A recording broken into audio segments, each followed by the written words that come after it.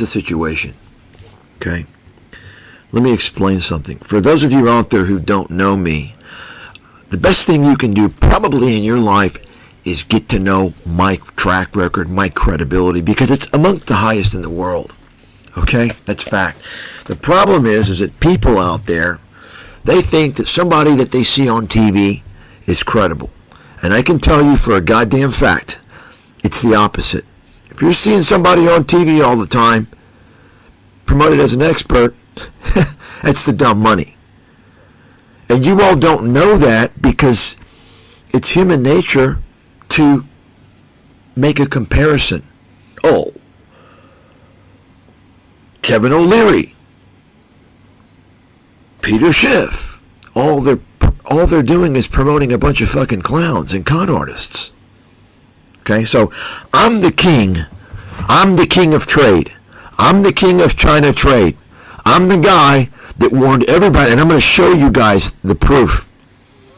For those of you who are too fucking lazy to get up off your ass and read a book that I don't make a penny off of anymore because it's out of print, I wrote 20 years ago warning America about the China threat.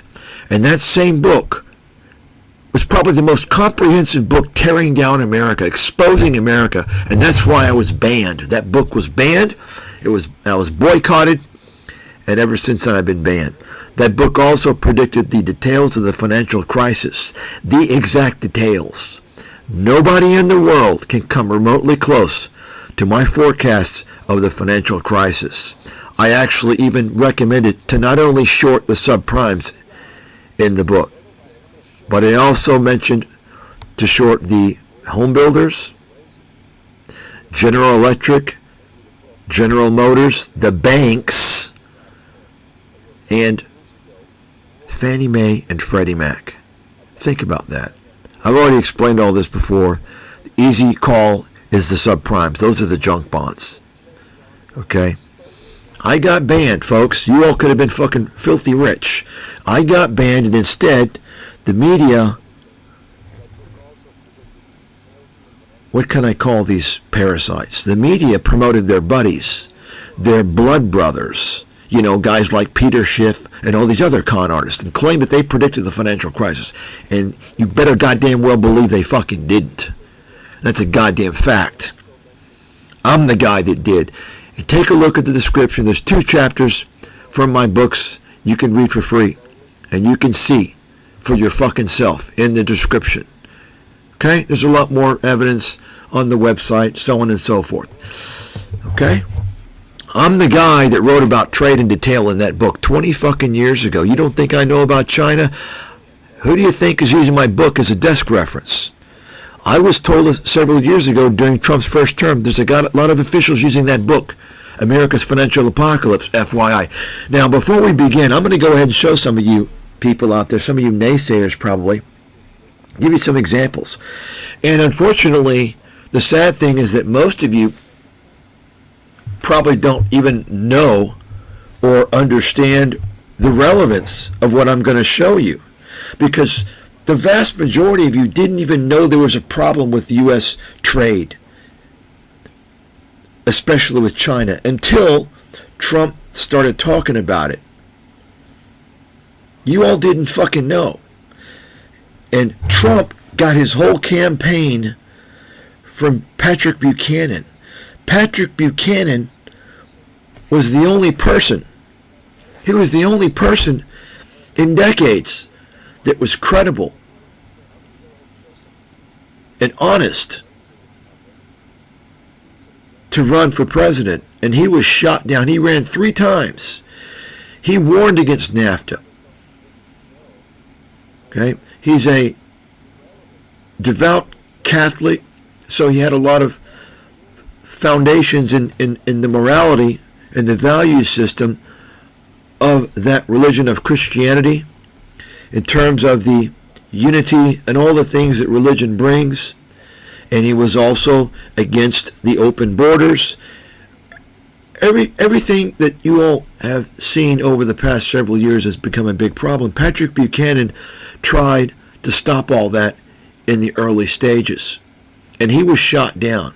And Trump during that time in the 90s, and even the last time Buchanan ran as an independent, I already did a live stream on this.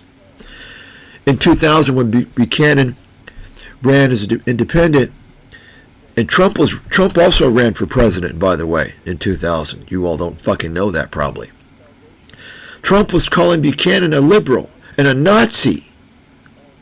And Trump stole his entire campaign from the 90s, from 2000, to run and win in 2016. Did you all know that? Did you know that? Okay, Patrick Buchanan was an insider. He served in the Nixon administration. He served in the Reagan administration. Okay? So, let me go ahead and show you now. And you know, as I said, my book is being used. Okay, I'm the guy before Peter Navarro. My book was written before his bullshit. Okay? My book was written in the early hours of China having been admitted to the World Trade Organization. China was admitted to the World Trade Organization in 2001. I was doing the research for that book, America's Financial Apocalypse, the 2006 original extended edition. The big book. The fucking Bible on the economy. Okay? I exposed the U.S. healthcare system. I talked about Social Security, the pension crisis, everything. Exposed the fuck out of America. Wall Street, all the fraud. That's why it was banned, folks. And the media only wants to promote their blood brothers, who are all charlatans, as experts. And that's why, if you listen to the media, you're going to get fucked. And if you listen to YouTube, you are royally fucked. Because these YouTube fucking frauds don't know jack shit, and all they do is tune in to the scammers on CNBC and all these other media networks. That's why they pump Kathy Wood and Tom Lee and all these other fucking frauds and con artists. And that's what they fucking are. And some of you say, well, gosh, you know, I don't know if I can take you seriously. You're cursing. You don't sound professional. Listen to me, goddammit. I'm the big swinging fucking dick. I can act any way I want. In fact, I want to act this way. You know why? I don't want you to think I'm credible based upon my demeanor. I want you to know that I'm fucking credible based upon my goddamn motherfucking track record. Boom, motherfucking boom. You got it? You got it? Nobody's going to do this except somebody who's got the fucking goods. I've got the goods. Okay? Now, let's, and by the way, when I talk this way, this is after more than 20 years of not just being sidelined and banned and blackballed, but harassed. Okay? I have been assaulted, attacked, and I thought I was a patriot. I thought I was trying to help my country. And then I find out the criminality of America. That's why I got the fuck out long before all this shit unraveled. Okay? Not many people are ever going to know my story. There were some people a long time ago who knew it, who were getting my research. There's a few that are still around from day one. But, you know, this is what it's all about. Making sure people like me their story's never told. So you don't realize the reality. And so instead you think that Joe Rogan is the truth teller. Fucking fraud. Okay? And all these other frauds like Alex. I mean, all these fucking idiots on, and I'm talking the YouTube audience, they believed Alex Jones. They believed chemtrails and Bigfoot and all this other fucking horse shit. You people believe this shit and all these fucking frauds. The education system failed you. You failed the education system. Your parents have failed you. I want to tell you that right now. So let me go ahead and give you a little quick rundown before I talk about China and all these frauds out there. China has never been a superpower and never will be. And I'm going to tell you why it never will be if you stick around. And it's quite simple. And I will guarantee you, write this the fuck down. And I've been doing this now for 2 decades. And people around me have been doing the same thing. Nobody, and I'm talking not some little fucking YouTube child. I'm talking somebody with, number one, perceived credibility.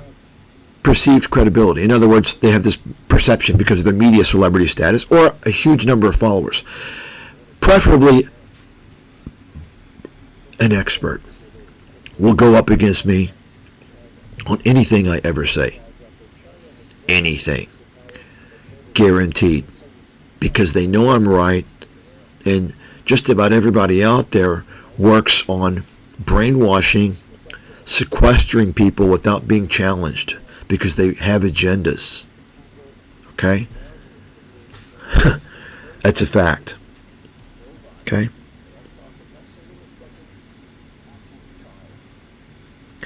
So, I'm going to show you a few little slides here.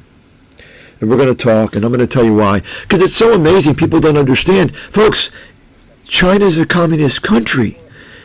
Has anyone here ever been to China? Spent some time in China, living in China? Anyone? Any communist country? Have any of you ever even been in fucking Asia? Besides the people who might be listening to this who live in Asia. Do you have a perspective? Well, let me tell you something.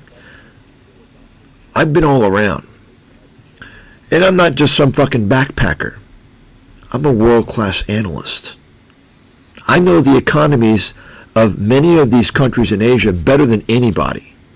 And I can give you examples of that. In fact, I can tell you right now, did anyone notice? Well, you probably didn't notice, but you might want to look up recently, of course, because Thailand was one of the top countries with the highest reciprocal tariffs, below Vietnam. Vietnam and Thailand were pretty high. Vietnam 46, I think Thailand, I don't know, 35, 36, something like that. And so Vietnam, of course, was out there already begging. And I know how these guys are in Vietnam. First of all, I think that the Trump's guys know you don't trust Asians. Okay? And I'm talking about Asians living in Asia. I'm talking about the culture. Okay? Number one, when it comes to scams, Asians they wrote the Bible on scams. Number two, their culture, their value system, they're just full of shit. I mean, I remember hearing when I was a kid, never to trust. I mean, there's certain cultures, certain people, from the way that they are, they don't value honesty. And this is especially true in communist countries. Now, there are more westernized, more Christian Asian countries. They have different spillover from Western culture, right? But generally speaking, if they're detached from the Western civilization, I personally don't generally trust them by default, because I understand. You got to understand, every culture is not like the Western civilization. It's built on the principles of the ancient Greeks. Where do you think we got everything? The ancient Greeks. The ancient Greeks were the first people in history to think like human beings instead of animals. That's why they created philosophy. Okay? And so there's a certain moral virtue in the Western civilization. You don't have that in Asia. So they do business differently. And so they just talk. They yap. My point is this. Of course, Vietnam is already coming out and saying all the, oh yeah, we'll remove the tariff, this and this. And you may have heard someone from the White House, maybe even Trump, I'm not sure. I remember hearing something like, oh, well, we don't want talk. We want action. They know. Okay? And I've seen it. They come out with announcements, so on and so forth, but they don't do shit. Okay? Here's my point. Vietnam is desperate because, of course, the U.S. economy, the trade to America is so important for Vietnam's economy. Without that, they're going to collapse. Okay? Meanwhile, Thailand, did anyone hear what they said? They said, oh, we're not ready to lower our tariffs. We're not ready to lower our... Anyone notice that?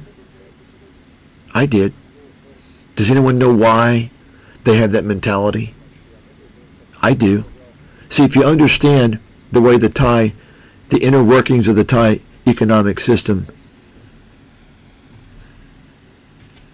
operates versus the Vietnamese economic system, then you'll understand. I think I've explained it before, actually. I'm not going to get into that here. I challenge you to find anybody out there in the world who knows why. I can guarantee you nobody knows. Nobody. Okay? Cuba may be one of the worst humanitarian situations in the world right now outside of China. What's going on in Cuba is shocking and disgusting. And the U.S. media is not covering anything. They haven't covered, I mentioned this before, okay? And I know this because I talked with several Cubans, and I couldn't believe what the hell is going on in Cuba. But of course, the American media doesn't talk about that because they only talk about humanitarian crises when there's something in it for them. You see? That's the only time they do it. Okay? There's no comparison to the Greek philosophers. Okay? And there's no comparison to the ancient Greek empire. Greatest empire ever. I mean, this is why Greece is called the cradle of Western civilization. And anybody out there who's got a decent high school education, which should have included world history, should know this. Because I didn't take world history in college. Okay, I learned it all in high school. And I didn't learn a whole lot in high school. Of course, they probably don't even teach that anymore. You know, apparently what they're teaching, from what I'm seeing, the books that people are, they're reading in high school, they're reading about these books about how white people are racist and stuff like that. But anyway, so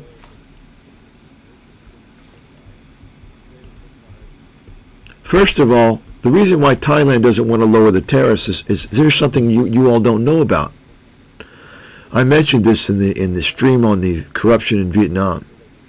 Thailand's economy is controlled by a handful of elite families as well as the king.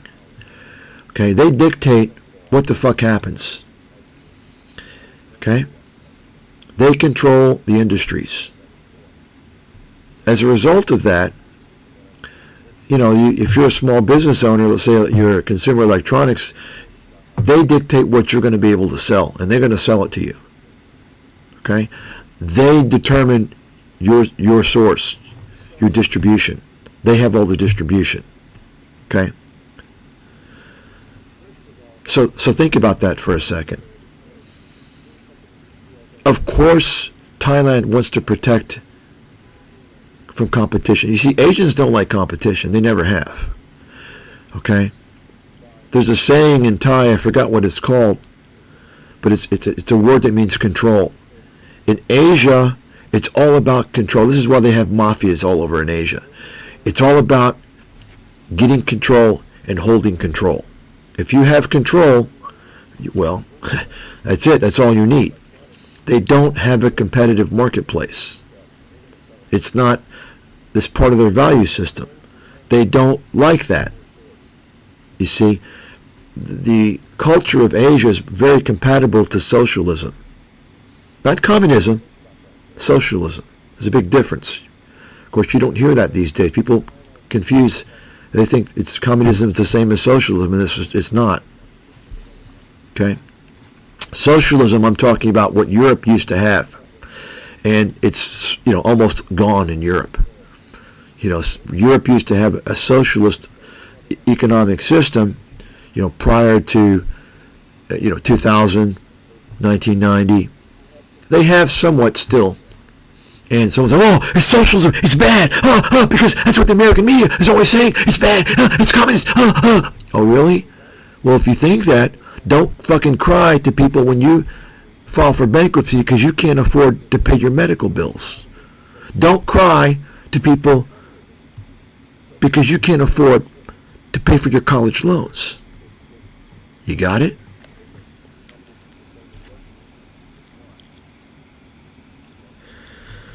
So, of course, Aikman is in on this. Aikman made money on this. There's no doubt about it. He's one of the donors to Trump. What's going on in the White House in Washington with Trump and his crackpots, it's shocking to me. I couldn't even imagine this level of fraud, much less in the first 100 days.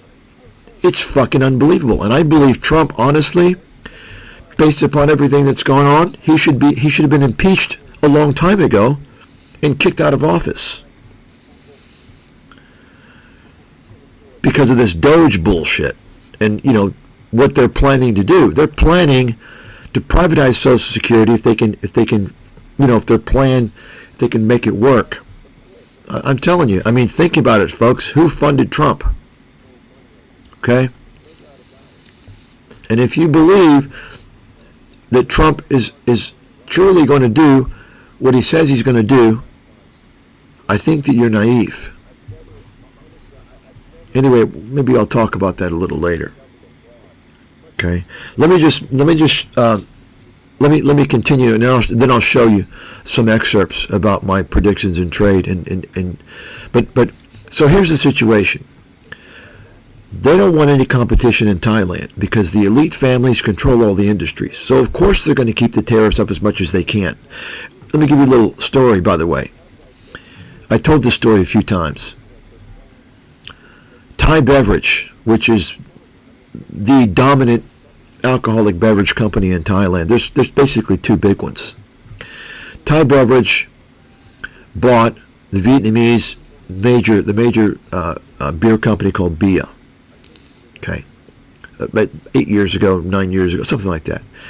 And I was talking to some guy one time, and he told me about it actually. And I said, "Oh wow, really? That's great. Maybe they can import Vietnamese beer to Thailand because Thai beer fucking sucks.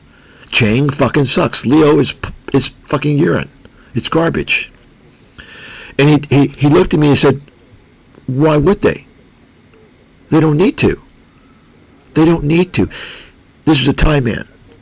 And he told me this without even realizing, like, I'm thinking, like, what? What? This is natural. It's natural thinking for him. In other words, they have control. They don't need to improve the consumer marketplace by providing more choices and bringing more value. You understand? This is the mindset of Thailand. It's the mindset of Asia. And this man, by the way, he's in an elite family. He's a relative of the current prime minister in Thailand, who they say, I've heard that she's, basically her father's calling the shots because she's a child. She's like under 40. The Shinawatras, okay? Very powerful. So this is what he told me.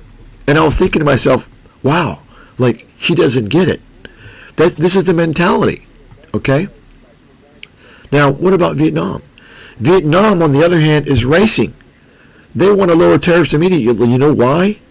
Because the Vietnam economy is much different.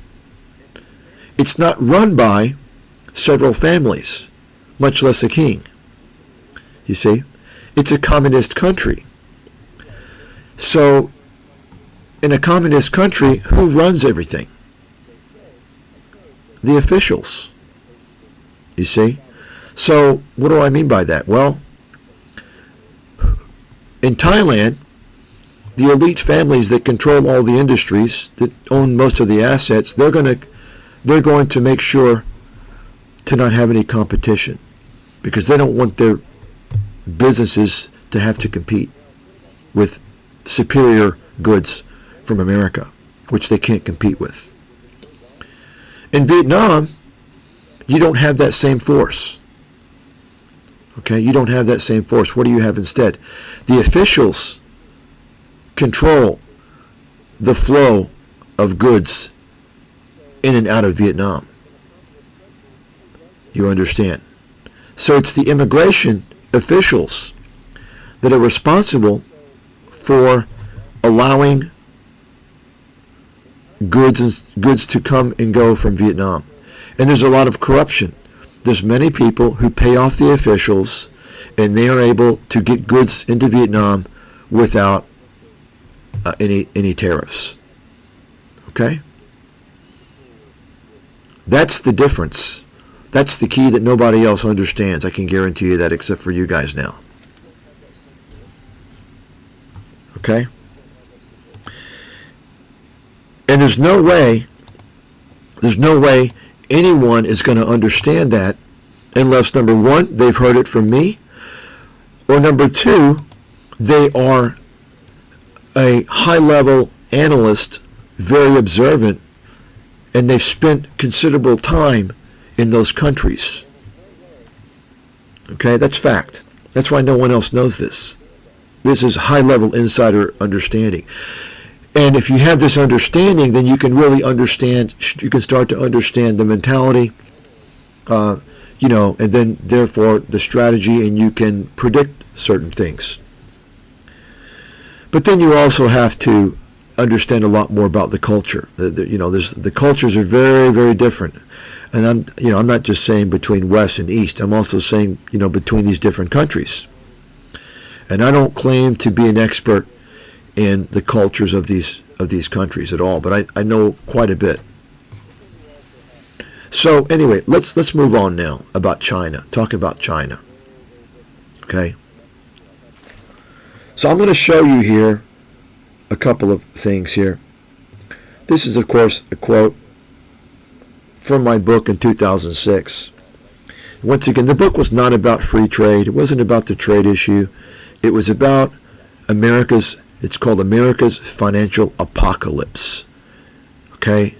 It was about predicting the financial crisis. That was the shorter term issue that I thought was going to happen within the next, few years.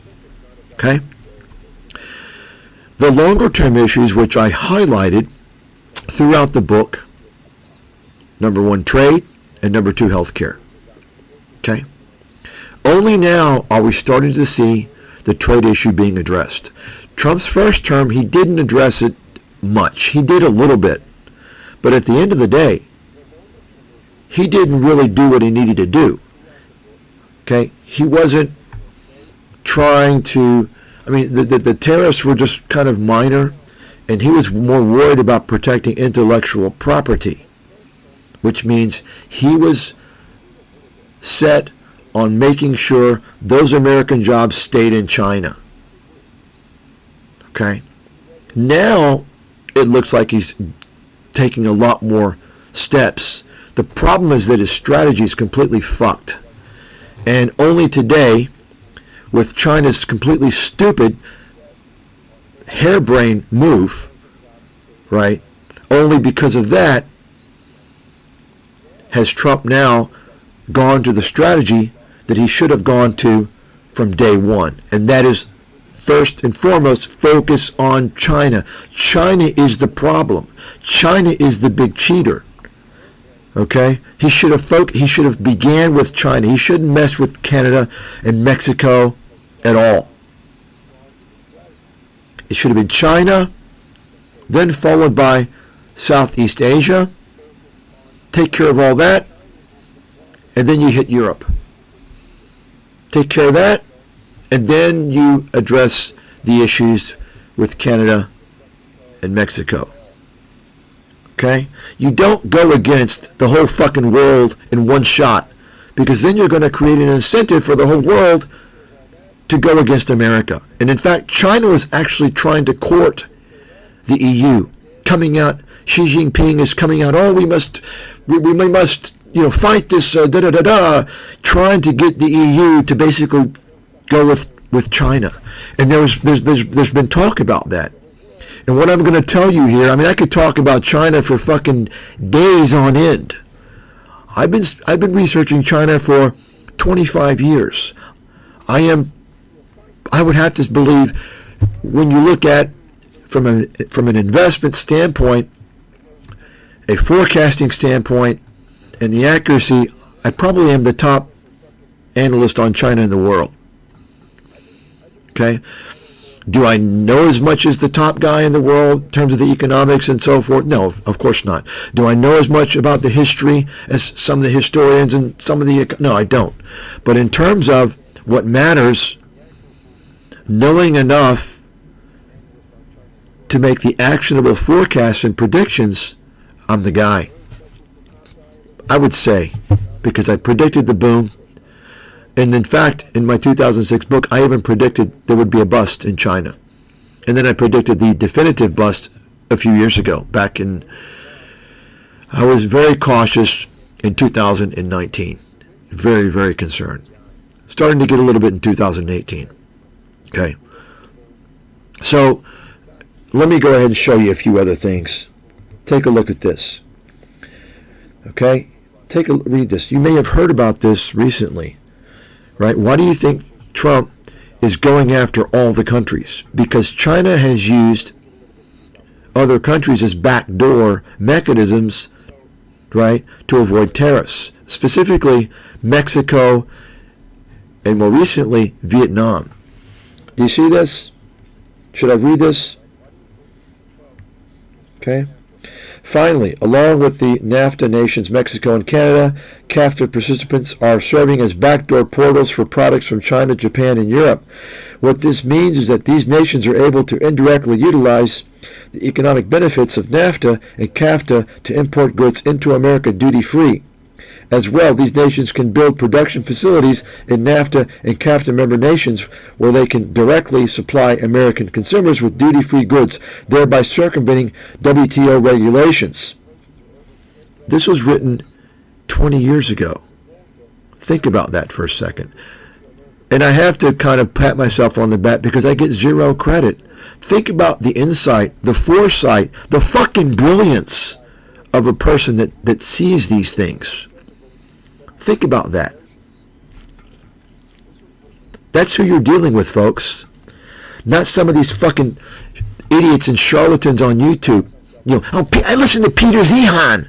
Yeah, because he's got the right name and he's promoted in the algorithm because he's fucking worked for a company that's a Mossad operative. That's why. Fucking clown. Some of these other guys. Folks, that's why I say you better learn as much about my track record as possible and learn what went on. Then you're going to say, holy shit, this guy's the fucking real deal. He's the fucking king. Wow. Okay? So you'll know what's going on. And you're at the very least, so you won't get fucking fooled by all this horse shit out there. Because all you're getting out there is a bunch of... the media promotes a bunch of fucking jugheads. And charlatans. I'm not joking.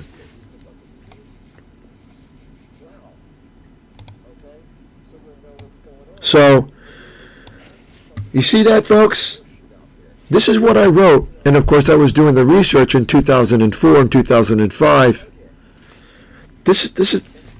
Nobody, you all didn't know this. You all didn't even know this was happening until maybe a month ago. And some of you didn't even know it a month ago.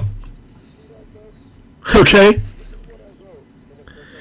This was well before China was massively subsidizing. Once again, this was when I wrote this book and did the research, it was only a couple of years. China had been in the World Trade Organization a couple of years.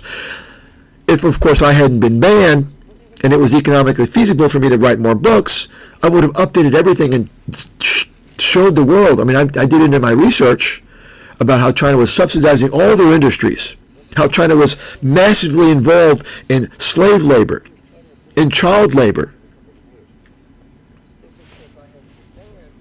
But you see, understand, when I wrote this book, and I also wrote about affirmative action, okay, political correctness, and it may not seem like a big deal now, but back then, are you fucking kidding me? That's why I was banned. Okay? They don't want anybody to talk about the trade issue back then at all. Why do you think Trump won? Because he was wise enough to realize that Americans have had enough.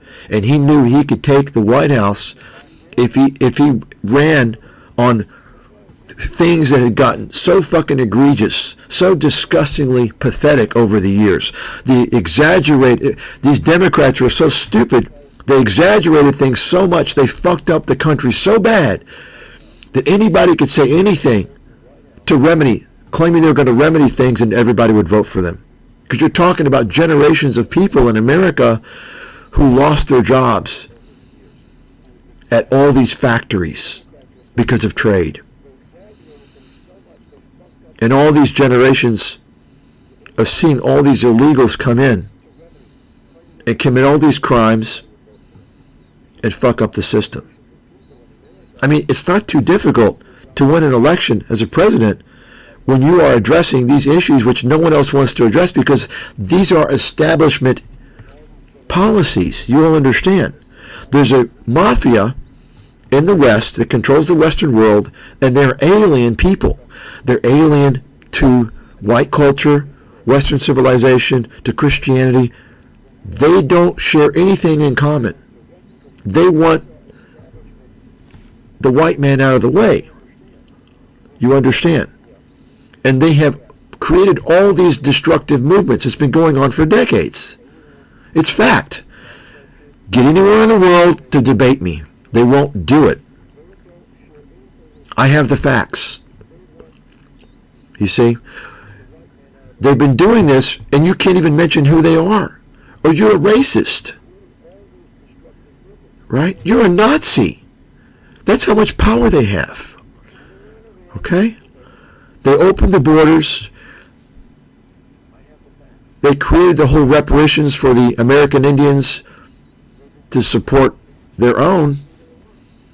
And now you have the black Americans wanting trillions of dollars from American taxpayer money because they feel they're owed that, because they were told that by this same group. They opened the borders, this same group.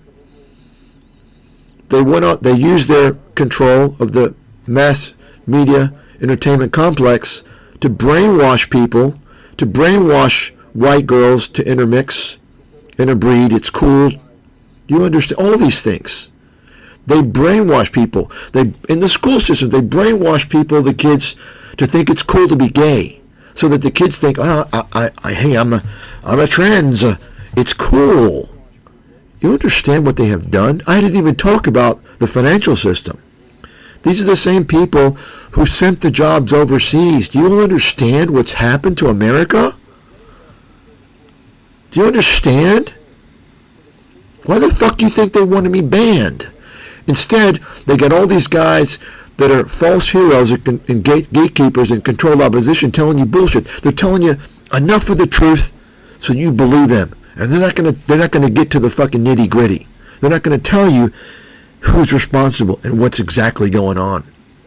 That's why when you take a look at all the people controlling the dissemination of media, there's one group of people that's related to each other.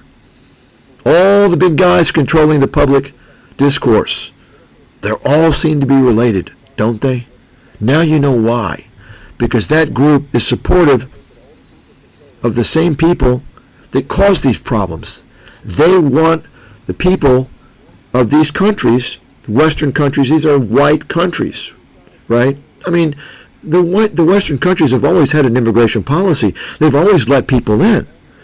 Because the white people are very compassionate, very fair, very good, nice, honest people, generally, right? If you go to these other countries, they're not going to let you in. There's no fucking immigration. Go and see what happens when you illegally enter into Thailand or Myanmar or Vietnam or China or even South Korea or Japan. Okay? Go and see if you can get citizenship in these countries. You fucking crazy? You can't get citizenship. They have closed borders. The media doesn't want you to know that. They don't talk about that. In America, they tell you that if you think Americans' borders should be closed, in other words, I don't know there's a lot of people saying don't have any immigrants. I think people just want a process like we used to have. A fair process, a diligent process, right? And if you want that, the media wants to tell you that you're a Nazi, you're a racist, You see, because they want to put pressure on you to make you feel bad. They don't talk about how many of these countries outside of the West, they don't even have any type of immigration process at all. Zero. Of course, they don't want you to know that, because if you realize that, then you're going to realize, wait a second, they don't seem to have the same types of social issues that they do in these countries that have closed borders. Huh. With the exception, of course, of some of these more advanced countries in Asia that have embraced capitalism. See, capitalism, in my opinion, is not compatible with Asian culture, as I mentioned earlier. So this is why you see, more advanced countries like Japan, and it's like a dystopia. It's very strange there. The people are very weird. They're so asocial to each other. I mean, you can look into it. It's a very morbid situation there. Or you can look at the insane things going on in South Korea. Okay? You see, they don't want people to know these things. It's all about, and this has been this way, folks, it's not just the past 5 years or the past 10 years. This force of foreign invaders that's been in the countries for a very long time, slowly getting more power, they've been doing this for a very long time. It's just that they reached this threshold, this tipping point over the past 10 years. It's accelerated so that people really kind of see what's going on now. And this is why Trump won. The problem is, if you take a look who Trump has surrounded himself with, tell me it's any different than who all the leaders surround themselves with everywhere in the West. I mean, take a close look at Trump's family, at his children, who they're married to. Well, they're married to relatives of Biden's in-laws. Biden's children are also married to, you understand. So, you understand what I'm saying. It's a problem. Now, I'm not going to talk about this anymore.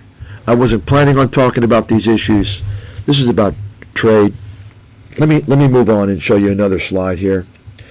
Okay.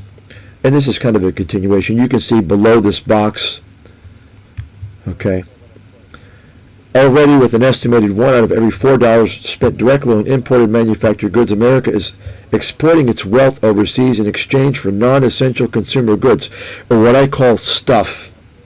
In addition, this amount does not count the dollars spent on in-sourced products, i.e., for example, buying Japanese cars, many of which are now manufactured in the U.S., but whose profits are funneled back to Japan. Nor does it count the money spent by Americans on goods and services supplied by U.S. companies owned by foreign interests. Okay? Let me move on. You can just read this excerpt here.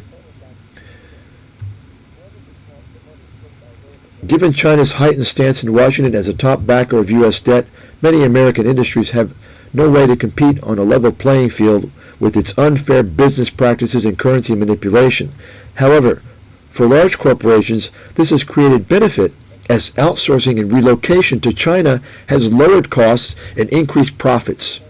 But this has only benefited America's wealthy elite at the expense of working-class Americans.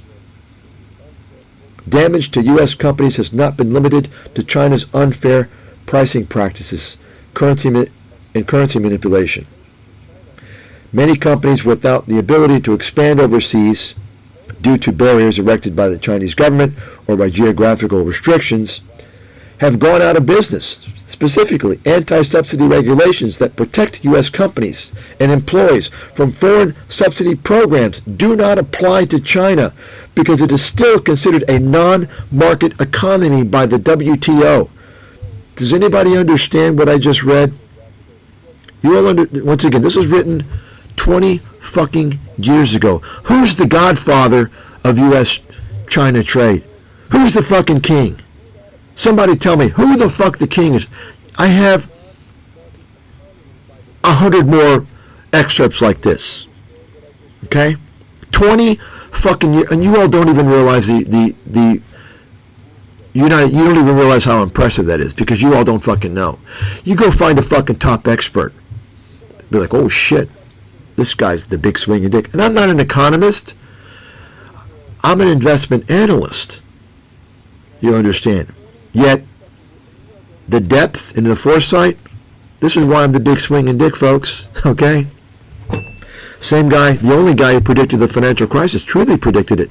That's why you can see now why. Okay? You can see this. In accordance with the regulations and policies of the WTO, it is illegal for the U.S. to protect its industries against Chinese subsidies. Furthermore, the WTO has ruled that the U.S. cannot hold China accountable for currency manipulation unless there's evidence that it has also established a large trade surplus with the rest of its trading partners. Of course, this is a ridiculous requirement since China has only pegged its currency to the dollar for good reason.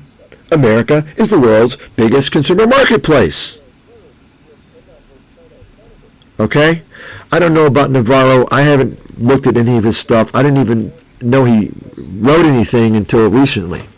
Okay? You can look into his stuff. Okay?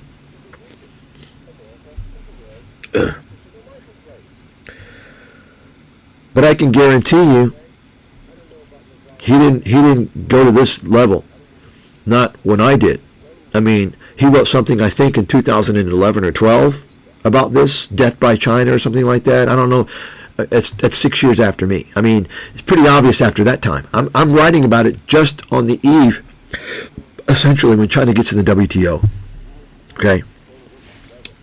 So, you understand this statement up here, specifically anti-subsidy regulations. See, China, you all know, of course, this is a communist country. You understand what that means? It's state-controlled. State-run enterprises. That's the majority of their commerce. And I could talk about that for a while. I'm not going to.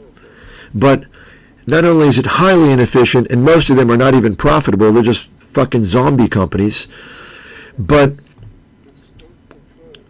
you're talking about massive subsidies. This is how China is producing. One way is that they have, think about it, if you're a company, and not just Chinese companies, by the way, you're talking about the subsidies going to American corporations in China. That's right. They get subsidies too, to get them over there, to convince them to go over there. Folks, I've been banning Walmart for 25 years, refusing to go into that fucking store, because I saw everything is out of China. When you're buying something from China, I mean, now you don't have much of a choice, but do something. They've got almost 1 million jobs. Apple has almost 1 million jobs in fucking China. And you all buy a fucking iPhone. They wouldn't do this in Asia. They wouldn't do this because it's treason.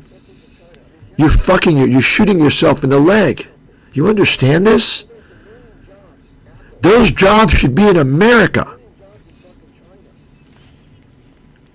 Of course, the other way China cheats is they engage in prison labor. You all do know they have prisoners, massive prisons, that force people to produce products. Okay?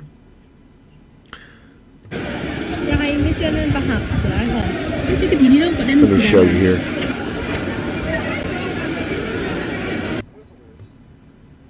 I'll show you this video later.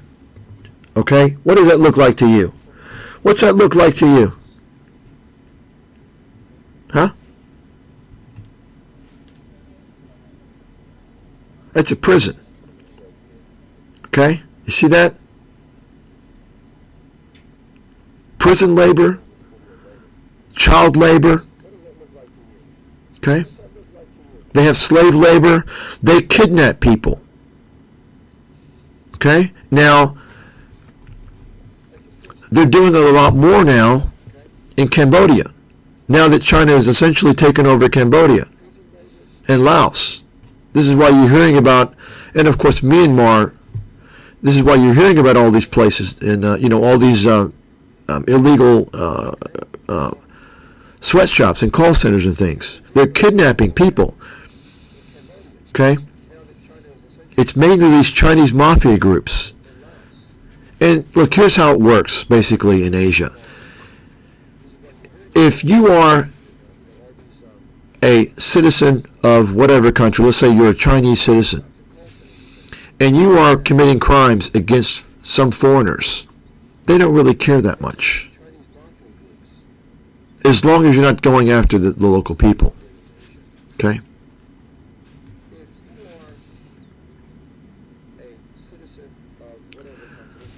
So, this is another way, of course, how China cheats the world in trade. I mean, do you really think that Chinese or any other people of the world can compete with Americans? The only people that are going to have a chance of competing with Americans are fucking Europeans. Okay? And I would say even Europeans, they're used to their slow life. The only people out there that really are doing any work, it seems like, have a good work ethic are the Germans. Right? The other Europeans, they fucking take their siestas and shit, because they're used to their early retirement and all this stuff. Right? Nobody can compete with American craftsmanship. Nobody. On level playing field. Now, of course, they also cheat, as I wrote about. I don't know if I have excerpts, but I wrote about it. They also cheat because they don't have to have any environmental standards. They have no environmental protection agency. They don't have any OSHA workplace standards, right?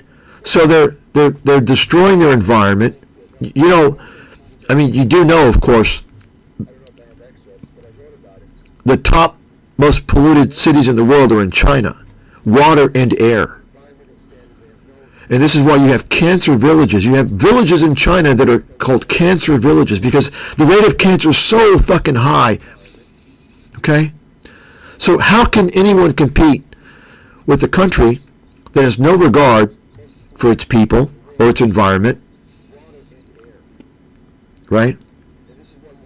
They'll put prisoners, and many of these prisoners should not be in jail, like the Tibet monks, the Falun Gong, right? Or the child labor. I mean, child labor is a problem in Asia, in Southeast Asia, in East Asia. No doubt about it. And then, of course, if Microsoft relocates to China, they don't have to pay, health care costs. You all do know that. Let me explain something. As I wrote about in my book, over 40%, at least at the time that I wrote it, over on average, the typical corporate job, over 40% of the typical total compensation of employees in America comes from employee benefits, not cash. Benefits, you understand? Pension or 401k, retirement health care, current health insurance. You all do know how health insurance works in America, and of course I'm an expert in health care. I wrote a book on it exposing America's fucking healthcare disaster. It's a big crisis. America's in deep trouble with the healthcare. Big fucking problem. The vast majority of health insurance is paid for by your employer. And if you don't know that, then you probably never lost your job. If you lose your job, all of a sudden, your COBRA payments are going to be huge. You're going to be like, holy shit. Because they're paying for about 80%, 90% of the cost. Okay? So, they don't have those expenses when they move to China. You understand? U.S. corporations committed treason, and Washington got bought off through the corporate lobbyists. I wrote about this stuff 20 fucking years ago. And even now, Donald Trump isn't coming out. He's blaming our leaders. Our leaders did this. No, it wasn't just the leaders, dude. Why don't you tell the full truth? Our leaders were bribed by corporate lobbyists. Our leaders allowed corporate America over there. It was a team effort. You see, because Trump doesn't want to say that, because who do you think bought and paid for his fucking presidency? Right? You got it?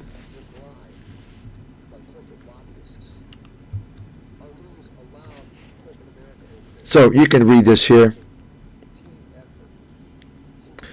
I warned about the technology transfer, intellectual property. I warned about Chinese citizens in universities, science programs, stealing our intellectual property, going back to China. This was 20 fucking years ago. Think about that. Some of you are still in your diapers. I can guarantee you much of this book on trade that was written back then 20 years ago you haven't heard about. You can see. Today, we see the exact opposite. Production and research facilities are being relocated overseas, along with critical intellectual property assets such as trade secrets and patents. Thus, America is in the midst of transferring its absolute advantage to its free trade partners, thereby effectively erasing its competitive advantage. It's ludicrous.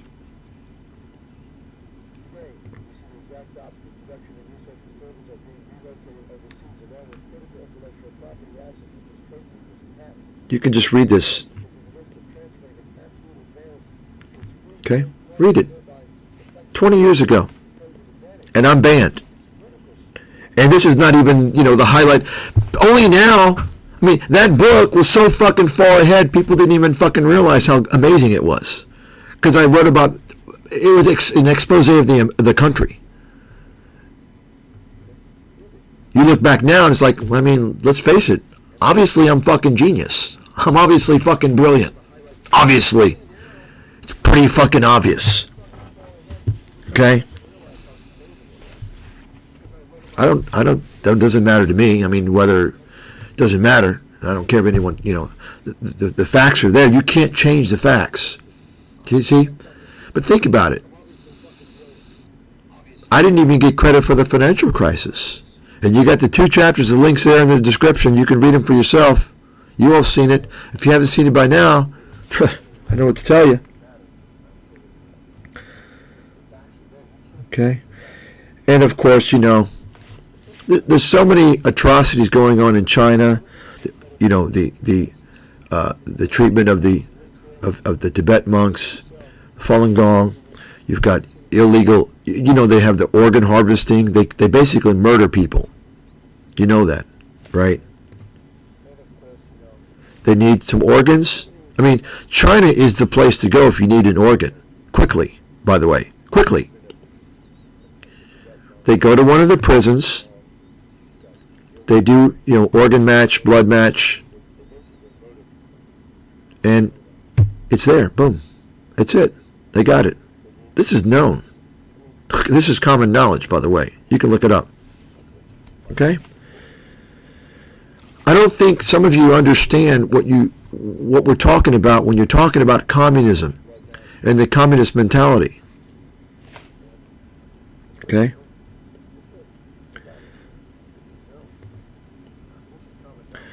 So, you can actually, I skipped some. Now, I mentioned all these advantages for corporate America to go overseas. But take a look at what George Bush passed. Take a look at this. Have you ever heard of the Foreign Jobs Creation Act? It actually gave U.S. corporations a financial incentive to relocate overseas. You understand? In my opinion, every single politician from Washington over the past 30 to 40 years should be rotting in prison for life, if not in the electric chair. This is treason what they did. And this needs to be addressed. In corporate America as well, these scumbags, they sold you out. And it's not just Americans, for those of you who are not from America. It began in America, and it spread to Europe. It spread to Canada. It spread to Australia, even Japan. These countries are forced into this chase to the bottom. It's a race to the bottom, this free trade horse shit. Lowest price output. All these countries are forced to do it, and this means loss of jobs. Okay?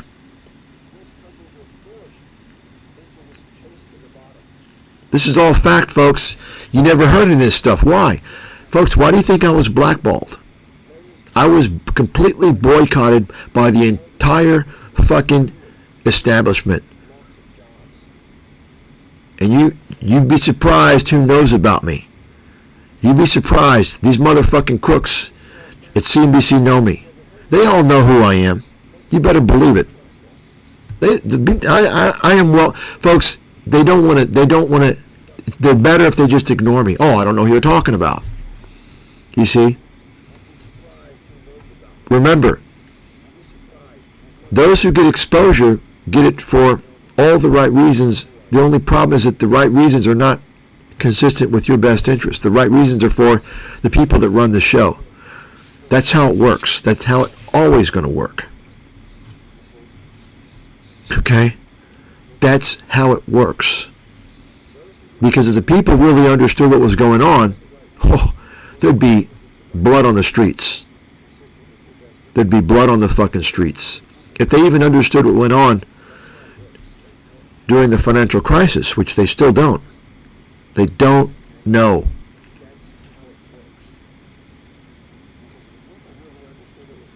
Okay? And you can see, once again, this data was probably as of, maybe 2005, late 2005. So think about what's happened since that time. During the past decade alone, over $3.2 trillion of foreign money has been used to acquire American corporate assets, including 8,600 takeovers in energy, transportation equipment, printing and publishing, insurance, electronics, and pharmaceuticals. Today, many of America's most critical industries are largely owned by foreign interests. And you can see all the numbers I put here. Think about that. That was 20 years ago. Think about how bad it's gotten now. So when you hear Trump, and you all know I'm not a fan of Trump, and I'm very suspicious of him. I don't trust him, right? But when you hear him say that we're not able to go to war if we need to, when you hear him say we can't truly independently take care of our sick, it's true. Most of our pharmaceutical agents are manufactured overseas. Critical components of our military equipment are manufactured overseas. I wrote in this book as well about how the outsourcing by Boeing actually created India's airline industry. That's right. Do you actually think India can create their own airline? China, even now, still can't create their own airplanes, their own commercial jets. You know that. Now, several years ago, they planned on doing it. They thought they were going to be able to do it, and they were going to cancel Boeing, because Boeing is over in China. You know that, right? What the fuck are they doing in China? What the fuck are any of these companies doing in China? You all understand? Let me explain something. When you hear the word trade deficit, when you hear that phrase, think one thing: loss of jobs. A trade deficit means that country with the trade deficit is losing jobs. That's fact. That's the critical thing that I'm not sure that the Trump administration has made clear. I made it clear in my book. Okay? Think about that. Okay?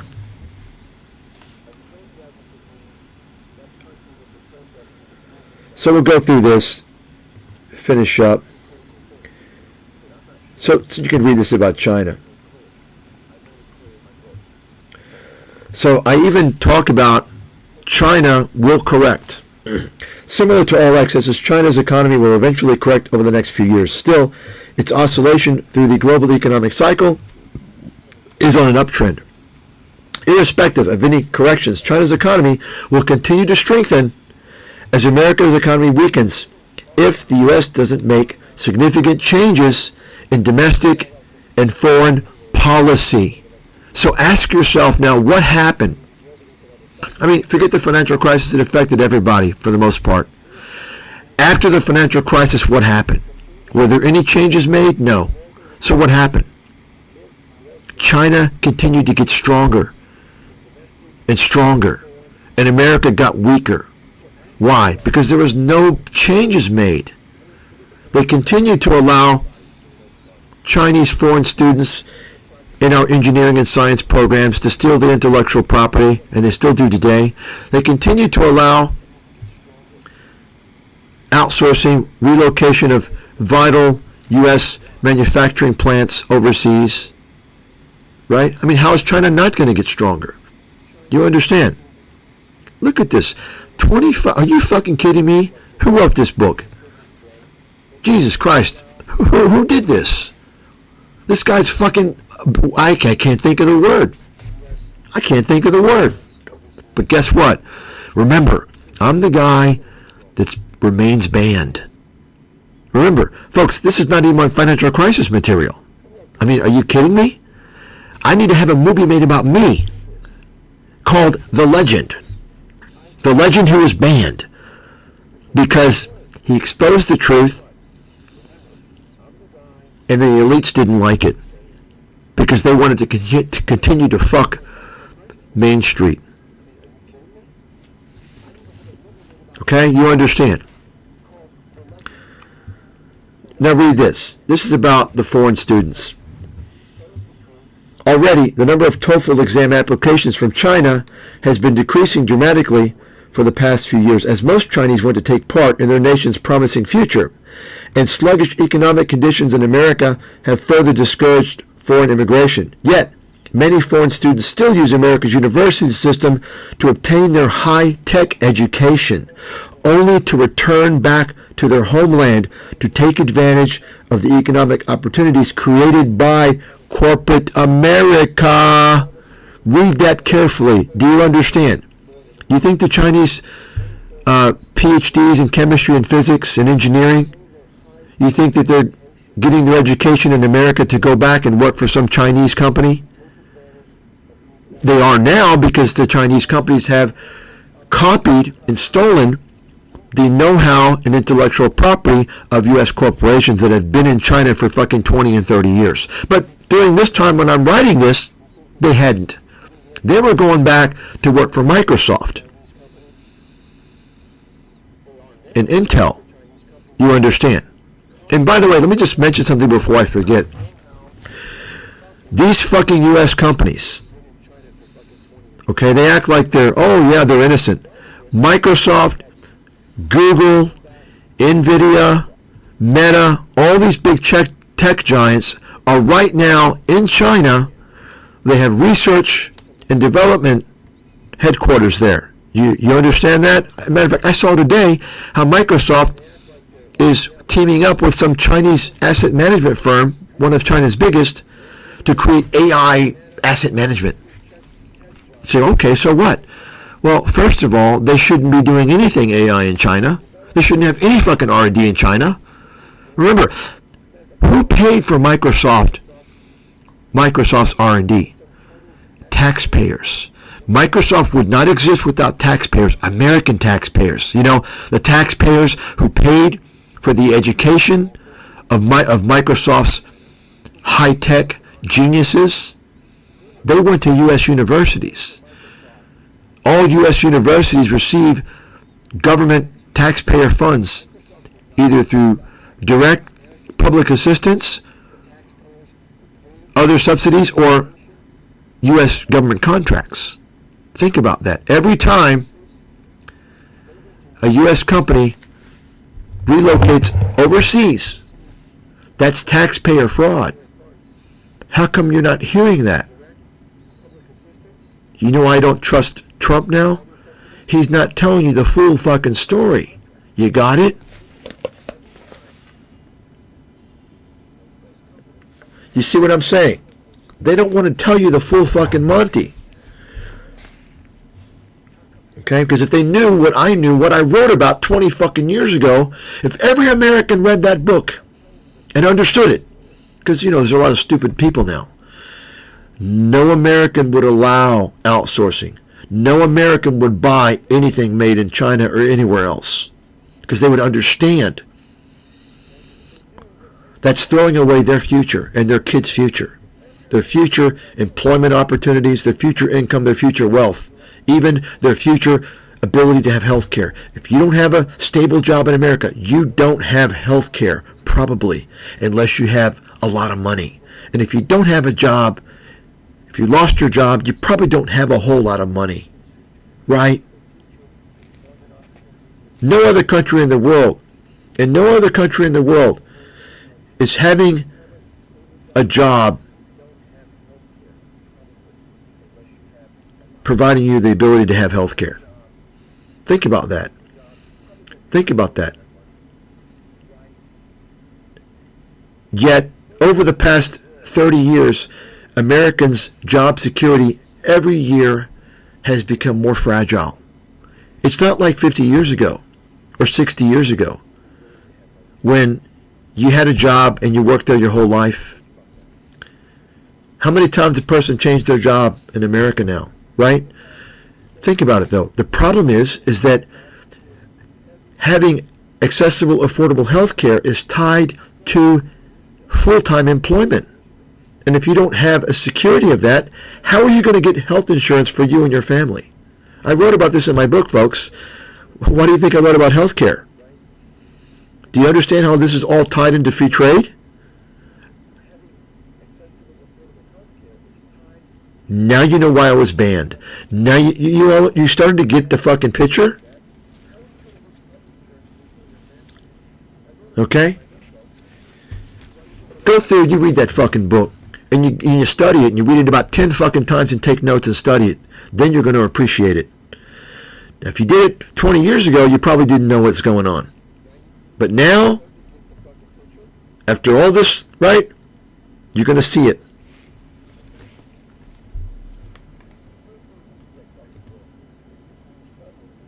So, and I tried to whitewash this as much as I could. I didn't want to get banned. So why does America still continue to provide foreign students admission to its best schools only to see many of them return home? This denies advanced training for American citizens while empowering foreign nations. Hopefully at some point permitting foreign students into American universities will be recognized as both an economic and national security issue. Not only for science disciplines, but for all disciplines. These spots need to be reserved for Americans or foreigners who are legally obligated to remain in the U.S. for an extended period after graduation. You got it? What's wrong with that? I should be running the fucking country. Okay?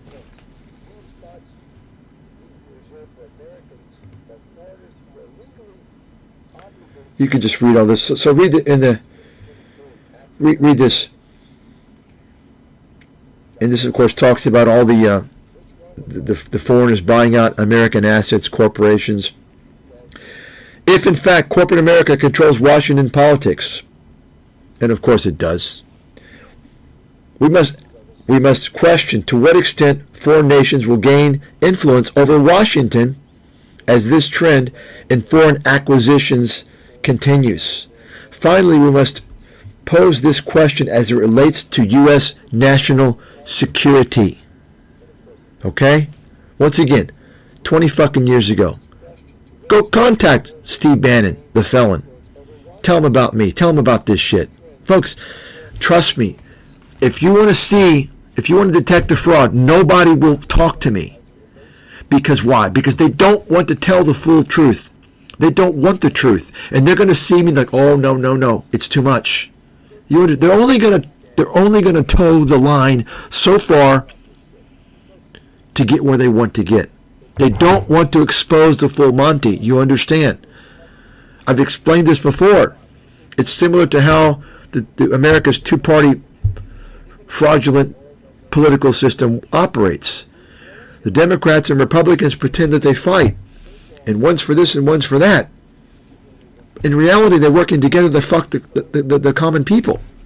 They're laughing at you all. And you think, I mean, why do you think I don't fucking vote? You see? It's a big fucking stage. It's an act. It's a grand illusion. It's very sophisticated. But that's the way it works. Okay? So, that's a background. That's background material there, okay? So you know who the fuck you're listening to. And now you know why I can say anything I fucking want. I can curse because I can be intelligent if I want to. There's no need to do that. You know, there's no need. I'm pissed off after 20 fucking years of going through what I've gone through, to the extent that I fucking abandoned America, the country that I tried to help people, to save the people, and I got the bad payback. I got intimidated by the feds to shut me up. Okay? I'm telling you folks, I didn't know before this happened to me. I didn't know anything about the mafia. I knew nothing. I didn't know about the history of all this stuff. You know, going back to the early 20th century, World War II. I didn't know anything about any of that stuff. I didn't know anything about World War II except, you know, Pearl Harbor, you know, was bombed by Japan. We got in the war. We won the war. I didn't know anything. I mean, to be honest with you, this is going to sound ignorant, but to be honest with you, I only kind of came across, I'm sure I knew this, you know, in high school, but I don't remember. I only came across, say, like about several years ago, the fact that, who was it? I didn't even remember, in fact, offhand, that we were allies with Russia. Right? That's not something that I thought about. But then when you think about it now, it's like, wait a second. Wait a second here. Why were we allies with Russia? I mean, what happened after World War II? The Cold War. And by the way, somebody mentioned they're from Bulgaria. By the way, has anyone ever asked the question, who won World War II? Who won World War II? Anybody? Who won? And after we get, you know, I wasn't going to talk about it. We'll get to the China superpower thing here shortly, but who won World War II? Come on. Who won it? If there's one country responsible for winning, who was it? Come on. What country? Nobody knows? Nobody knows the country? I mean, everybody's entitled to their own opinion. You know, you can say whatever country that you want. I mean, you all can't be that brain dead. Come on. Okay, the USA. That's the common knowledge. Of course, you know, America. If America hadn't gotten into the war, I don't know if the quote allies would have won, right? So, okay, so I think if you ask about anybody, they're going to tell you America won the war. Okay, this is the kind of the end of England. They lost all their guys. You know, that was it. They lost their best people. So, if America won the war, which I think it's pretty much even the you know, any of the establishment people who want to debate me on this issue, they're going to say, of course America won the war. Okay? So now ask yourself this question, or answer this. Tell me, now we all know what happens after a war. What happens? Well, the winner, what's the phrase? To the victor belong the spoils or something like that? I don't know. the country that wins the war gets the territory, right? Now, I'm not a big historian guy. I didn't like history, like English. Those are boring for me. It's fucking stupid, I think, and especially if you're American. You know, our history is so recent, right? How can you be, you know, when you're learning about just politics in American history, it's kind of boring.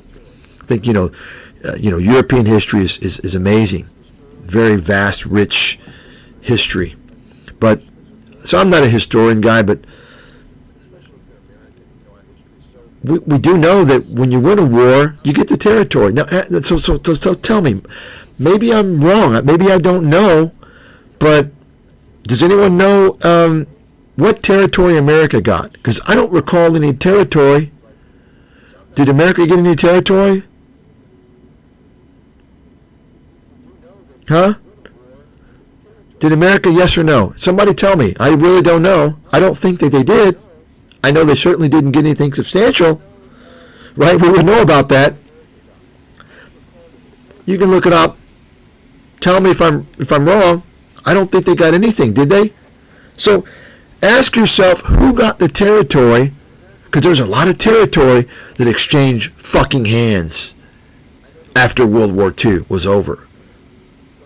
Okay? Who got the territory? There were two entities that got the territory. Okay?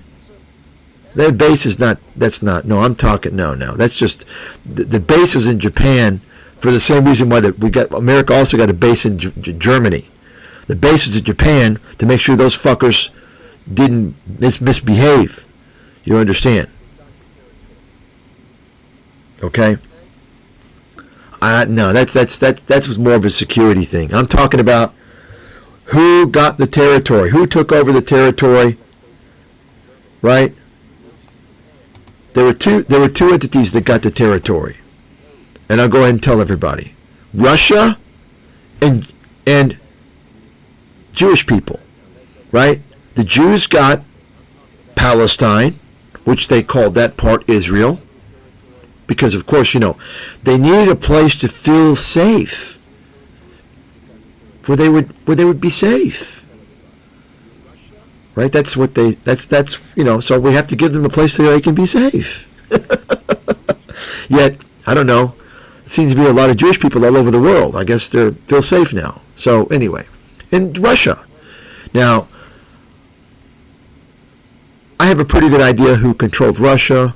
We know who controlled Russia during the Bolshevik Revolution. And I think it's fair to say the same people controlled Russia, okay, during the war and after the war. They got what? They got Eastern Europe. What's Eastern Europe? Did they not? I mean, am I wrong? Maybe I'm wrong. I'm not a student of history. Right? But now, right? Ask yourself, by the way, raped and pillaged them. Russia completely fucked those countries. You all know that, right? Russia completely fucked over Eastern Europe. So ask yourself the question. They fucked over Eastern Europe, they raped and pillaged them, and they formed the Soviet Union. Why would America ally with Russia?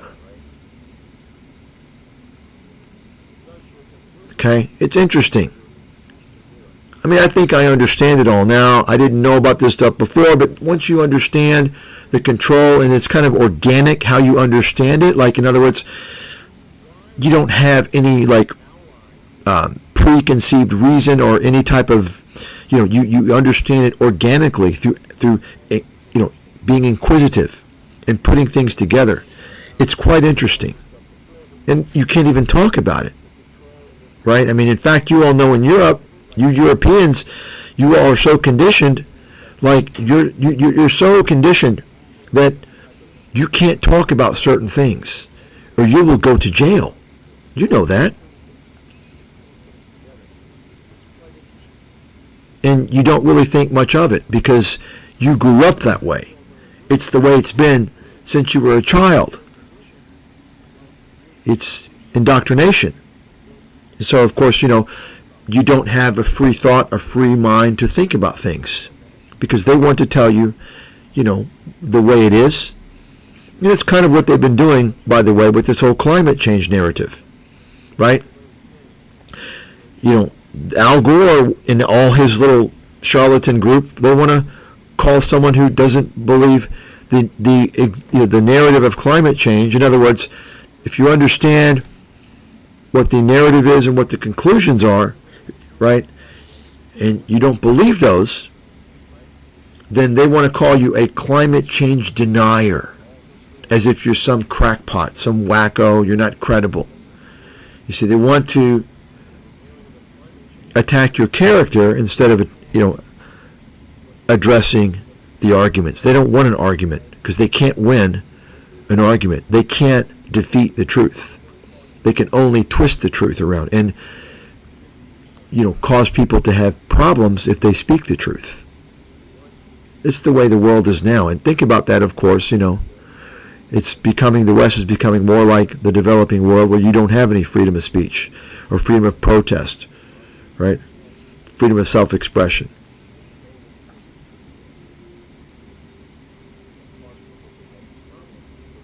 So, anyway, it's interesting. And so, when you think about these things, I guess it's kind of interesting now to talk about China, because we've been talking about a lot of stuff, you got a pretty good background now. Obviously, I didn't plan this. I don't know what I'm going to talk about. This is just off the cuff.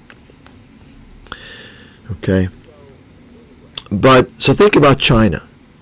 I'm not going to get into the details. I did actually a special presentation called the China Report in 2022, 5-hour webinar, which is still available, by the way. And it really discusses the short, intermediate, and long-term analysis of China. Okay? So, let's talk a little bit about that. I'm not going to get into the detail. Maybe in the future, if I talk about this, bits and pieces I will release.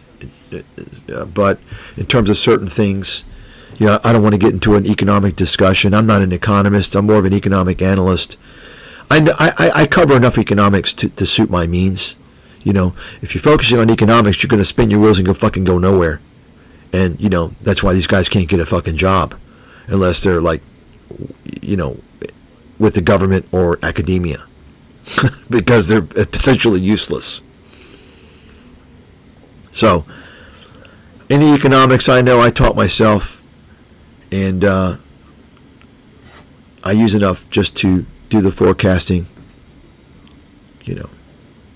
But anyway, so if you look at China, of course, China wasn't always communist, and I have to believe, by the way, of course, anytime the government, the U.S. government, the FBI, whomever, they come out and they say, well, we want to make it clear this is not about the Chinese people, it's about the Chinese Communist Party, the Chinese government. And I said this before, I disagree. It is about the Chinese people. The Chinese people are working for the Communist Party. So you have to understand, the Chinese people are going to be, over time, once the Communist Party, once that cancer has been removed from their country, the Chinese people are going to change. They're going to think differently. They're going to act differently. But right now,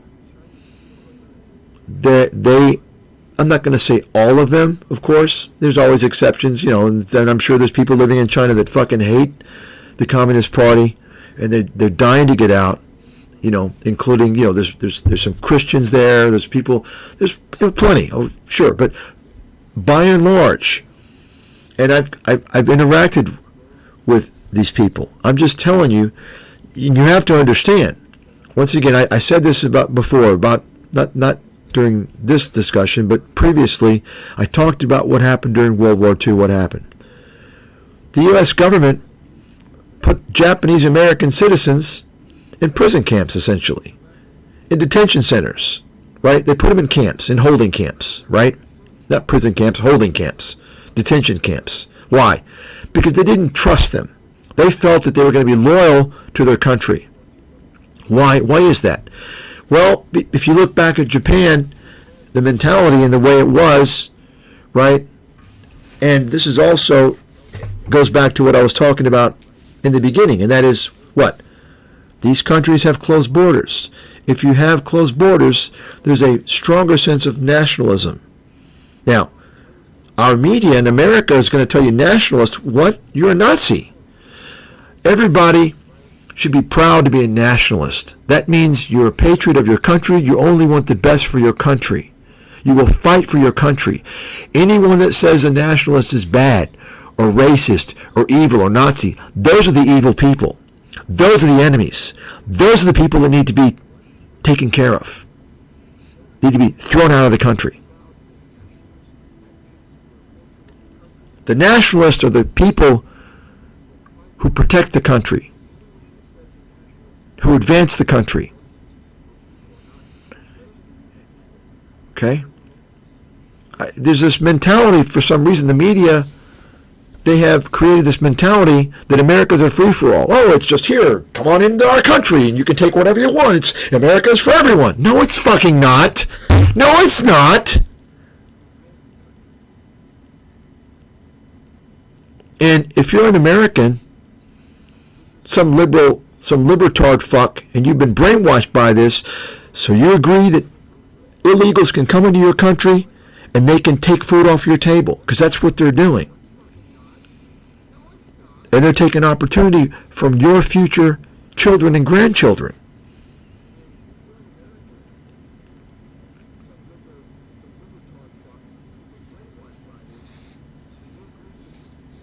You understand? Think about it. Do you really think, now I'm going to exclude Canada and Europe and Australia. I'm going to exclude the other Western type countries. And obviously Australia's not in the West, but the culture is Western. Because they have been forced into this corner. Eventually, it happened because of America. Okay, America started this. And that is the following. Now, you can look at very liberal countries that have been doing this for a very long time in Europe, like France, right? Spain. I mean, France is the worst. But what I'm saying is that this mentality in the West of open borders, right? It has to be controlled. It has to have a process. And you have to maintain the majority of the people of that country. There's none of this indigenous bullshit. Indigenous? Someone proved to me that the American Indians were the first people in North America. Can you prove that? Who did they take out? You understand? All this indigenous bullshit is just another way for this mafia to come in and remove the ruling people of these countries in the West. It's just another way for them to do that. Okay? You can't go back in history and start thinking that you knew what was going on and, judging things. Just like they got people to tear down statues of great leaders in America. And of course, what happens in America, all the other countries copy. I mean, what kind of insanity is that? And they let them do it. And I'm not just talking about the U.S. government and the local police. I'm talking about the American people. You fucking let them do it. If you folks, and this goes out to all the countries in the West. You see in your country go away. You've been letting it happen for decades. Do you fucking understand? You're letting it happen. It's your fault. It's your parents' fault. You let the jobs go overseas for decades. You let the borders remain open for decades. You let them tear down legends historical figures throughout history because they want to tell you that they're bad and racist. What the fuck is that? Are you kidding me? You can't go back in history and impose what you would claim to be our current values, consensus value, claiming this is the norm. You can't impose that on historical standards and say, oh, well, this is the way it is today. It's bad. They did it back then. Well, that was back then. Obviously, if it was bad back then, if enough people thought so, they'd take care of it. They'd do something about it. You see, it's all about tearing down the foundation of these countries. Racial, cultural, religious, historical, everything. Once you tear down the foundation, you have very, very weak people, weak-minded people that don't have unity.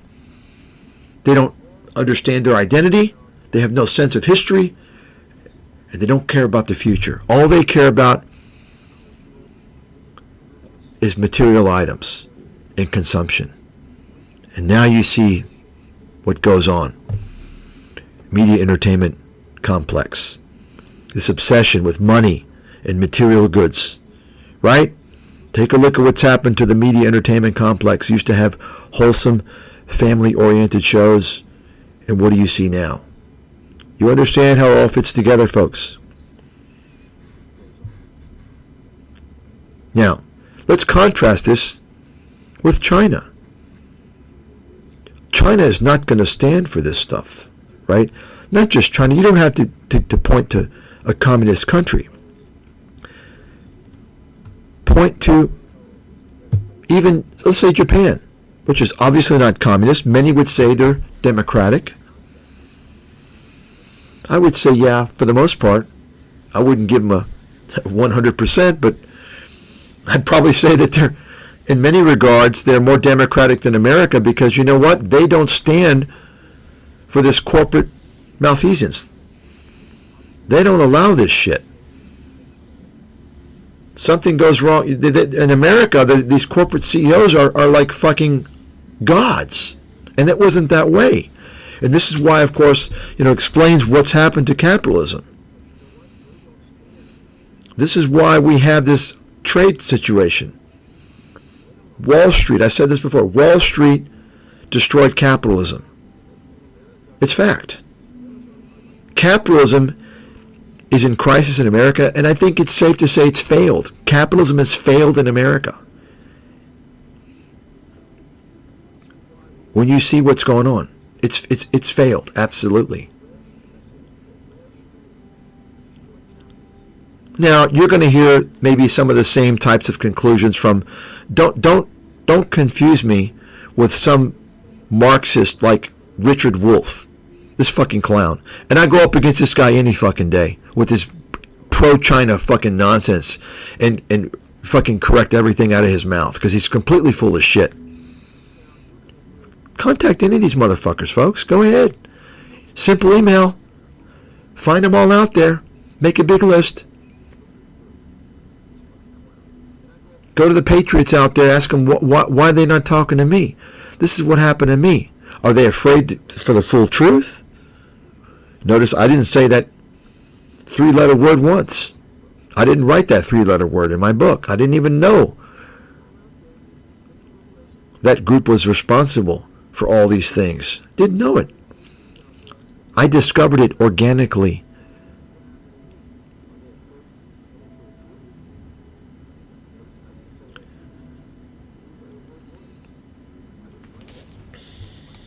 Okay.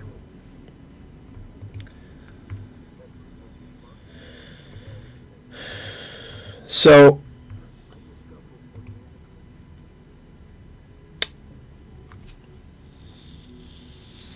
I just want to make that clear. I'm not, don't be a simpleton. Oh, you must be a Marxist. No, not at all. I'm a realist. You see? I'm a realist. It's the simpleton, low IQ dummies that are going to associate you with some particular position or movement or side when you make some facts that maybe that side says the same thing. No, none at all.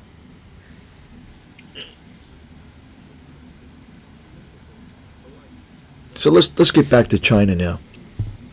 If you look at China's history, right?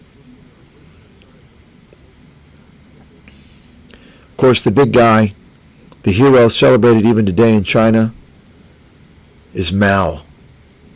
You all know Mao, right? You know, Maoism, kind of a combination of Marxism and Leninism, right? Mao, the first communist leader of China. Mao was a guy who was responsible for remarkably atrocious episodes, the most remarkably atrocious episodes probably in Chinese history. The Great Leap Forward, right? Maybe some of you heard about that. That caused a massive famine in China back in, I think, the 60s, right? Nobody knows really how many people died in China because, of course, you know, they're not going to, you're dealing with a communist country. How are you going to find the information out, right? But there's estimates, I've seen them all over the place, anywhere from 20 to 40, even I've heard 50 million people died. And why did they die? They died because of typical central planning. Now, of course, you know, when you hear that term, what comes to my mind is a lot of brainwashed Americans. Oh, it's the government's planning. Oh, it's the government. Folks, don't let these corporate fascists fool you. The government does a lot of great things, at least in America. And they've done a lot of great things. They're not perfect. But you need to have, if you're going to have capitalism, you got to have a balance. You got to have a mix. It's kind of like a checks and balances system. You can't allow the capitalist system to take control over everything, from the prison system to the school system to the healthcare system, everything. You're going to have a big problem. And that's why America has big problems. Okay? So the government does play an important role when it comes to basic goods and services. The government needs to be involved. They learned that during the Great Depression. That's why they have food subsidies, farm subsidies now. Okay? But they haven't learned that with telecommunication services, you know, basic services, mobile phones, Wi-Fi, so you get raped by AT&T and Verizon. And the services kind of suck. Meanwhile, you go to, you know, South Korea, Thailand, even the communist country of Vietnam, and you're going to get better internet service, much better, much cheaper. Why? Because the government runs those basic services. You see? Same thing with healthcare. The only difference is that in America, the healthcare at the highest level is at the top. It's the best. And this is why you hear, you know, the rich people going to America when they need advanced surgery. Yeah, well, the problem is that most people aren't going to need a quadruple bypass surgery or treatment for lymphoma or leukemia. You see, they need affordable, basic health care. I'm not even going to talk more about that because it's going to open up a bag of worms I'll be talking about all day. Disastrous healthcare system in America. Okay. So the point is that there is a need for the government to be involved in certain things, but Americans have been so fucking brainwashed by the media. Anytime you mention the government, oh, get the government out of the way. Oh, oh. And of course, you're hearing this now. You're seeing it now with this Doge nonsense. And they want to, Elon Musk wants to call Social Security a Ponzi scheme, which it is not. That's a fact. Go contact Elon Musk. He'll run like a bitch for me. I'll guarantee you that. Contact the bitch. Nobody, folks. Nobody. I've been saying this for years. I know it. I know I've had people come to me. Oh, I contacted this person. Oh, they never heard from them. They didn't say anything.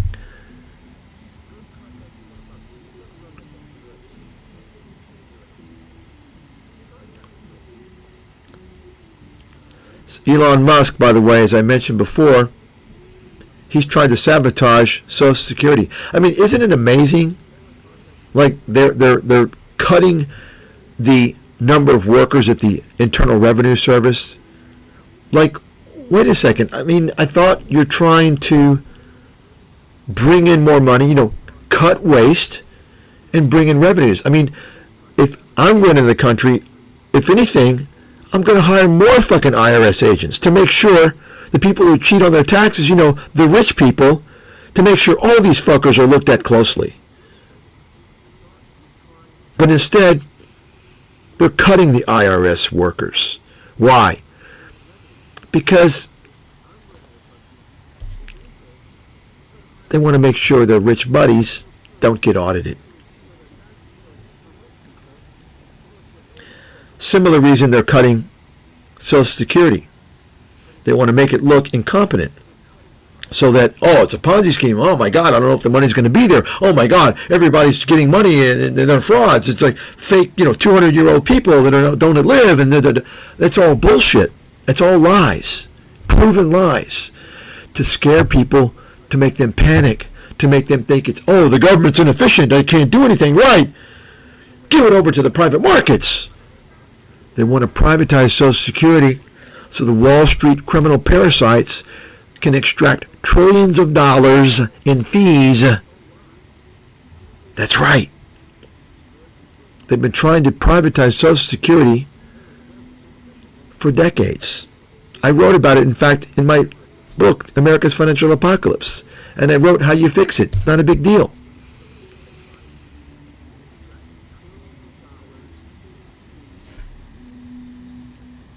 So, anyway, this is not about America. It's about China. But just to show you, I'm not like a China basher. I've got plenty of bad things to say about America.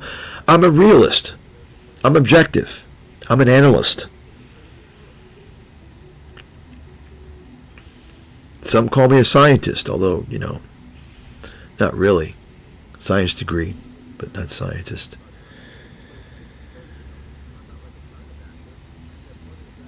So getting back to China, Mao, the Great Leap Forward, and this, of course, was his grand plan to industrialize China.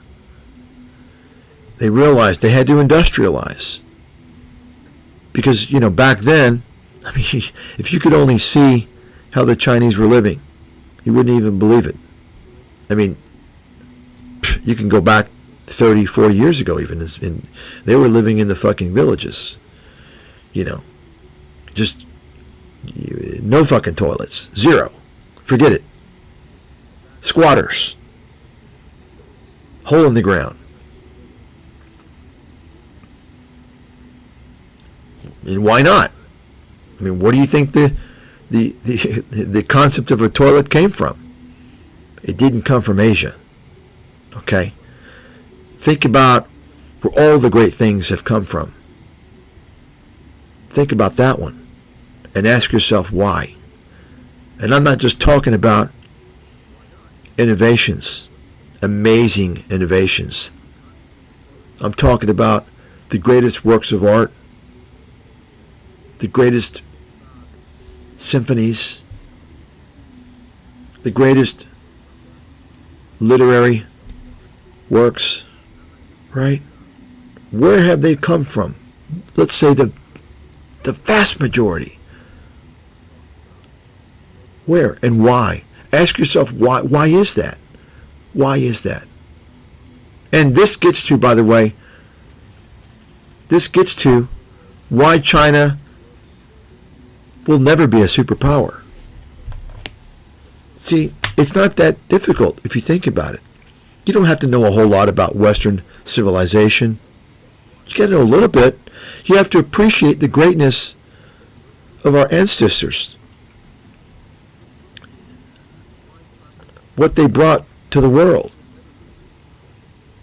If you go to Asia, Africa, if you go to Latin America, and you look and see how they live, and of course more and more every year, everyone is kind of living more and more the same. They have more access to goods and services and things and modern conveniences, right? If you look at the developing world and see how they're living, look around. And you're going to see just about everything from their world is from our world. Okay? I mean, you can start from the basics. Electricity, light bulbs, lamps, right?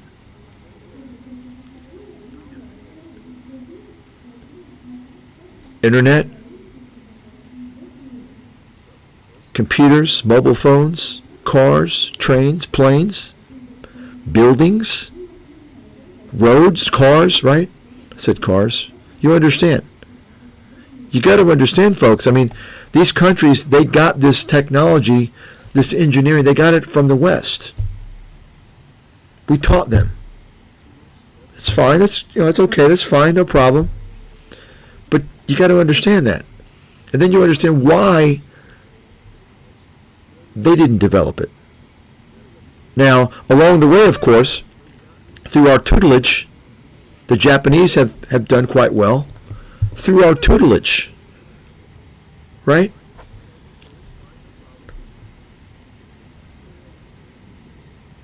But they wouldn't have been able to do anything on their own if they were a communist country. Okay?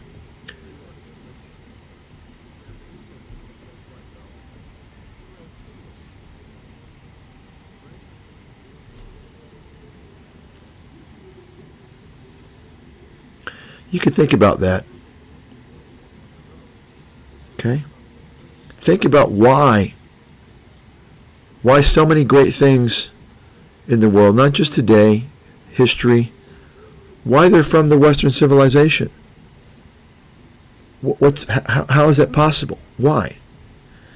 Folks, it's what I said before.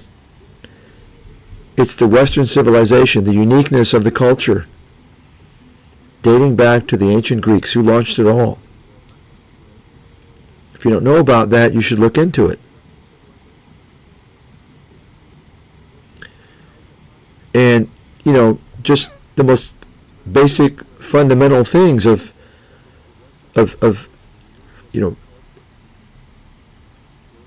logic, morals, freedom of thought, self-expression. You have to have these things if you're going to innovate. You cannot innovate if you don't have these things. Anyone out there, whether you have experience in science as a scientist or an inventor or as a musician, as an artist, right?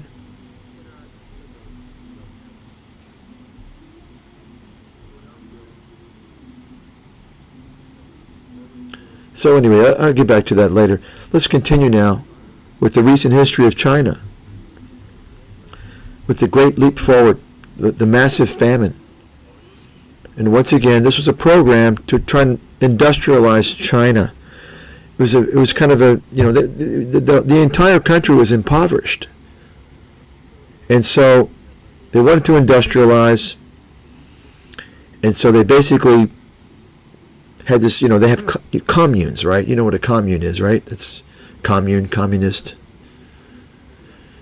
All the communes out there, they were, not just farming, but they got the communes to also try and make steel and iron, right? For their industrialization programs. And think about it. Farmers trying to produce industrial metals, it didn't work out too well.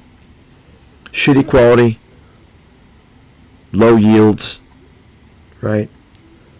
But those people that were involved in that fruitless project, that meant that there were fewer farmers left to produce crops. But guess what? Those farmers were instructed to send the food to the cities. Had to feed the cities. And that's when the famine began. They had quotas. They had to send a certain amount. You don't go against the quotas in a communist country. Bad things can happen. So they sent the food to the cities, and they had very little left for them. The famine was the poor farmers. There were other things as well. I mean, you can go in to read about it, hear about it, whatever. They had ridiculous techniques, farming techniques that were a disaster, that were really stupid as well. The bottom line, this was central planning, communist style. And it was a fucking disaster. And so Mao, after, this was a several year period, obviously things weren't going too well. People weren't too happy. And so there was a growing discontent in China for the Communist Party. What is this? What is this shit? Millions of people are dying. What happened? What is the system? So, of course,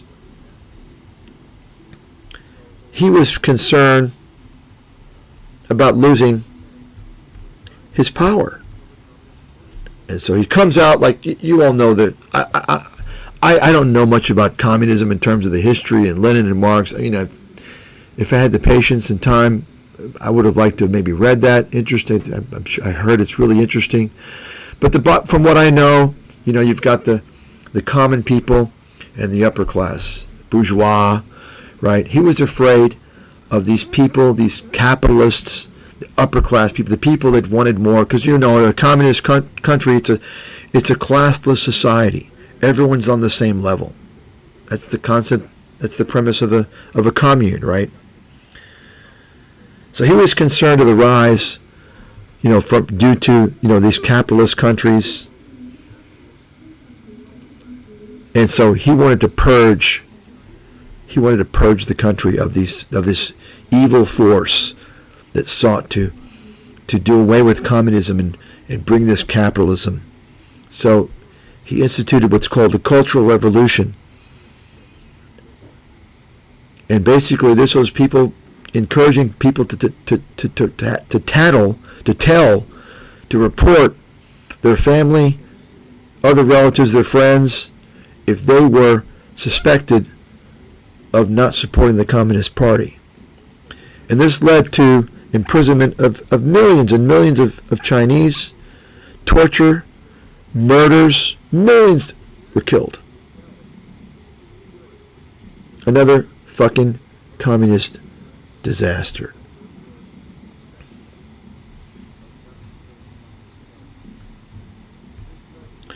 Now, somewhere around that time that they instituted the one-child policy, which would end up being another fucking disaster, right? Once again, I'm not the person to give this history.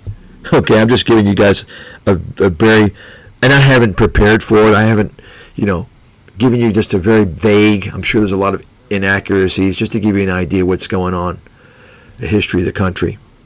Many better sources than me. But the details aren't important at this stage. Okay.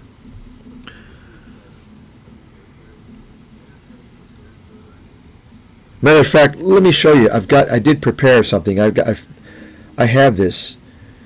Anybody see this very, very famous movie? I actually saw the movie when it was released a long time ago, as a child. If I can find it here. There's a movie. It was called The Last Emperor. Anybody see that movie? It was a great movie. The Last Emperor. Did anybody see that movie? Won a lot of awards. No? Well, you should see the movie. It's a great movie. There's a scene from the movie. And understand this. In America, at least when I was in school, You don't learn about historical events in Asia. You don't really learn about it. For instance, I don't recall, maybe I was asleep in class, I don't recall learning in history class in high school, when you're learning about World War II, I don't recall learning about, Japan and China. How Japan invaded China, and that was, there's a lot of things that went on, right? You don't really learn about that. They focus on teaching you, right, what happened, Americans' involvement, and the Western involvement, but you don't learn about Asia. Well, the last emperor included that period, right? And it included, I think, the turn of the century, the 20th century, and then several decades throughout, including the invasion of China by the Japanese during World War II. It's a fascinating movie. So you learn some history there, and you also learn about some culture, how things were. And so anyway, let me show you guys a scene from that, because this scene is, I think this is a scene towards the end of the movie. I highly recommend you see the movie. It's a spectacular movie. The Last Emperor. And this was before China was communist, by the way.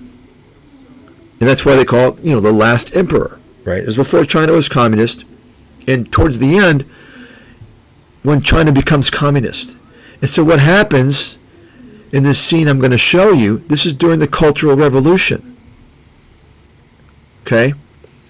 And it's going to show you the guy he was kind of a puppet emperor.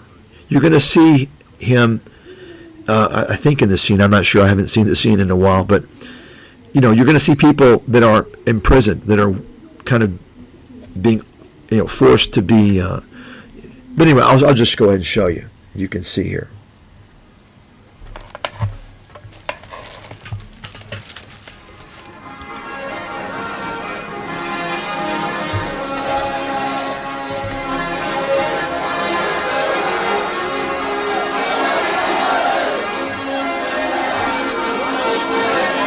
You see that? That's Mao, the great leader.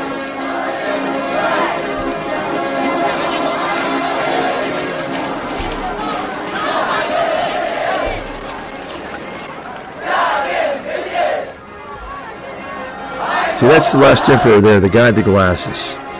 There's Mao, the great leader.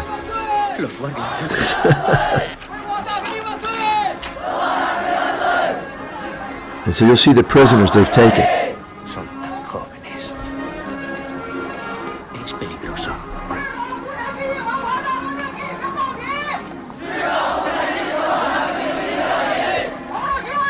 Mira, ahí. Che, mira. Es el director de la prisión. No puede ser. Lo es. Seguro que es él. Ten cuidado. ¡No vayas! You see that guy coming up in the middle?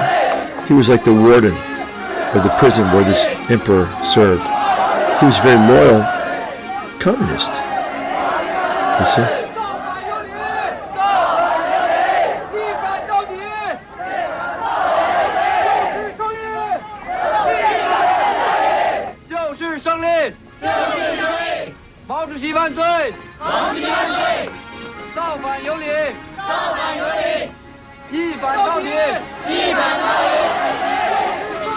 So a lot of people actually were innocent. Camarada, esto es un error. Yo le conozco. Es un buen hombre. ¿Tú quién eres? Soy un jardinero. Únete a nosotros o márchate.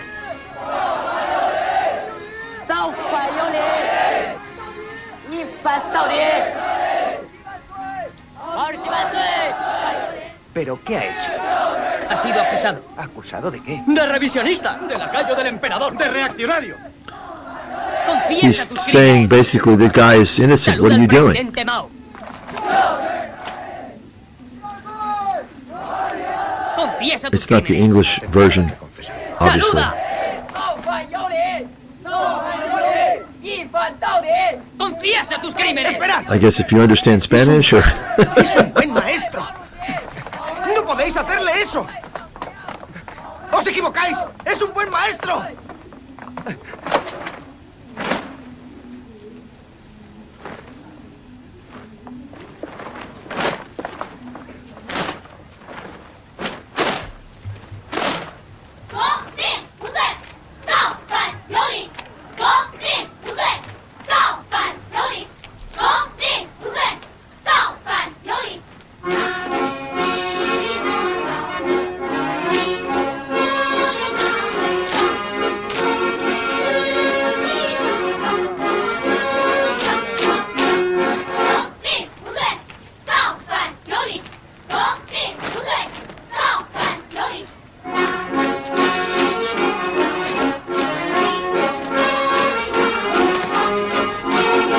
so a lot of this is showing the ruthlessness of the young people. A lot of the young people were the kind of the police that went after the old people, and a lot of the old people were innocent.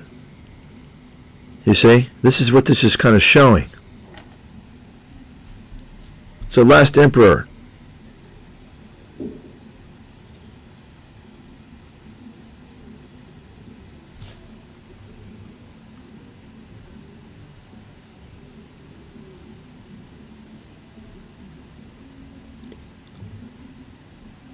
So this is the Cultural Revolution. This is the scene from the Cultural Revolution. Okay, so you get a kind of a feel. It was so anyway, Mao, and you go to China today, he's like the legend. Okay, Mao, he didn't last a lot longer. A few more years, he dies. Deng Xiaoping comes in, and he had this opening up policy. He wanted to open up, had to open up to the world. Okay? And so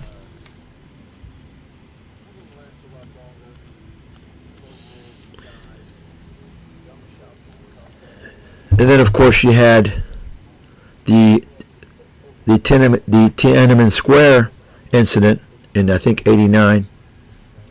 I think it was. But that even had to do with the Communist Party losing control.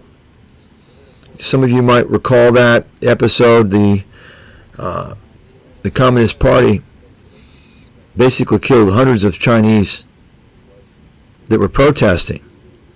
Just came and just killed them all.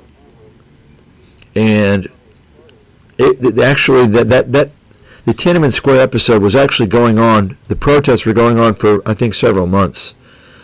But it was basically due to the dissatisfaction with the government, because there were some economic problems, but you don't really hear that too much. I think the narrative is basically that the students were fighting for democracy, which I'm not so sure. I don't really think that's the case. Okay. So what's my point? Well, the point is that this helps you understand how the Communist Party works. Okay? They're constantly going through and policing their own people. I mean, they've got this huge military, there's 8 CCTVs in China for every one person.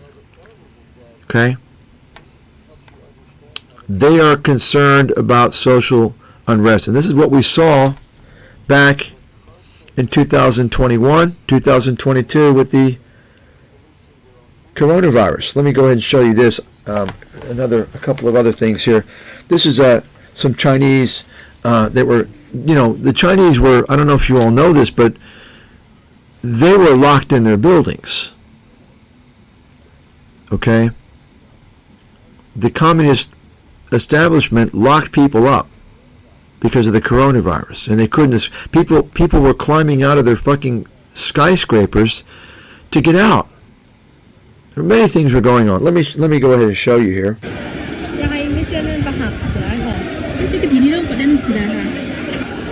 See that?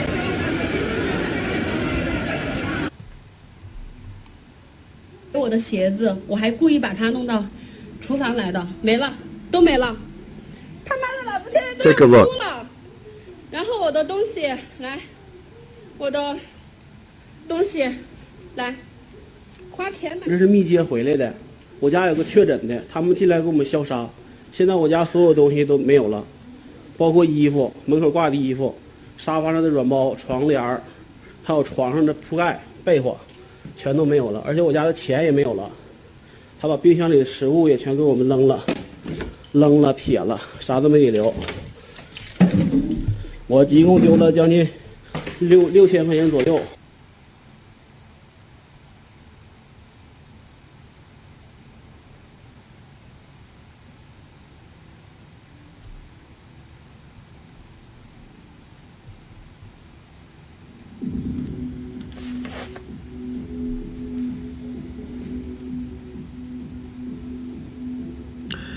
So you see what happened there. They, just destroyed their homes, stole everything. This is the communist government. This is what they do. They do whatever they want. Okay. And let me show you another one here.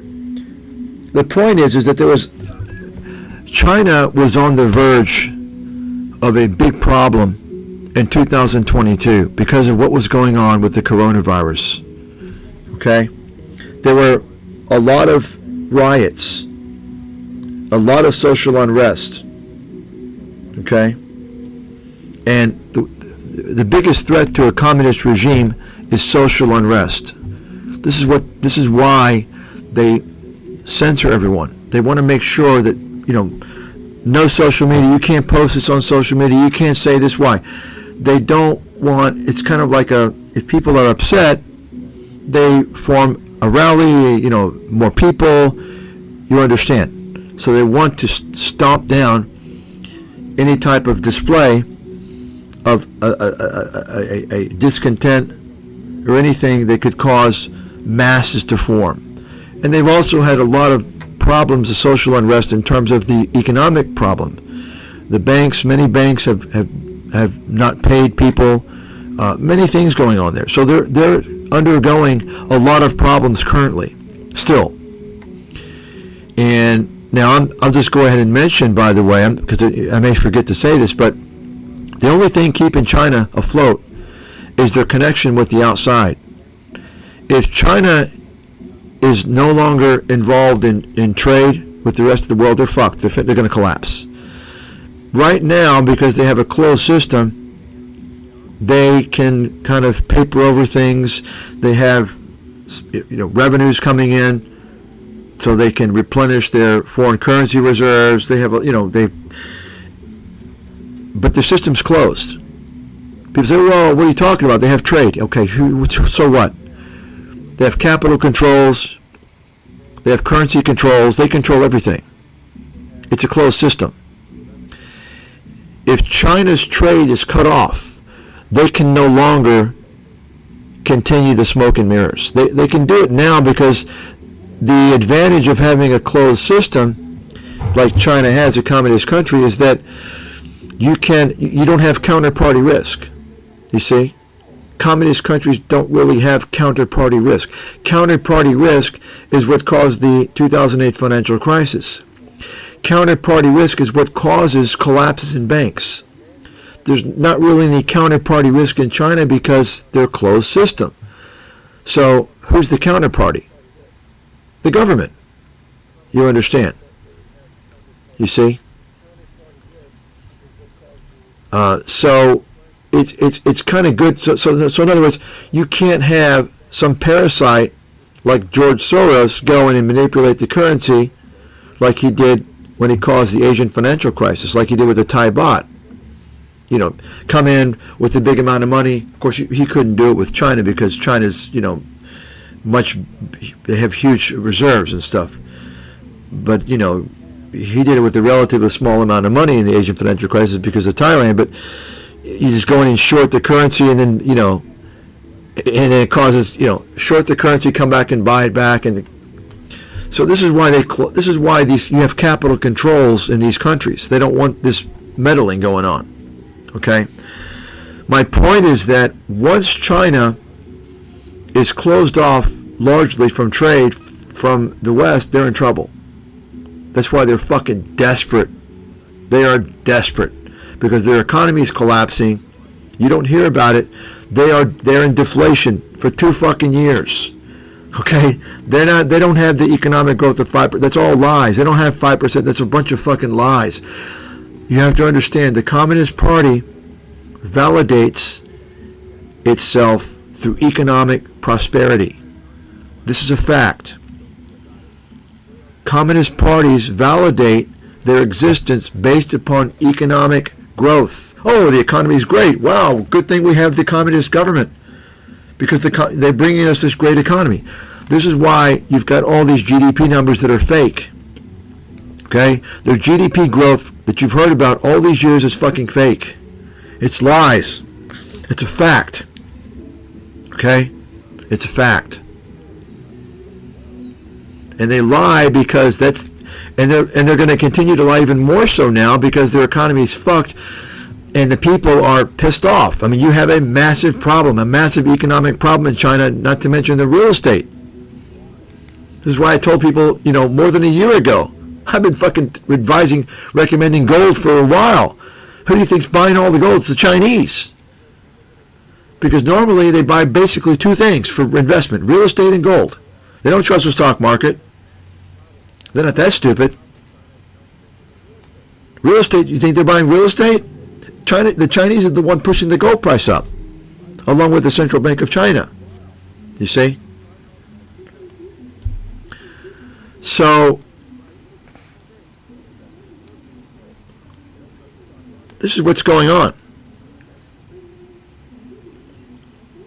Once there's enough social unrest, folks, communism never lasts. It never lasts. Now, the Soviet Union, right, Russia, they had their communism for, I don't know, 70 years, something like that. 80 years, right? China's had theirs now for what? 75, 80 years, right? It's not going to last. I can't tell you when. It could go quickly. It probably won't go for, you know, we'll probably get out of this decade. It could go in the next 10 to 20 years. No doubt about it. But I wouldn't be surprised to see it go, you know, in the next 5 years. I doubt it will, but I wouldn't be surprised. I know one thing for sure, though. It's never been as much in jeopardy. Probably. I mean, I wasn't living back during the Cultural Revolution. I can't say for sure. Maybe someone who knows history, Chinese history, you know. But I would say, though, I have to believe it's most vulnerable now that it's ever been. My guess. It's certainly very vulnerable because once again, it's social unrest. The Chinese economy is in dire straits. It's in deep trouble, and it's not just this year. Obviously, it's been going on for a few years. Imagine now how things are getting worse and worse and worse for China. Once again, they're able to hide a lot of things and cover things up because they have a closed system. It's a communist country. But they need that external trade. Okay? They need that. They're not self-sufficient yet. This is why they're on a desperate move to become an innovator. You know, they want to become innovators, and they want a consumption economy. You understand? You know they've been transitioning for about 10 years now. They've been trying to transition from a manufacturing export-based economy to a consumption-based innovation economy. This has been what's going on for the past 10 years. Why? Because they realize they can't continue to be competitive anymore with their manufacturing as they have been in the past, because once again, this whole free trade scam is a race to the bottom. The cheapest is always going to win. Where's the next countries now, right? Well, it's going now to Vietnam, Thailand, Indonesia, right? Philippines. You see, as time has passed in China, the living costs have gone up. This is why you may have heard about 6 years ago, there was a big crackdown on all these for-profit education companies, some of which are publicly traded stocks. New Oriental and, New Oriental something. What happened, the reason why they didn't talk about it, what happened was that Xi Jinping came out and said, wait a second here.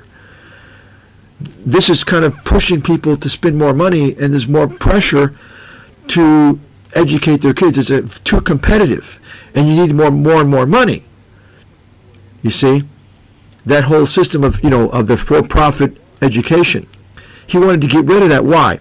Because this was causing parents to have fewer children during a time when they're struggling with their, they entered the one-child policy. They tried a two-child, a three-child. It's not working. And the reason why, of course, is because now it's because of living expenses. And this is the problem that all of Asia faces. All of Asia is in deep trouble over the next 20 to 30 years. Deep fucking trouble. And you're not going to hear this anywhere else. Yeah, you might hear about a demographic problem, but you're not going to hear why. And I'm here to tell you why. And you heard it from me. World-class analyst, the only financial analyst, top analyst to be banned by all media, ever. The guy that predicted the financial crisis, the guy that predicted all this trade stuff.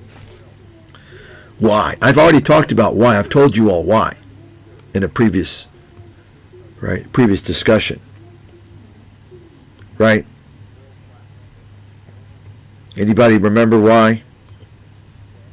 Why Asia's in deep trouble? Why? It's not, folks, obviously the demographics is a problem, but why is the demographics that way? It's because they don't, and here's why you're not going to hear this. Probably there might be a handful of people that know this, that have understood like cause and effect. But I don't think many people know this. It's not that difficult to understand. But coming across it might be a little difficult. But even if there are some people, they're not going to tell anyone. If they do, then they're going to expose the scam of free trade and globalization.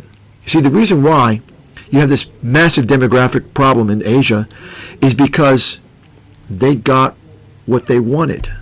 They wanted more jobs from the West. They wanted outsourcing to come to their country to produce more jobs. But guess what that brought? Over time, it brings higher living costs, you see? And that's what's happening in Asia now. People are not having, it's not just China. It's not just China. Vietnam, which historically has had a very high birth rate. Typical families had 5, 6, 7 children. They're under 2. It's not even replacement rate. Why?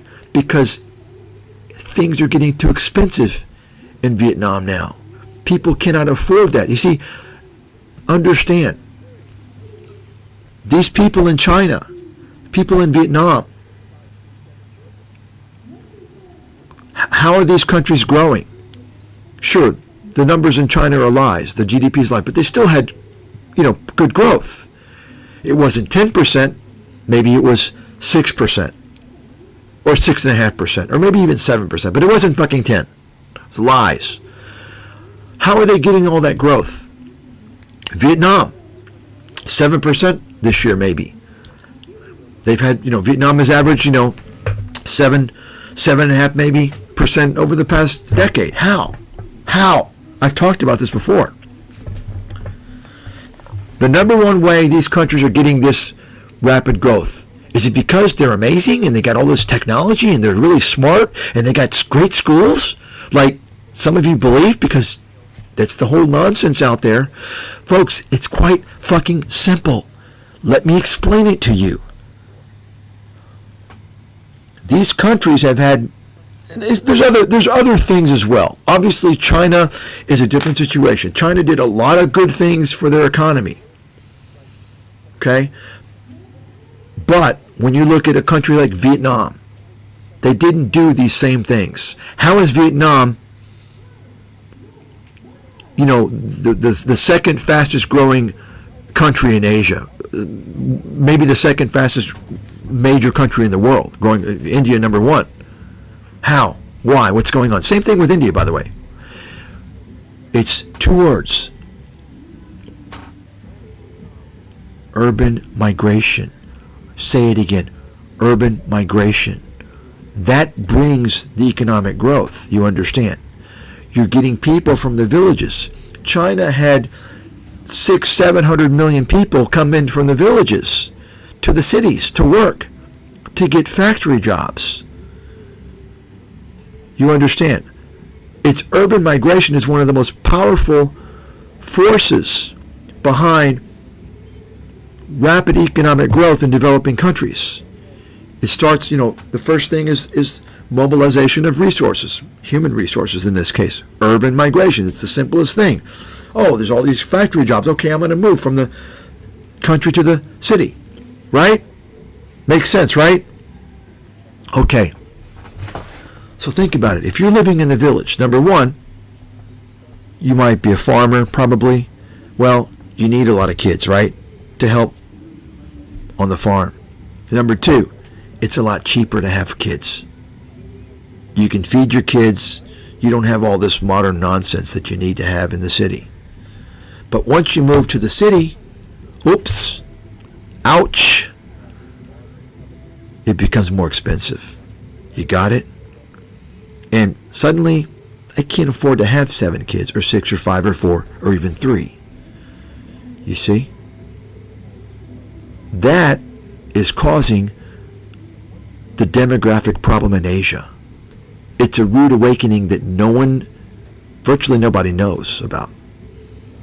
And certainly no one's going to talk about. Because why? Because if they know about it, if the establishment's going to tell people, maybe they won't want to have this so-called economic development because it threatens their future civilizations. I mean, do you understand, of course, when you have a replacement, when you have a birth rate under 2, eventually, if it stays under 2, your population goes to 0. You know that, right? 2.1. You all understand what I'm saying. They're not going to tell people this because it's actually really bad. Globalization, open trade, does not benefit anyone except for the rich, whether it's in the Western world or in the developing world. That's a fact. Now, one of the myths you're going to hear, including the World Bank, they're going to tell you, oh, China's a miracle. China's a miracle. They brought hundreds of millions of people out of poverty. It's not fucking true. It's a lie. It's a fucking lie. Okay? In fact, if you really understand what's going on in China, now, of course, I covered all this in my research a few years ago, but you can look it up. The lying down movement. There's this big movement in China now. It's so bad. Nobody wants to get married. People don't want material goods. They don't want to work. They don't feel like they can get ahead. They're moving back to the village. They kind of see it now. And you're seeing it also in Vietnam. You're starting to see people that came from the villages to the cities to work in the factory. They're like, what the fuck? I thought I'd be making more money. Yeah, I am, but it's too expensive. I'm better off in the village. I can work less stress, and I have the same money. You see?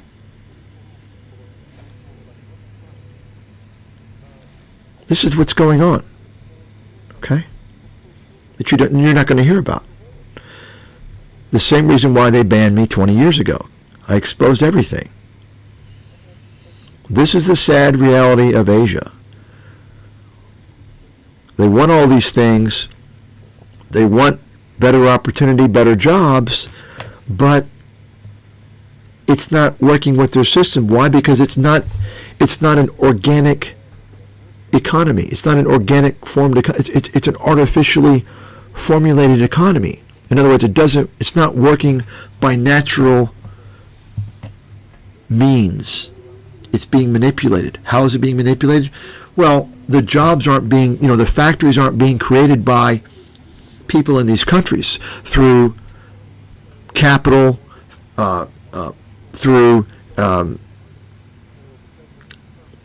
education, through progress.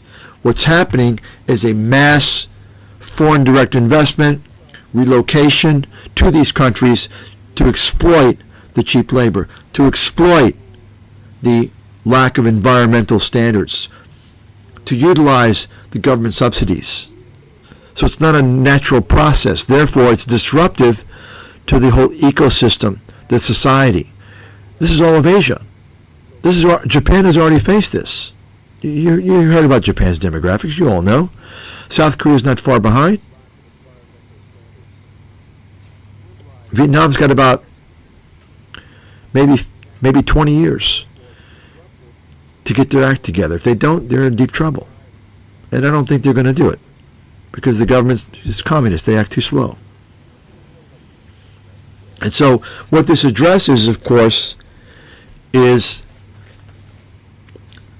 the middle income trap. This is the debate. This is one of the ongoing, long-standing debates, discussions within the economic community, academia. The middle income trap. This is what it's all about. Okay? The middle income trap is basically, it refers to a phenomenon that where countries that are developing, they grow rapidly, and they finally get to become middle income countries. But they stay there. They can't break out into a high income country. And so, the debate is with regards to, why? What are the factors responsible for this? How can a country break out and become an advanced country? This is part of the discussion that I had in my presentation in 2022. It's very important because it helps you understand. If you understand what's responsible for some of the things that have helped countries break out of the middle income trap, then you look at China, then you realize they will never break out of the middle income trap, first of all, and they will never become a superpower. They've never been a superpower, not even fucking remotely close. Okay? Newsflash, erecting glass and steel, roads and bridges to nowhere, and malls and buildings where no one is in, doesn't make you a superpower. Okay? Stealing technology doesn't make you a superpower. Okay? If China's a superpower, why are all the wealthy Chinese sending their fucking kids to American and European schools? Why all the Chinese want to get educated in America and Europe? Okay? The fact is that China is incapable on its own. Now, they have stolen enough from the West so that they can sustain themselves and progress for a while. But at some point, they're just gonna fall down because they've been stealing from the West for decades. So they have enough, but they don't have enough to become innovators. You see, because they don't have it in their culture, in their system. Once again, you cannot ever become an innovator if you don't have freedoms and liberties to cultivate and encourage freedom of expression and creativity. This is a Western value system. And it's not just communist China, by the way.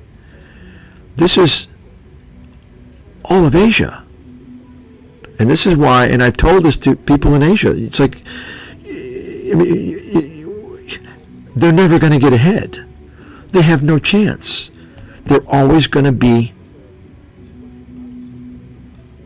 I mean, I hate to say the word, but slaves.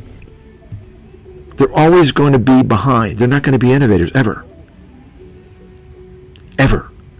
They're always going to be the ones doing the slave labor.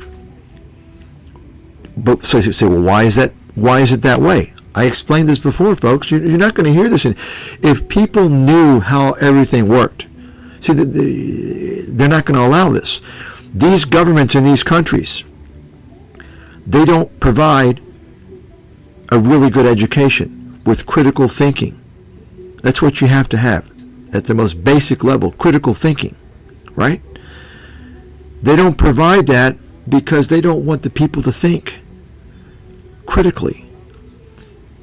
Is anyone here living in Asia? Are you Asian, or did you live in Asia as an Asian person and immigrate to the West? Anybody? Now, you can get a Western education in Asia if you go to international school. But that's like saying, well, in America, for instance, you know, a lot of the education is screwed up intentionally. You know, it's difficult to get a good education in America now. Critical thinking is almost the exception now in many schools in America. But guess what? They don't need to have all the schools producing well-educated individuals. They just need enough. And those are the higher end.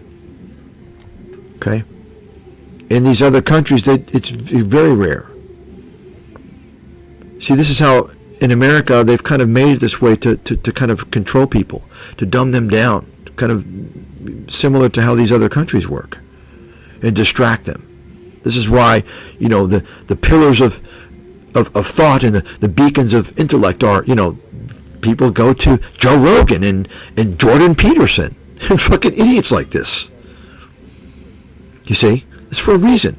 Why do you think they're all promoted? Because, you know, all you know is, you know, all these people, all these fucking jugheads out there. You haven't come across the many intellectuals out there. I don't know how many are going to, you know, give you the truth, the full truth, but you see what I'm saying. So this is how it works. They don't want in these countries critical thinking. That's how they control the people. You see? So if you don't have critical thinking in Asia, you're not going to have a country that innovates. You're not going to move up on the value chain. You see? That's the problem. It's a big problem. And I said this before, so someone better get the answer. What do you have, what do you get when you have Western education in Asia? 3 words. What's the result of Western education in Asia? Okay, I'll give you a hint. I'll be specific. What do you get in Hong Kong? Because, of course, they have or had a Western education. What do you get in Hong Kong? Hong Kong riots. Ah, I see now. That's why you had Hong Kong riots. You see, Hong Kong was under the British education system.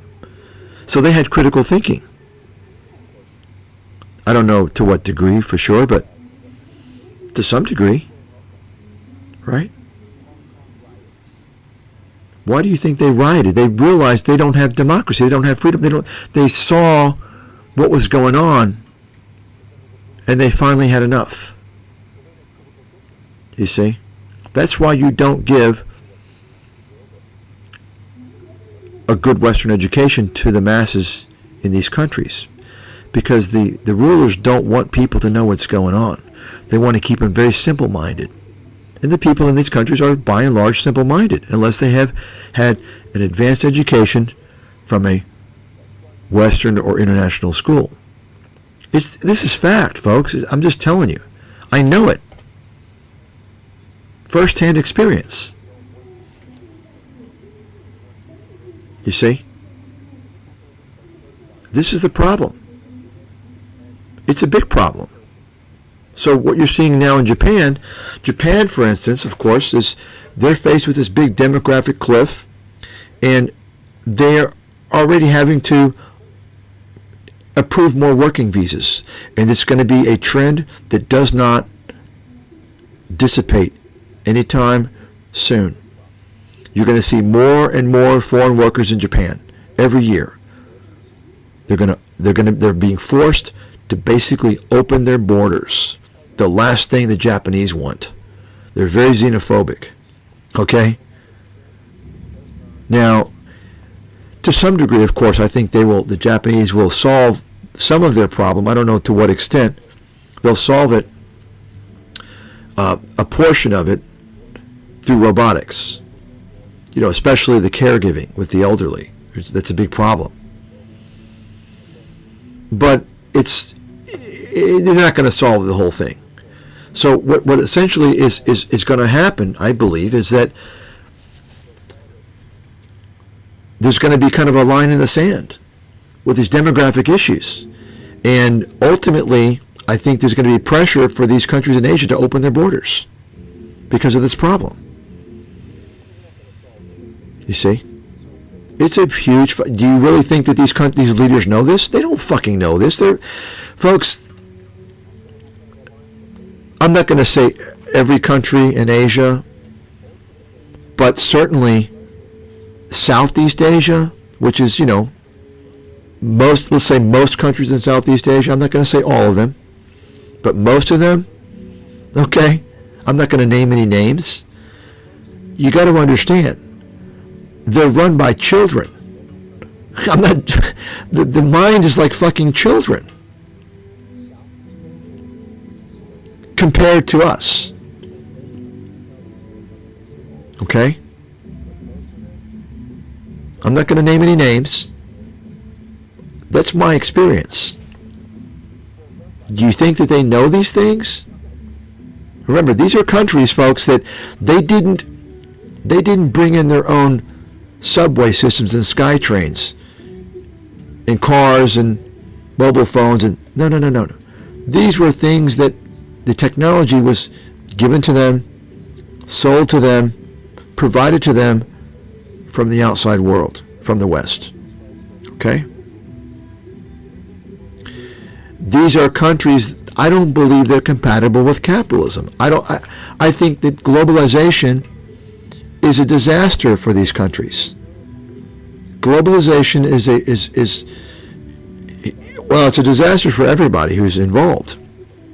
But, capitalism is, I believe, diametrically opposed to the cultures in Asia. It's terrible for these cultures for many reasons. And, I've just given you an example of how, because of course, capitalism has taken on a new life with its globalization and open trade. I've given you an example how it's going to destroy these countries. And you aren't going to hear about it. Okay? So, China. Let me actually show you guys something here. Let me show you one more little episode, actually. And let me find it here. Yeah, here we go. This is a kind of a promo video I made a few years ago for my China presentation. Take a look or listen. I want you to see some things. It's very interesting. This is back in 2021.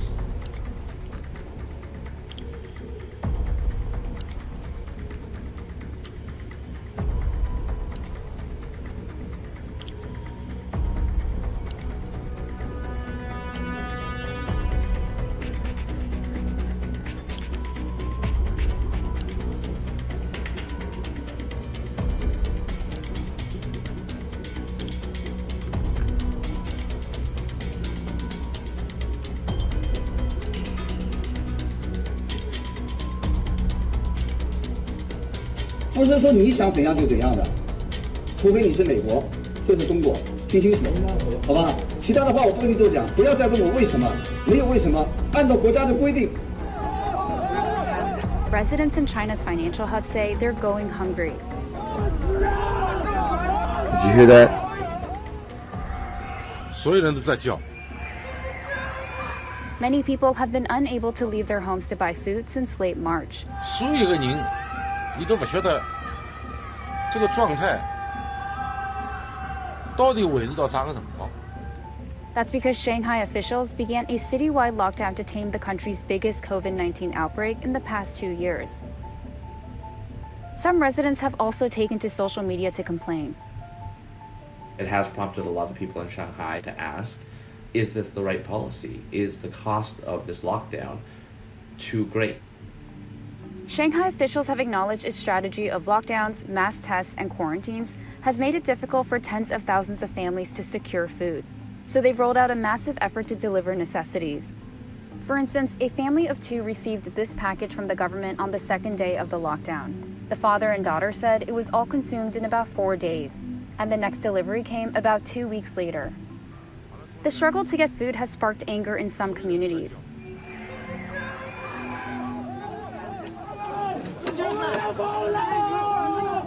This video was posted on Weibo, China's equivalent of Twitter, and it was later taken down. It shows local police trying to contain a crowd of people. Weibo didn't respond to a request for comment.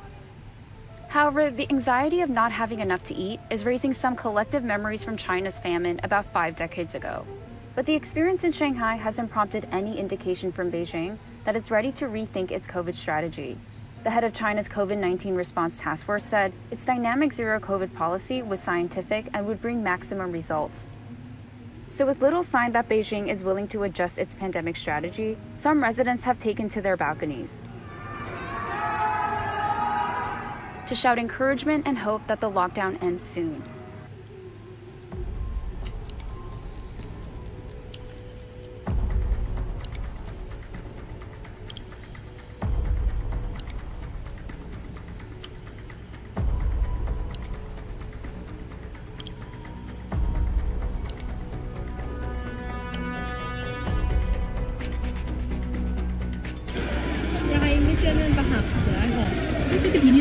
Yeah.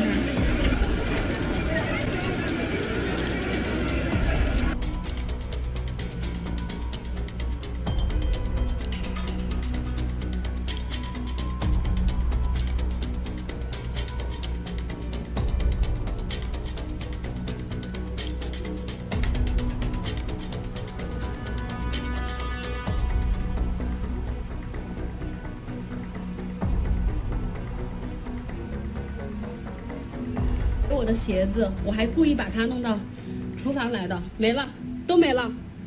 他妈的，老子现在都要哭了。然后我的东西来，我的东西来。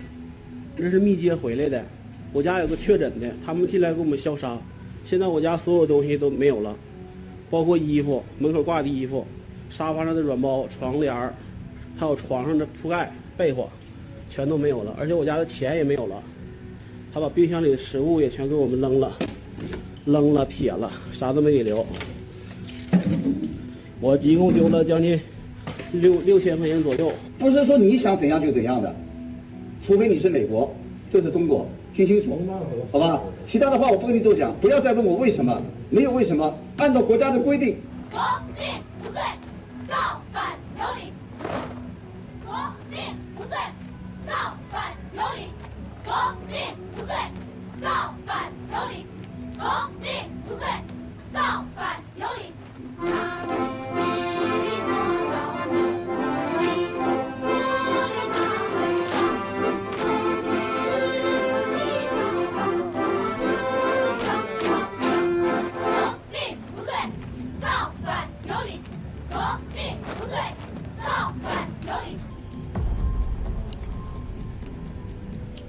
There you have it, folks. You can't do anything you want unless you're in America, right?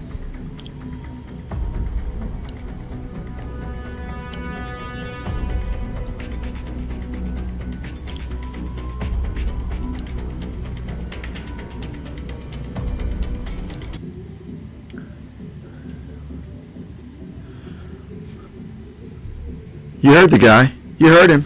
I mean, there you have it, folks. Let me explain something to you. That's typical communist behavior. The people, the officials, when they have a chance to fuck you, they're going to, and you can't do or say anything about it. They won't. They go in and they trash. And by the way, this is a few years ago during the COVID. You had massive social unrest. Big problem for China, and as I said, they still have there's a lot of problems. And as I don't think I finished my explanation, but I mentioned earlier that communism always fails. And, you all have heard me, I'm not a big fan of America's current democracy. I think it's a fucking joke. I mean, the only way it looks good is you got to compare it to communism in a relative sense. Because there's certainly problems with America's democratic system, but communism always fails eventually. Why? Because everybody knows they don't have anything. You don't own anything. You may think that you do, but remember, under a communist country, the government, or let's say the people, collectively own the means of production. Means of production is what? Land? Yeah. Essentially land, and there are restrictions on property. Okay. And so a lot of people think, well, but China's capitalist. No, they're not. Why don't you go tell the fucking Politburo? You go tell them. You go tell the fucking communist leadership that they're capitalists. They're not communists. See what they say. I mean, you have to have a fucking brain disease. Okay? Some people call it, state-run capitalism or something like that. They're communist, okay? It's the communism. And I know well how these communist governments operate. And let me tell you something. From my experience, there's something wrong with the mind of a communist. And once again, this is my experience that I have lived through. I remember I always hear about, throughout my life, about corruption in communist countries. You'd hear about, oh, it's so corrupt. Well, I fucking lived through it and I've seen it. It's unbelievable. Okay? This, in the mindset, it's like they have rocks in their head. You can't reason with a communist. There's something inherently wrong. That's why I say, oh, let me be clear. We have a problem with the communist government. We don't have a problem with the Chinese people. Oh, really? So all these Chinese grad students that come to America and they steal innovations and all these, even some Chinese Americans who work in high-tech corporations who have stolen innovations and gone to China, why do you think they're doing that? You see, there's this virus, this cancer of communism in the way that they brainwash the people. So you can't just say it's the government. Who do you think is carrying out all the espionage? It's a problem. It's a big problem. You've got hundreds of thousands of Chinese students in America. If it's me, I'm sorry. You get deported. I don't trust you. I'm sorry. You get deported. That's simple. It's a national security problem. Remember what they did to the Japanese. And these were Japanese Americans. These were Japanese who were American citizens. The U.S. government did not trust them during wartime. And they put them in these detention camps. Well, we're pretty much in a Cold War, the early stages of a Cold War with China, and I don't see it getting any better. Right? We've already seen decades of what happens when you trust the Chinese people. We've already seen it. Go to the FBI's website and read what's happened. Okay? The problem is the indoctrination by the communist mindset. This is the problem. You see? And the way that they are, it's, you got to understand, folks, you all don't, maybe a lot of you don't understand. It's like when you live in a communist country, it's like you're going through, to some degree, kind of their military training. I mean, you do know that. I mean, you do realize, of course, that they do have military kind of like soft military types of drills in these countries, these communist countries, in elementary school, in high school. You do know that, right? Okay, you got to understand, it's not like your countries in the West. It's a completely different mentality. And until you have seen it and experienced it, maybe you can't understand why I'm saying this, but I'm telling you. I know it. I've seen it.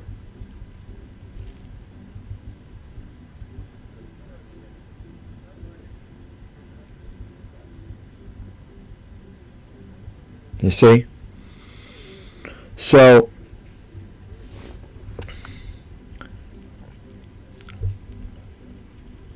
China has never been a superpower. They will never be a superpower. The only way in the future, sometime very far in the future, very far, we won't be alive. None of us here will be alive if that remote possibility happens. That is to say, China eventually at some point will be a superpower. The only way possible, two things. Number one, they won't be a communist country. Guaranteed. God kill me fucking now if that's a possibility. It's impossible. It's impossible for a communist country to ever be a superpower. Understand that. If you don't know that, then you don't know a lot. I know enough to know. I know science. I know technology. I've dealt with them. It's just fact. There's a problem with these countries. They can only go so far. I've already explained it. Okay, that's number one. They cannot be a communist country, which I think communism is going to be gone there. I would say it's probably going to be gone in my lifetime. So, I'd say within 20 years. It could be sooner. It could last a little longer, but I know for sure it's going to be gone. No doubt about it. It won't last a century. Guaranteed.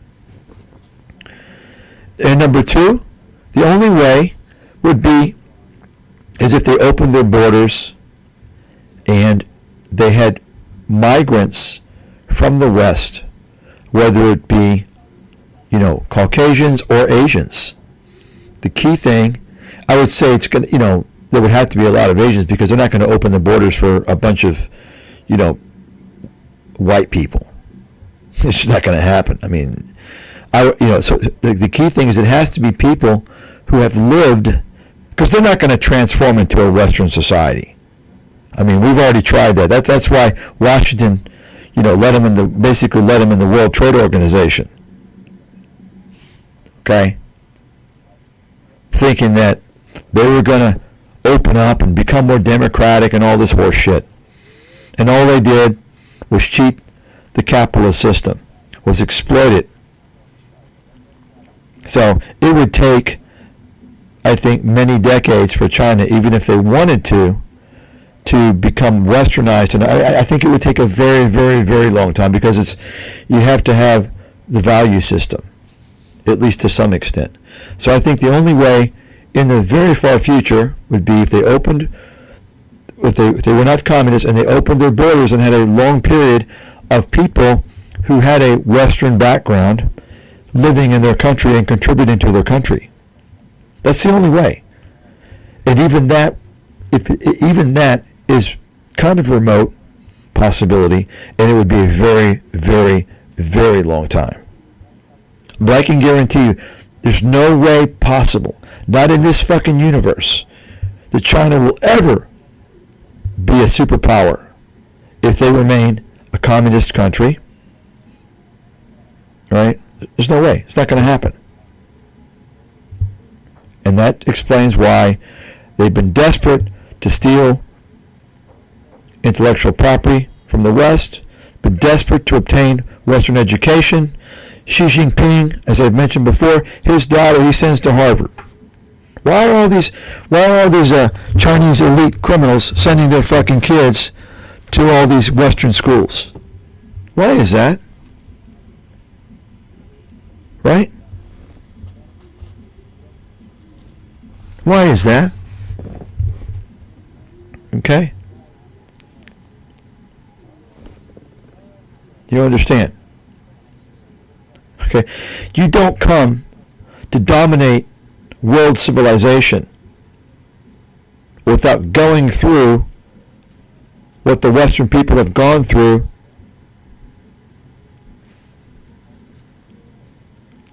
for many, many centuries. Right? The wars. They fought for what they got. They achieved. Right?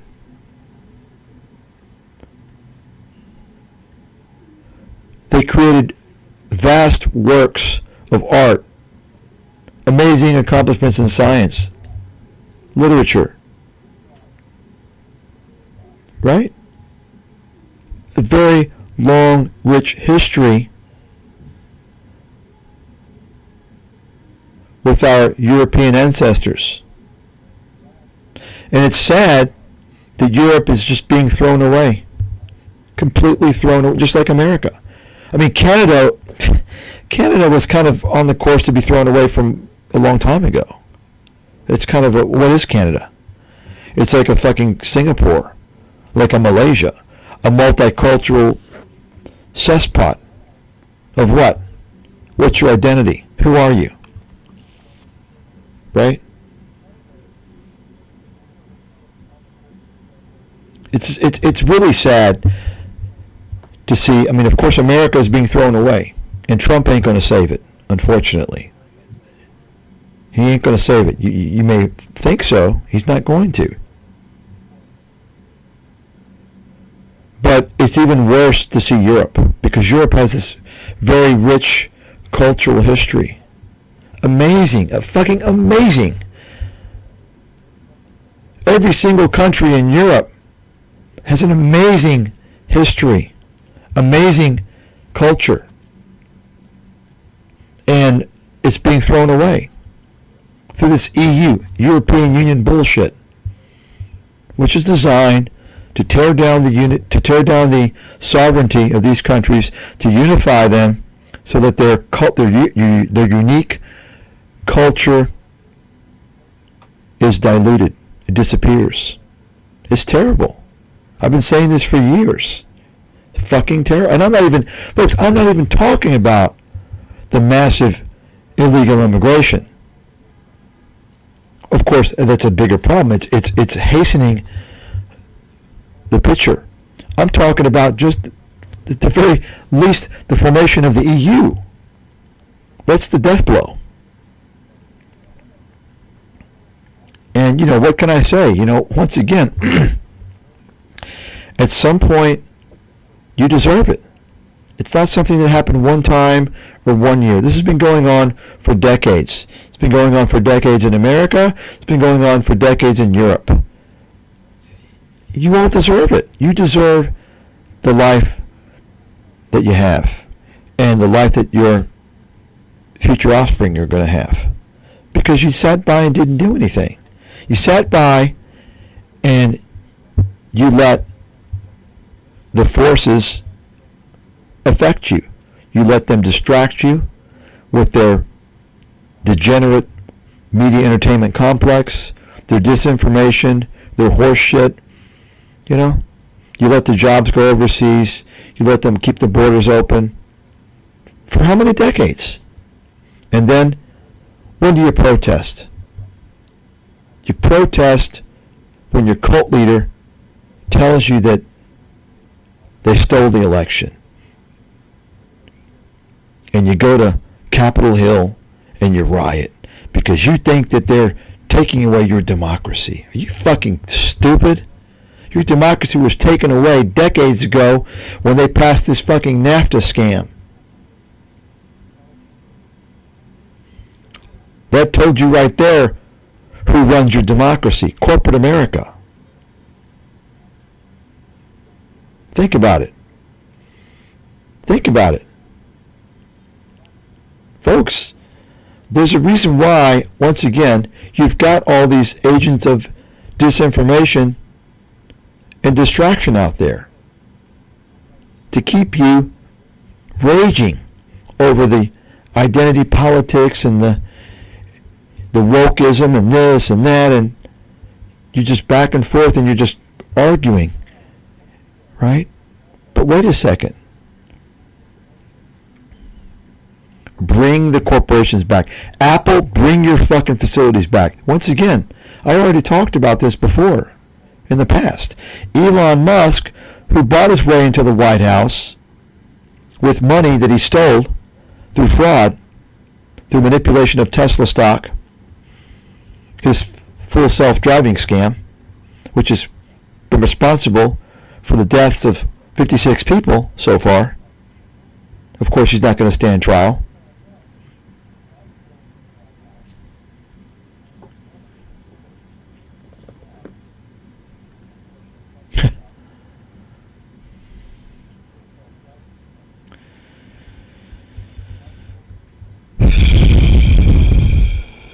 It's fucking terrible.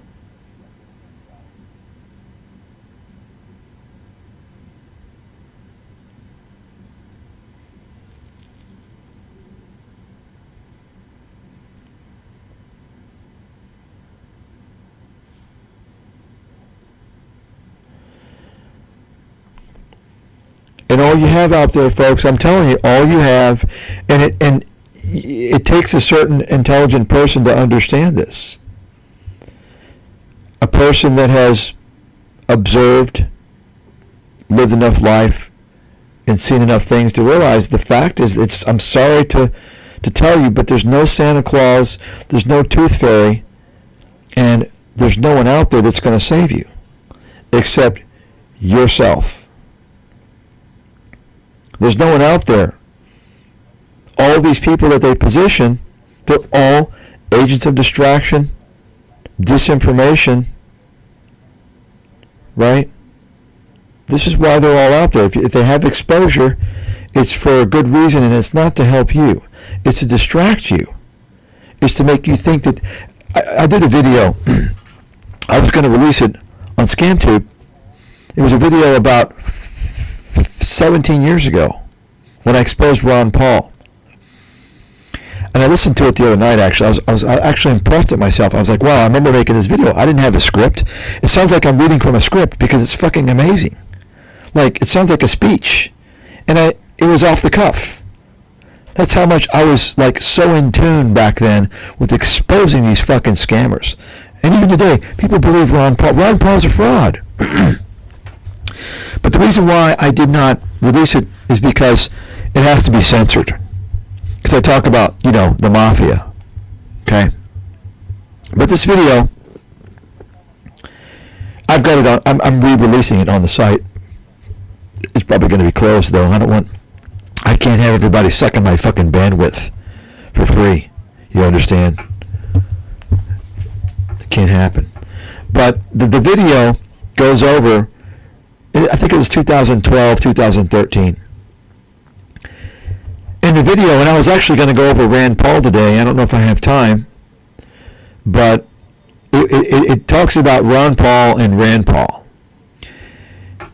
And I show in that video that Ron Paul, the opening scene of the video, damn, sometimes I'm really fucking creative. It's pretty amazing, I think. The video is, I have an opening scene from The Running Man. And basically I talk about how it's all just a Hollywood production. Ron Paul he tells you all this and that, and oh yeah, Ron Paul's our guy. Folks, you understand they have many of these people out there. Depending upon your slant, depending upon your political persuasion, depending upon your social persuasion, they're going to have different people out there that you think are legit, and they're all frauds. This is what I've come to learn. I knew this a long time ago.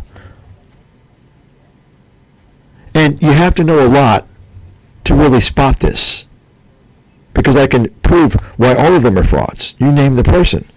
See, because these guys, obviously they fool a lot of people, so therefore they're saying a lot of things that resonate with a lot of people. And in many cases they're saying a lot of things that are true, or at least somewhat true. So you got to kind of you have to be able to dissect the nuances to see where they're fooling you.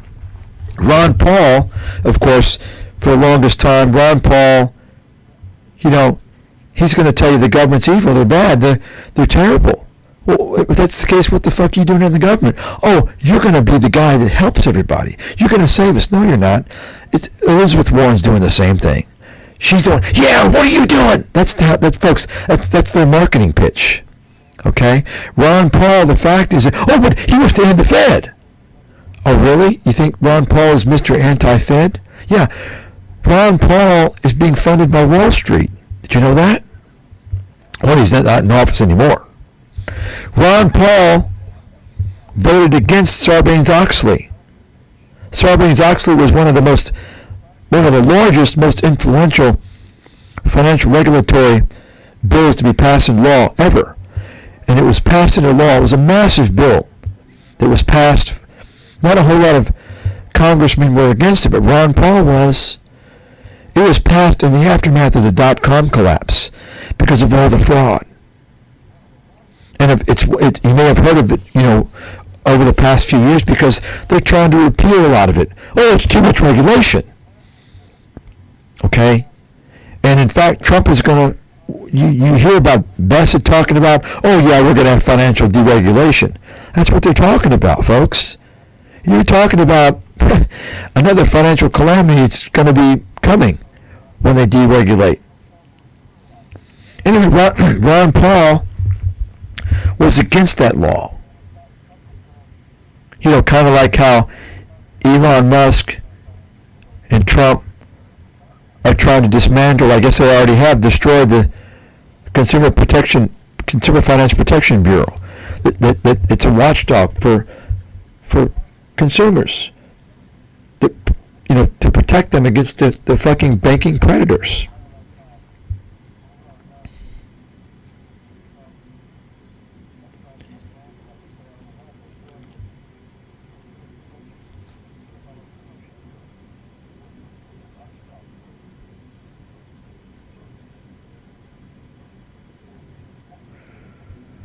Ron Paul is also a free trader, by the way. Did you know that? He's a free trader, just like Rand Paul. They believe in free trade. Folks, remember what I told you about how the media, the establishment, how they try and make something sound positive and make some other things sound negative? When they want you to think that universal health care is bad, because you know who runs the media, who controls them. It's corporate America, right? They're not going to say universal health care. They're going to call it socialized medicine. Ooh, sounds bad. Socialized, like communism. Oh my God. Get the government out of the way, right?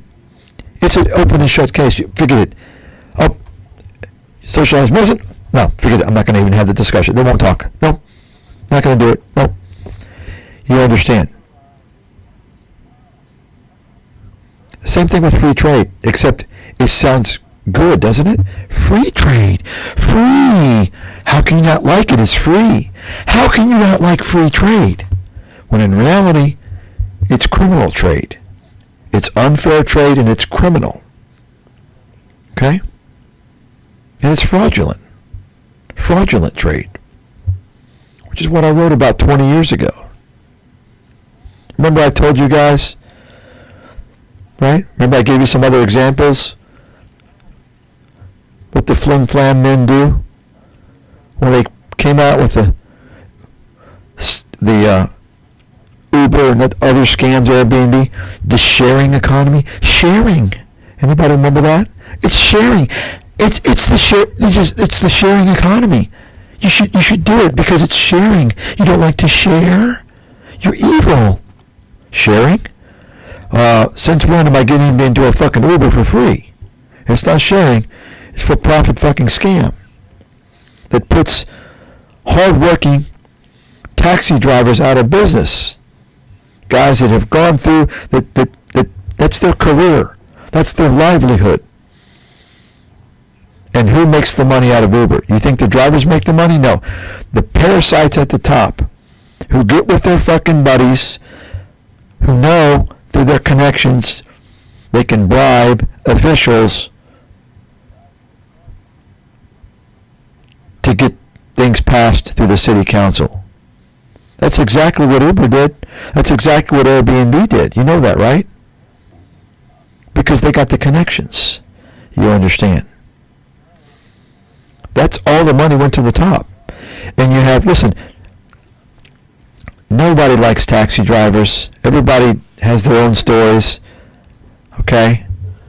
But I tell you what, these guys are professional. That's their livelihood. And you know they're there to serve you. They've gone through checks, right? All types of things to make sure, inspections, so on and so forth, right? There's a reason for that, right? You understand. We're talking about Uber stealing their livelihood, their retirement. I mean, their medallions are fucking almost worthless. That's their retirement. That industry's gone. Who got that money? I made some audios on this many years ago. Who got the money? It wasn't the drivers. It's the same gang who always gets the money through fraud. Okay?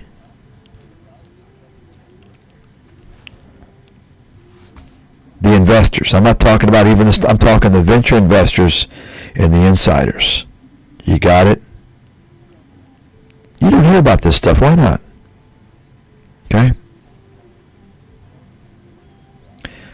So, and by the way, this corruption, this degeneration of capitalism, which I just gave you an example of, this is why this whole free trade system, which has destroyed America, this is why this happened. Because you had this shift in the 90s where CEOs became like gods. I mean, do you understand in the 80s and before that, you go to a shareholder meeting, and it wasn't that uncommon for people to really disparage the CEOs if they did a shitty job, and even throw pies in their face, throw eggs at them. I know this for a fact. How do I know this, by the way? Because I've talked to security guys who have been around, security guys at shareholder meetings. We talked, and he told me all kind of stories, how it used to be. Try doing that. Try throwing a pie in the face of a CEO of a large company now. You're going to jail for a long time. Yet, when these guys cause the deaths of people, such as Mr. Muhlenberg, Boeing, 346 people, or even Elon Musk, 56 people and counting, they don't even stand trial. They don't even stand trial. In fact, Mr. Muhlenberg left with tens of millions of dollars in his fucking golden parachute. So, when you have a capitalist system this way, obviously, think about what China has done. They've used and abused the system. would we have a China that we have today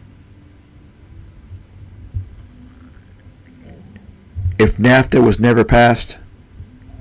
Probably not. Probably not. NAFTA began it all. NAFTA was the beginning. You understand? And you got to understand something. All this trade, all these jobs that should be in America, and I'm not just talking about China, by the way. You got American jobs all over the fucking world.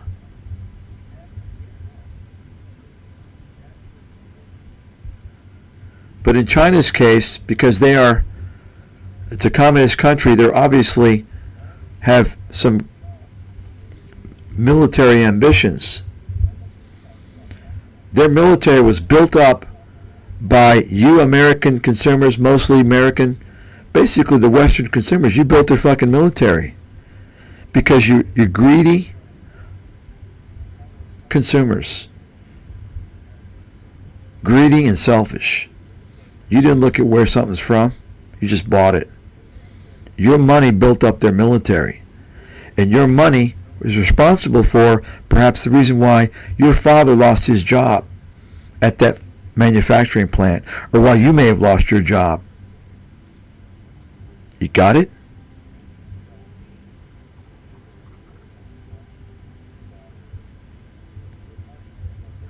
Now, getting back to China, this is obviously a very fair, well-balanced discussion, right? It's not just I'm not bashing China. I'm giving you the whole fucking shebang on both sides, right? Let me give you an idea. You talk about a communist country, and this is a problem in Europe as well, by the way, in terms of the lack of freedoms. You're seeing more. Obviously, you're seeing a lot of this everywhere, where you didn't used to see it in the West at all. But Europe now, you can't really say a lot. You can't do a lot. Well, Europe's trying to become an innovator. They're not going to lead nothing. Right? I mean, how can you expect Europe to become a formidable competitor in research and development and innovation with America when you can't so much as question a particular narrative in history or disagree with the details of the official narrative in history without facing prison time? I mean, what? If somebody told me, I would say, you're talking about China, right? No, this is Europe. Once again, it goes back to what I said about Asia. How can you expect Asia to become innovators?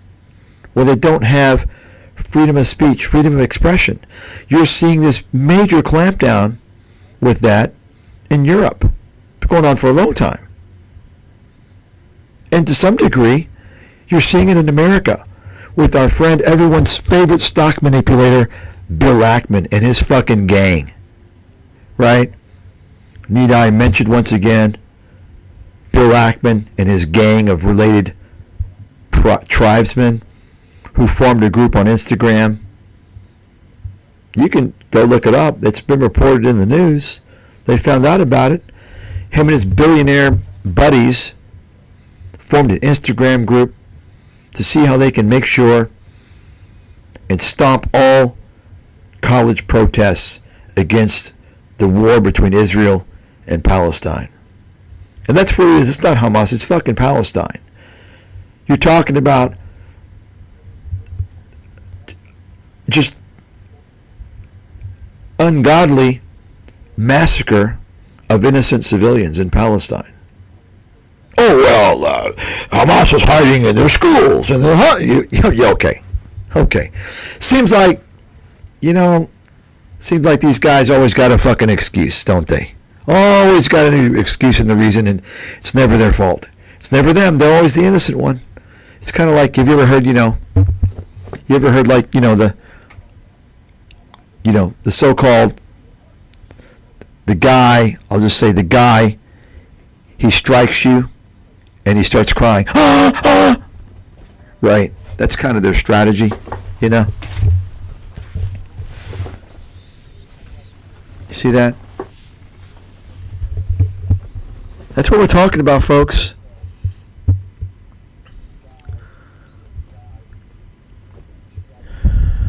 Big problem.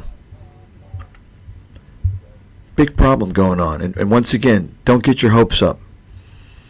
There ain't no leader is going to lead you to the promised land. They're not allowed to get elected. Okay? They're not allowed. They're not allowed. It's just that simple. Because there's too much power and money. You see? I mean, if you didn't know this before, just take a look at Elon Musk. Right? You can't find a better example of how money controls America's politics. It's almost, honestly, what I'm seeing from Washington in the first couple of months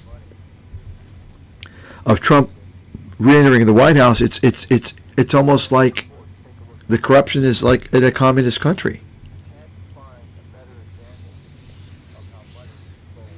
But at least we still have some freedom. We still are the most dominant country. Innovation, research, technology, and once again, no communist country will ever be a superpower. If that was going to happen, it would have been with Russia. And you saw what happened to Russia.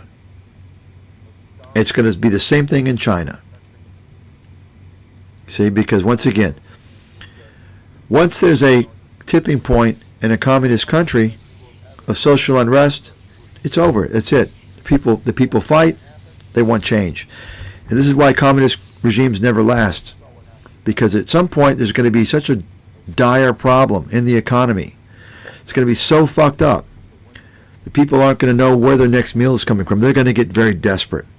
And you saw some of that during the lockdowns in China. And you're seeing still kind of, some of that in China to some degree with the economy. When you hit a threshold, a tipping point, the communist government's finished. And this is why they monitor everyone. This is why they have this big military in these countries. It's not for protecting themselves from outside invaders. It's for monitoring the people and controlling the people. You see, that's why. Okay? That's why they don't allow any type of free expression. They don't want people to see what's going on. They don't want other people to see, oh gosh, this guy's pissed off. Yeah, I'm pissed off. Let's unite. They don't allow that freedom to organize. No, you don't have that freedom.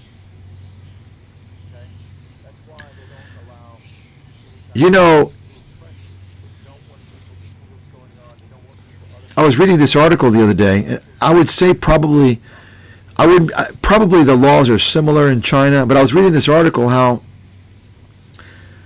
Vietnam is, of course, trying to become a market economy, which is a joke. You all know what a market economy is, right? Basically, it's kind of open competition. It's the opposite of state-controlled, okay? And so, they're trying to do a lot of things. And one of the things they're doing as well, this has nothing to do with being a market economy, but it has some things to do with kind of, not being so extreme. They're trying to change their death penalty. The communist countries are they love the death penalty. So I was reading the article, and they said, well, they're looking to change possibly some of the death penalty, the crimes. Okay. And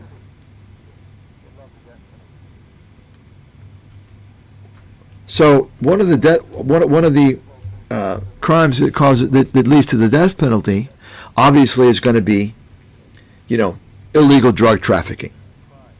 Right. That's pretty much known. That's which you get pretty much in all of Asia, right?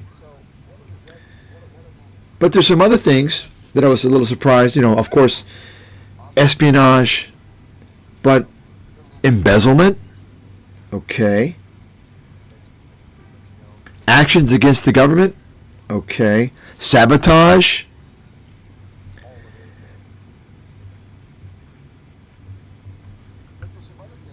trading counterfeit medicine. Now that one is, nobody wants counterfeit medicine, but the death penalty, how do you prove they knew it was counterfeit? It's a very, right? But this is the clincher here. Bribery. That's right. Bribery in Vietnam currently has the death penalty associated with the guilty verdict. Bribery. Now, do you all have any idea how common bribery is in Asia? That's part of the culture, by the way, especially in communism. Do you all know that, right? Bribery is part of the culture. Okay? Especially in a communist country. So that just kind of gives you an idea of the ludicrous nature of these communist countries. Do you really think people go get the death penalty for bribery? Yeah, if they don't like you, oh, sorry, you were bribing, you get death penalty. No.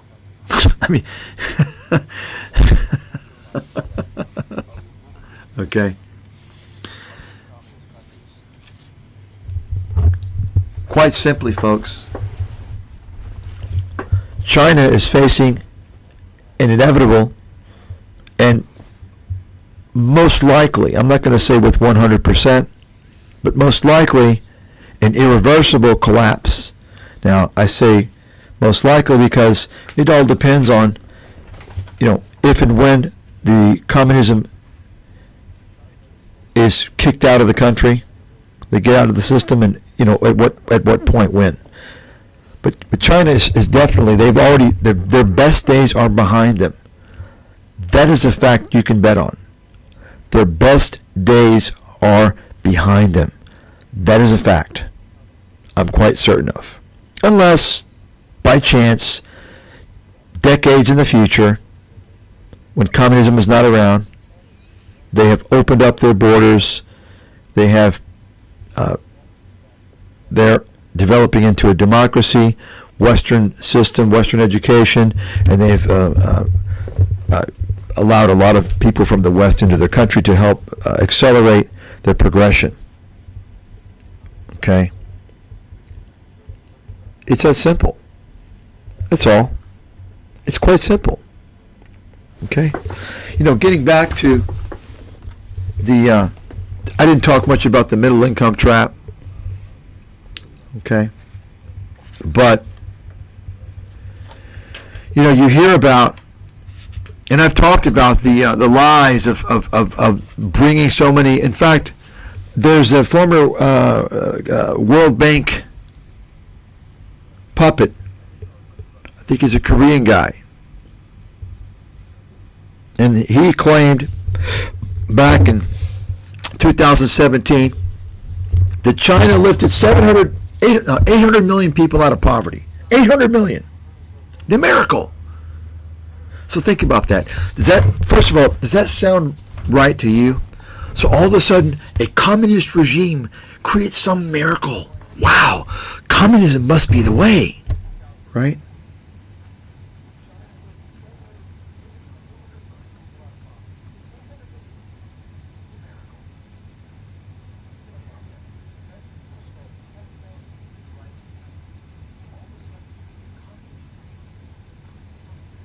And he even said that represents one of the great stories in human history. Is that consistent with the communist regime? The Great Leap Forward, Cultural Revolution, one-child policy, The fact is, folks, China did not participate in real globalization, by the way. Fact. They did not. Okay? China's trade was conducted more along the lines of a one-way street. It's a one-way fucking street.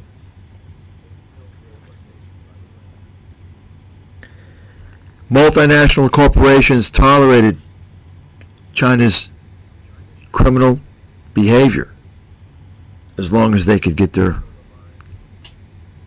lower production costs. Western officials looked the other way because the corporate giants that control them didn't complain.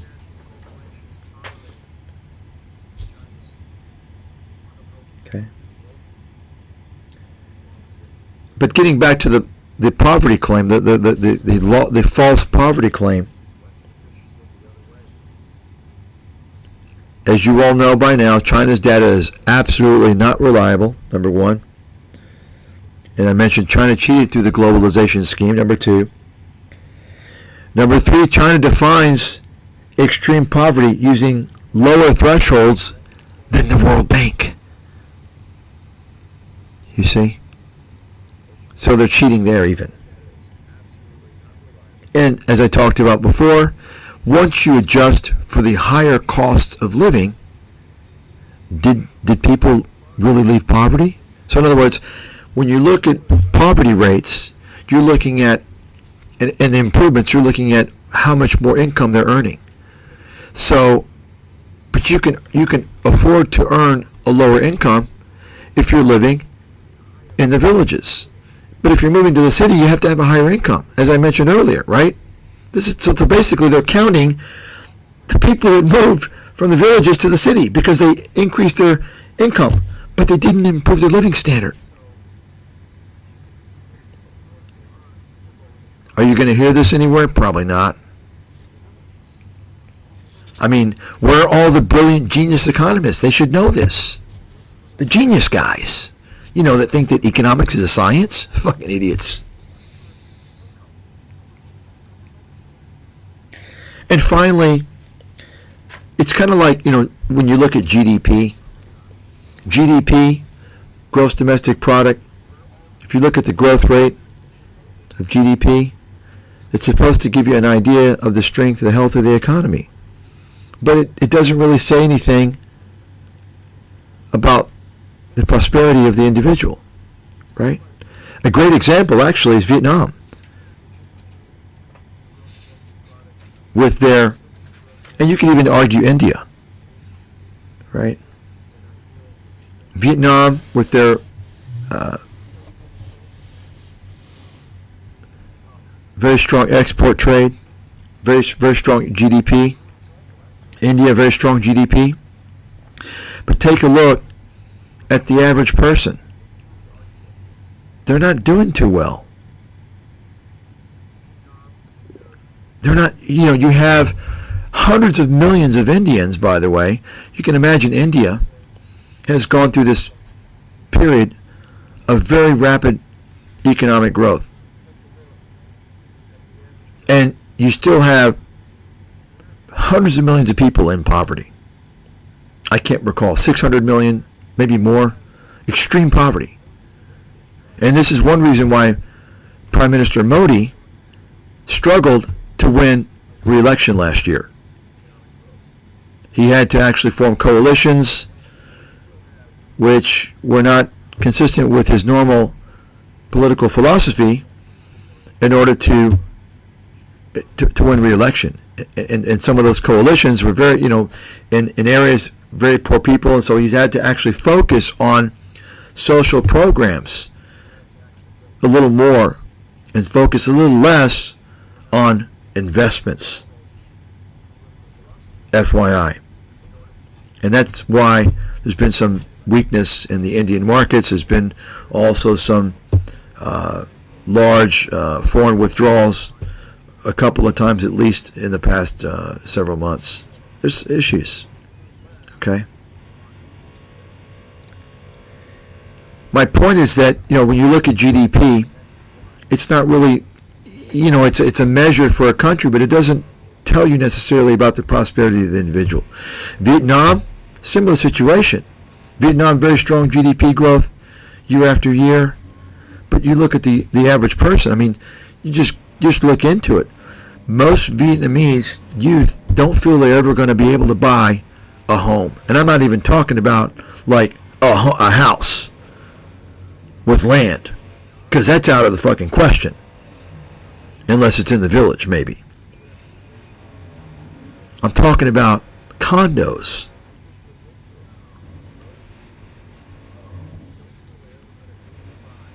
Okay? And that is another issue. That's you're talking there about the corruption of the communist government that controls all the land, that took all the land from the people in the South after the war. It just fucking took it. And so you got, land values now. I can tell you right now, most of you people in the West can't afford to buy land in Vietnam, by the way. Believe it or not. And when you look at the average income in Vietnam, you say like, what's going on? It's okay. You understand? The average land price in Ho Chi Minh City is around, depending upon where you go, I'll just say on average going to be around $15,000 per square meter. Per square meter. Okay? Think about that one. So 100 square meters is about 110 square, about 1,050 square feet. A small, a decent sized apartment, let's say. If you want that with the land, do the math. Can anybody do the math? Okay? Now, if the economy, if people are earning high wages, really high wages, okay. Like, if it's Switzerland, where the median income is, 120,000 or so, okay. But you're talking about, let's say, in Saigon, Ho Chi Minh City, say the average income, you're talking about, it depends on if you, let's say, we won't even count, because there's a large, very young population, many of them are college kids. Let's just say normal adult income. You're talking about maybe $500 a month. Yet, you're talking about land values that are, on average, about, oh, here we go. We got deconstruction. Jesus Christ. We're gonna have to stop here. So, this is what you're dealing with the communist countries, folks. Right? Anyway, let me just go ahead and close this out. Middle income trap. China ain't going to leave it. They're not going to exit it. They're not going to become a high income. The problem when Japan collapsed back in the late 80s, Japan was already an advanced country. They were a high income country. China's not, and they're collapsing. Okay? There's only a few countries that have ever gotten out of the middle income trap. Japan, Singapore, Hong Kong, Ireland, maybe one or two others. That's all I can think of. Okay, some said actually a few years ago, several years ago, I think it was, supposedly Malaysia claimed they're out of it. They climbed out of it. Now, once the data came through in the next few years, you could see they didn't get out of it. Okay, but if you look at the countries that got out, South Korea, I think. So if you look at the countries that got out of the middle income trap, by the way, think about it. What do they have in common? They're kind of isolated, aren't they? Right? They're very isolated. They can control who comes into their country and who comes out. That's one thing. Okay? I think Taiwan is one that I left out. So Japan, Singapore, Ireland, Taiwan, Hong Kong, and South Korea. That's it. Thailand's not going to get out of the middle income trap. I think Malaysia could do it. It's possible, but Thailand ain't going to do it. It's not going to happen. In fact, Thailand's economy is in deep trouble. And has been for a few years. Much worse than people can see. So when you look at some of the things that can pull a country out of the middle income trap, right? It's been known that there's certain characteristics, okay, you got to have. You got to be really good at innovation. You got to have really good economic specialization. You got to have high levels of education. You got to have governance by democracy, and you got to have the ability to build large-scale, world-class institutions. Now, you don't have to have all those characteristics. I don't know that there's a formula. It depends upon which ones you have. You know, maybe you can have 2 of certain ones and maybe 3 of other. You know, but think about that: economic specialization, high levels of education, governance by democracy, success at innovation, and the ability to build large-scale, world-class institutions. So where does China fit there? Can China do any of that? Can China do all of that? I think a lot of people would say, yeah, China's right there. They can do all that, right? Economic specialization, that points to Singapore. Singapore is not even a country, in my opinion. I believe it to be, I consider it a special economic zone of Malaysia. Tiny little country, no resources, they open up trade, no taxes come in here. We'll be your whore. Desperation move, okay? They're able to make that work, fine. Highly educated, well, ask Jim Rogers. He's pretty pissed off that his kids are going to school there now. Of course, he was praising Singapore and China for many years, but then the truth comes out. He trashes the Singaporean school system. I showed you guys the annotated image on that, didn't I? In one video, I know I did. Governance by democracy. Obviously, China doesn't meet that one, right? They don't really have economic specialization. They don't, by the way, they don't really have high levels of education. Oh, what are you talking about? The Chinese score really high in these tests. I see it all the time in these rankings. Folks, ask yourself the question, where are the world's best universities? Right? Where's the best R&D? You got it? They're not in China. So understand that. Making good scores on SAT and ACT doesn't mean that you're well educated, by the way.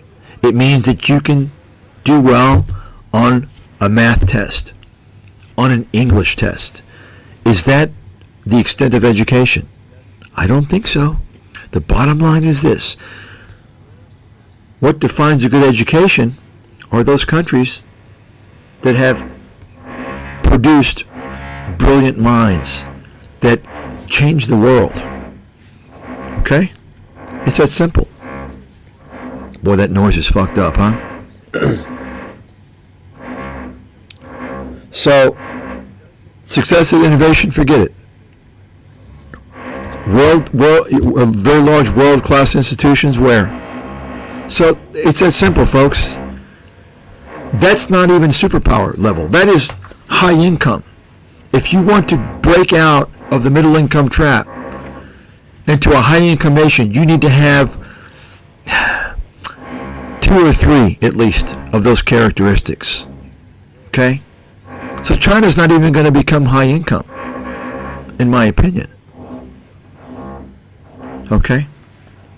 I'm not going to repeat. You can listen to the stream. Okay? I could go on and on. I've gone on long enough. China will never become a superpower. They are not now.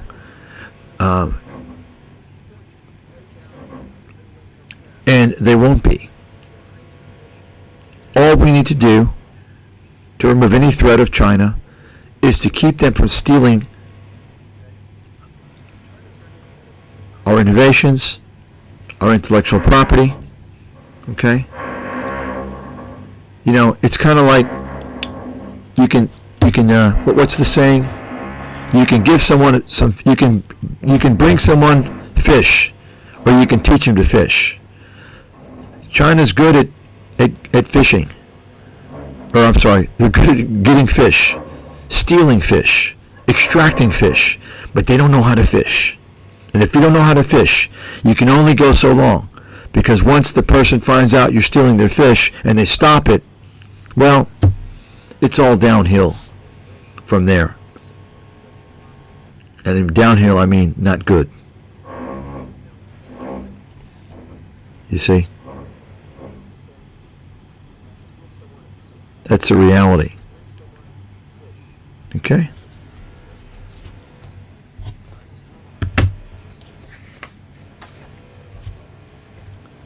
So, bottom line, China's a screwed up country that cheats. It's been cheating for a long time. Asia has been cheating America for a very long time. Asia wrote the book on cheating and scams. Okay? And the Chinese are the kingpins of cheating and scams. This is not opinion. It's based on empirical evidence. My own empirical evidence. Observation, living in these countries, seeing, observing, knowing what's going on as a world-class analyst. Now, you're not going to hear people in my position say this. Because why? Because people in my position are all fucking bureaucrats. You understand? They're afraid of pissing off the wrong person. They want to be politically correct. I stopped being politically correct once I understood there was a movement for political correctness a long time ago. And certainly, if I'm getting treated the way I am, there's no incentive for me to fucking smooth things over. At all. I got nothing to lose. Everything's already been taken from me. So I don't care. I'd much rather go down in history as being an honest person than being a piece of shit, which is what most of these people are. Okay? That's the reality, folks. That's the fucking reality. Okay? You forward, you send this shit to people. You listen to this guy. Obviously, what I have to say, just in this discussion, just in this one discussion, I got a lot to say that people should know. Why am I not being heard?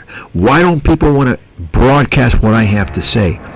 It's not as if, just from my track record alone, just from my track record as a world-class analyst, looking at what I've done, basically I could say, hey, I want to talk about my hobbies. You understand? From what I have done, I should be a demand for me to just to hear anything I have to say.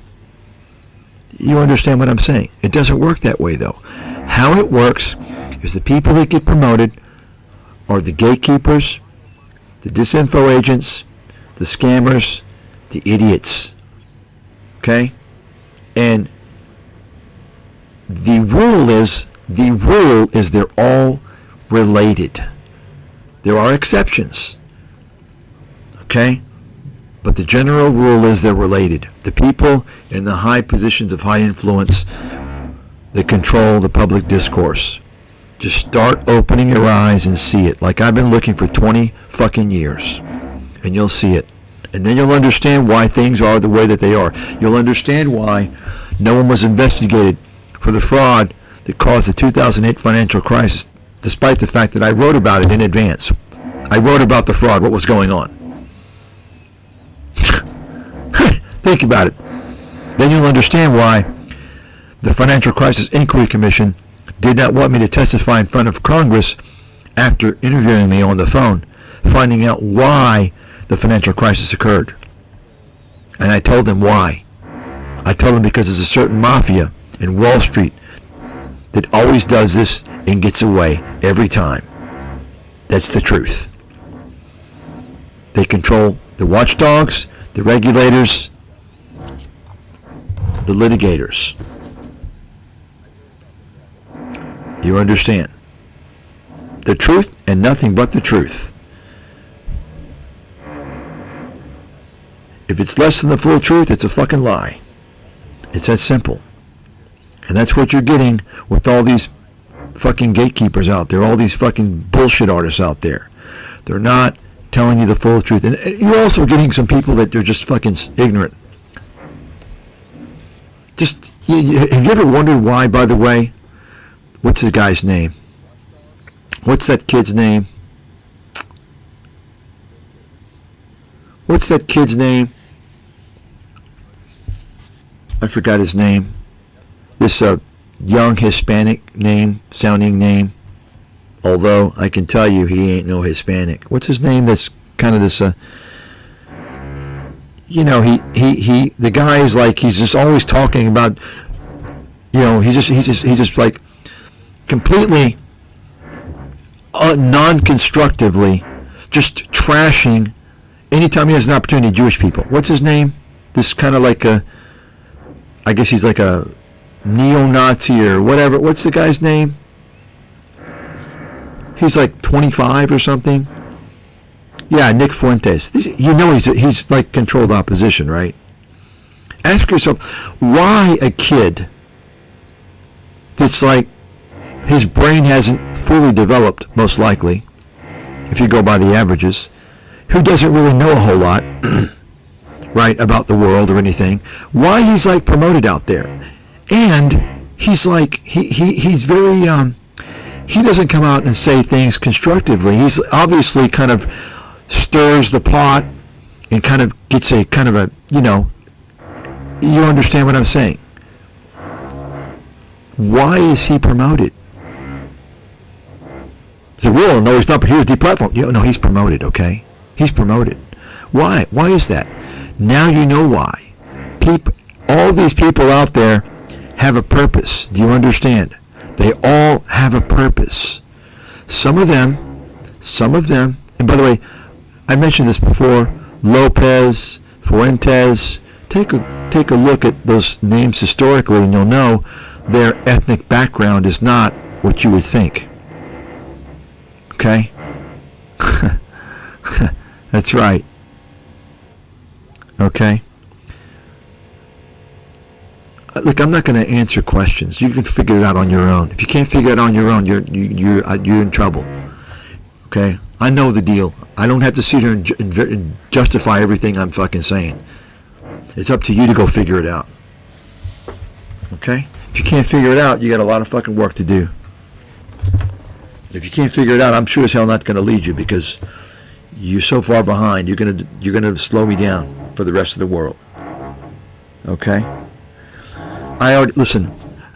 Please don't post ignorant comments. I already mentioned that. That means fucking nothing. The fact that he got fucking promoted and was platformed for a long fucking time, that's all you need to know. The same thing with Andrew Anglin, by the way. You got it?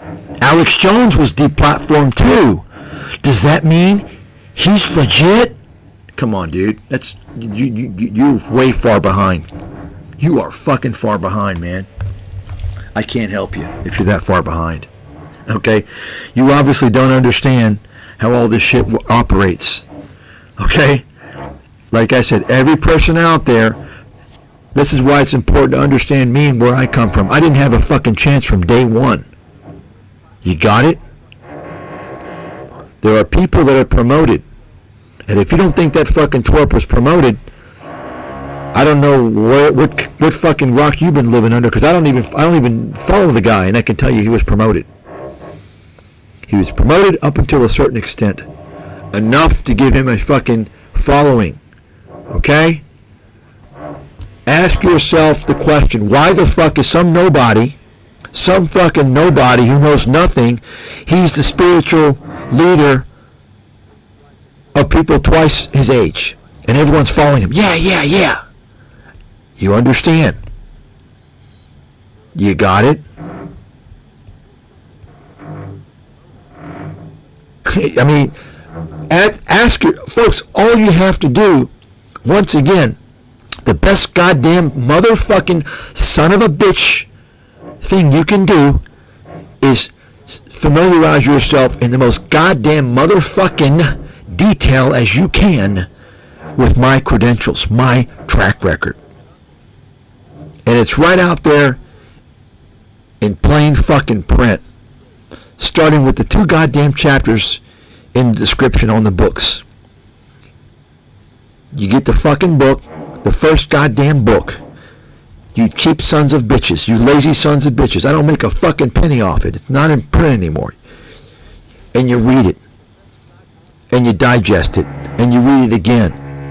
And you go through and research what's going on. And you say, holy shit, this guy, holy fuck, how did he know this? Holy fuck, this guy's brilliant. He's fucking amazing. Why is this guy banned? And then you look at airheads, kids, twerps, morons, and they're promoted.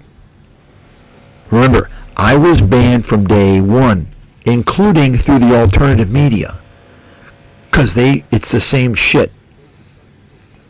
I was banned through all alternative media as well. You got it? All of it. Alex Jones, Jeff Rentz, Tex Mars, all of it. All the motherfuckers banned me. You got it? All the websites, all the progressive, okay? Everything. Banned. Why? Okay? Every person serves a purpose. Why? Because there's a web out there. There's a web. Okay? And you're going to believe one guy over the others. And they're all going to have a different position. That way, you get stuck in the web and you don't know it. Some are going to fall for Jordan Peterson. Some are going to fall for Alex Jones. Some are going to fall for Ron Paul. Some are going to fall for Joe Rogan and his circle jerk. You understand? Each one has a different slant. Each one is going to appeal to different people based upon many different variables. You understand? And each one is going to have kind of an emphasis on different talking points. You understand? So that you can't get past that fucking, that wall. You can't get out of it. You can't break out of it. And you won't break out of it. You know why? Because that's the whole wall, that whole wall out there with all those people, that's the entire ecosphere of media. You understand? Where else are you going to go? There is nothing. That's what I'm saying. Anyone who has exposure, it's because they're not on your side. They're on the side of the evil force.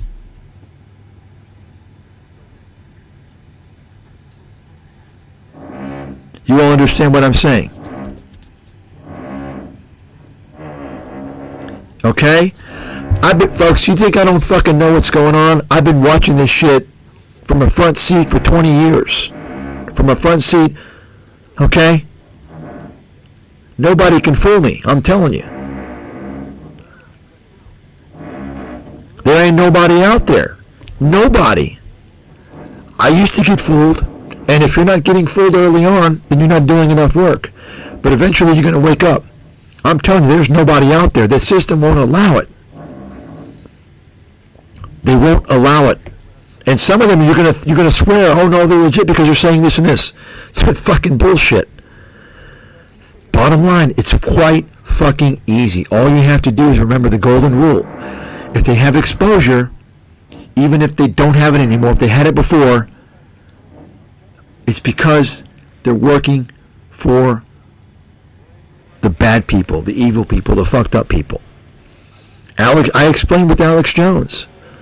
Alex Jones crossed the line. Okay? Alex Jones, he was being groomed to go mainstream. He crossed the line. They had to take him down. Why? Well, you see why. He crossed the fucking line. They were bending over backwards to groom Alex Jones to be mainstream. He was on all these fucking mainstream media. Piers Morgan, The View, all this shit. Okay? And you notice what happened after Alex Jones got taken down. Perfect time, Joe Rogan moves in. He replaced Alex Jones. I told you all this.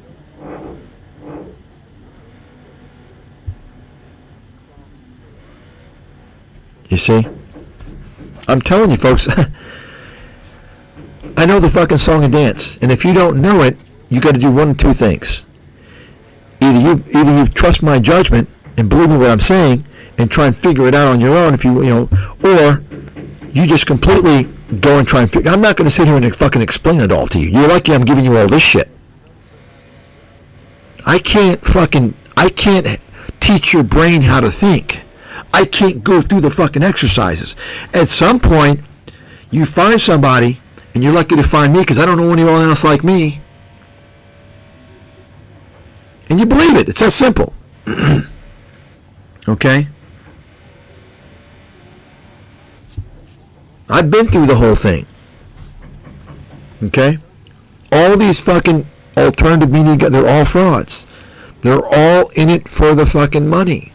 It's that simple. Tex Mars, great example. I exposed that motherfucker 15 years ago, maybe 14 years ago. Okay? Tex Mars, if you know the guy, he's a so-called, or used to be, I guess he's gone, he's dead now. He would call himself a preacher, a pastor. Okay, anybody can be a fucking preacher, right? And this is a guy who, he would write all these books and have all these presentations on, the Jews and their evil religion and, just like conspiracy shit. And was there some truth to what he was saying? Yeah, but a lot of it was like first of all, what's his purpose? What is he doing? Are you constructive? Please give us a constructive discourse, something that is objective, intelligent, something that we can work with. You don't talk about fucking nonsense, okay? You understand? And he throws his religion nonsense in there. But a lot of people fell for this guy. Okay? Turns out he was the preacher or the reverend that married Alex Jones. He's Alex Jones' buddy. Okay? And he's a conspiracy alternative guy. But you can go on his website now. People take it over. I guess his family, they're selling his old shit. It's like everything is all about Jews. It's like, oh, okay, so that's your fucking deal. Everything is Jew. Oh, come on. I mean, when someone has got everything, every single thing they put out, obviously, they're not going to be too credible. It's too much. It's too much. Okay, and it's like Illuminati and all this stupid nonsense. I mean, why don't you explain, what's going on Wall Street, the economy, because he doesn't fucking have a clue. So he was not credible. But nonetheless, I was desperate, and I wanted to talk, because he talked something about the healthcare. I wanted to talk to him about my healthcare book and about U.S. healthcare. I wanted to talk about healthcare. That's all. Because he was talking about it, he exposed, he was talking, and I was the only person out there that was ready to expose the whole healthcare system. Okay? And guess what? He didn't want to have me on. Now you ask yourself the question, why? Is it because when I talk about healthcare, when I wrote about healthcare, there was no mention of Jewish people? Although there was not, that's not why. Okay? The reason why he didn't want to have me on is the same reason why Jeff Rentz refused, even though he used my publications without my permission, he refused to have me on. Okay? Because these people, same reason why also, what's his name? Mark Glenn. People reached out to Mark Glenn, he didn't want to have anything to do with me. Like he wouldn't respond to them. Why? Because they're afraid I'm either going to spot them as frauds, as gatekeepers, or I'm going to talk about things they don't want to talk about. You see, Mark Glenn, for instance, is a guy who talks about Israel. Israel this, evil Israel. Oh, they're so evil, evil, evil. Okay? Israel doesn't really... We got a lot of problems. The bigger problem is in America. I don't really care about Israel. Israel's not the fucking source of America's problems. Is it a source of America's problems? Sure, no doubt about it. It's not the source. The source of America's problems is from within. And it's from within this elite group of billionaires. Do they have a connection with Israel? Well, you can look it up and decide. But it's not Israel. The people that focus on Israel all the time, you can tell right there, they're trying to hide something. Okay? Paul Craig Roberts is another guy who focuses on Israel. And if anybody should know about the Wall Street criminality, it's a guy who is a senior editor at Wall Street Journal, Paul Craig Roberts. Okay? Another way you could tell Paul Craig Roberts is a fraud is because here's a guy who he wants to tell you, yeah, I was the architect of the Reagan's economic policy, you know, the trickle-down economics. He was an assistant Treasury Secretary, assistant. Like, what the fuck is that? He gets the donuts and coffee? But he wants to associate himself with the trickle-down economics, which is a goddamn disaster. You all know that, right? Oh, you give the rich tax cuts and it trickles down to the poor people. Yeah, okay. Sure it does. It's fucking bullshit. Okay?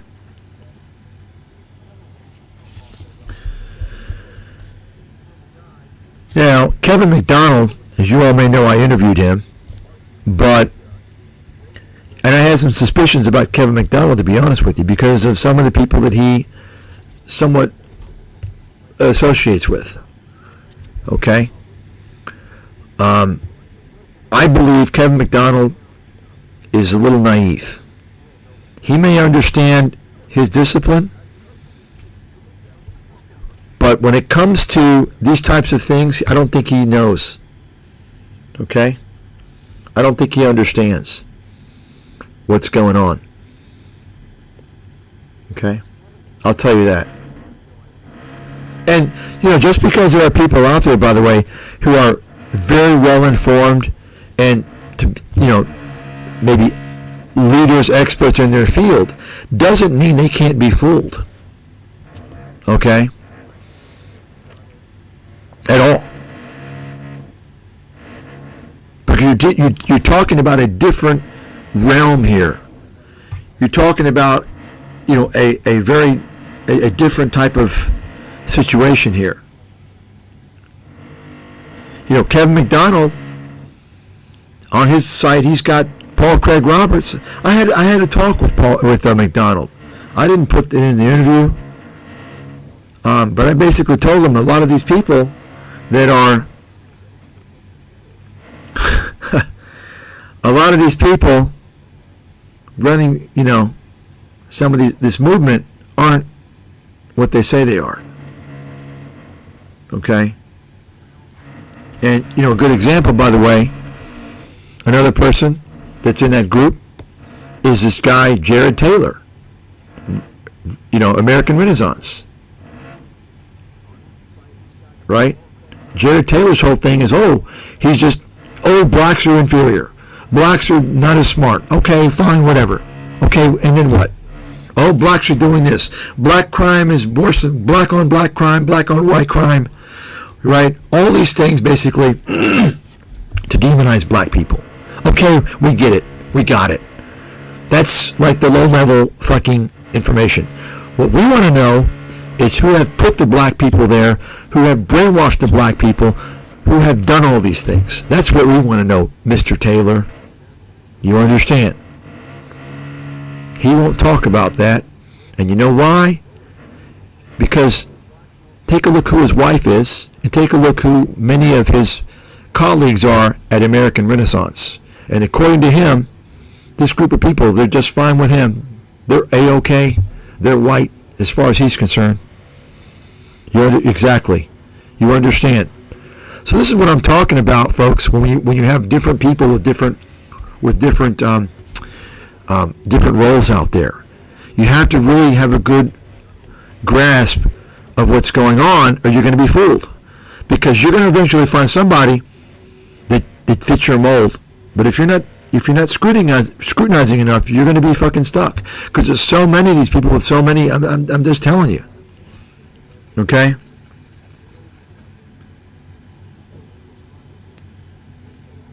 You see?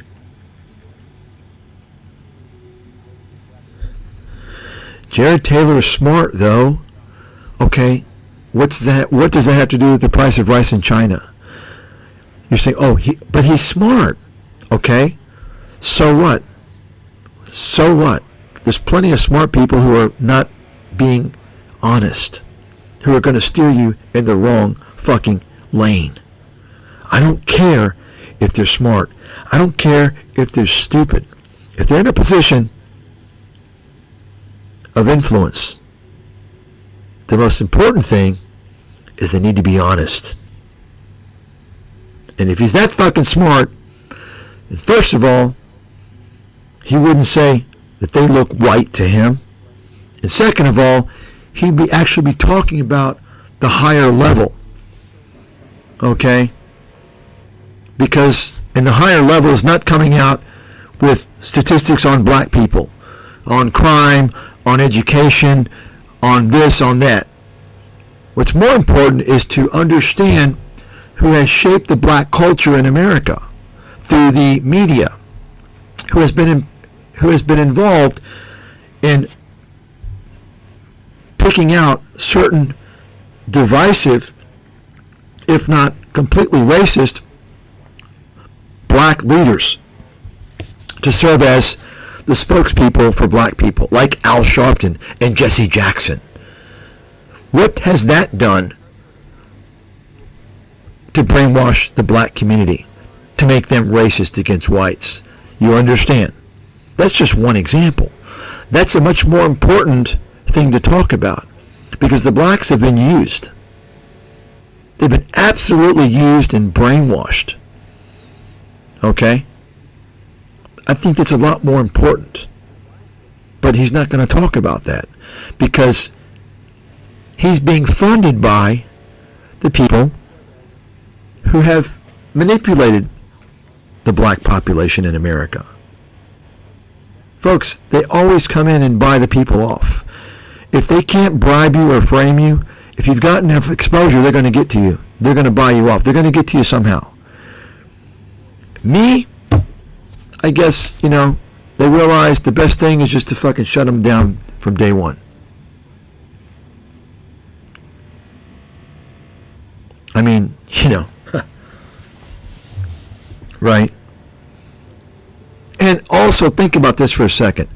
Folks, I'm coming out here as a citizen. I'm not out here like, I don't have a company. American Renaissance. I don't have a company. Take America back. Give me money. This is just my talk. I provide research. Investment research has really nothing to do with what I'm talking about here. This is just freebie. In fact, many people don't want to get my research because they don't like these ideas. I don't care. I'm fucking semi-retired. Have been for 10 fucking years. I don't care. You understand?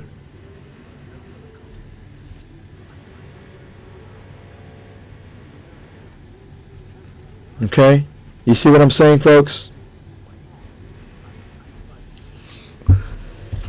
Jared Taylor has a company and makes money off of this. I mean, don't you think having his company for 30 fucking years or more, by now, he should have elevated his game? From talking, 30 fucking years and you're still talking about crime statistics with blacks and, IQs with blacks and whites? Really? Really? Are you fucking kidding me?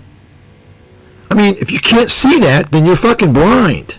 What's going on? I mean, okay, 1990, if you started in 35 years, okay, I can see that. Okay, sure. You understand what I'm saying?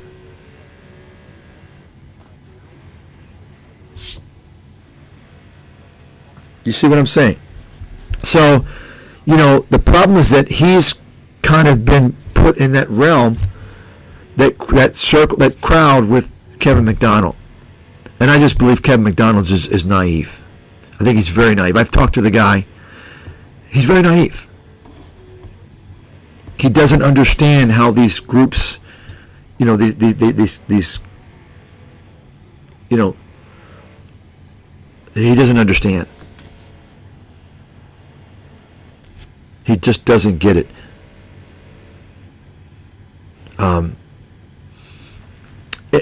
Listening to the guy, I can see that he's not one of these people who you would think though that he would get it because his research is into right, but he doesn't. I thought about him for a long time. I was really questioning, but he doesn't. He just doesn't get it. I told you all the story about Bill Johnson, right?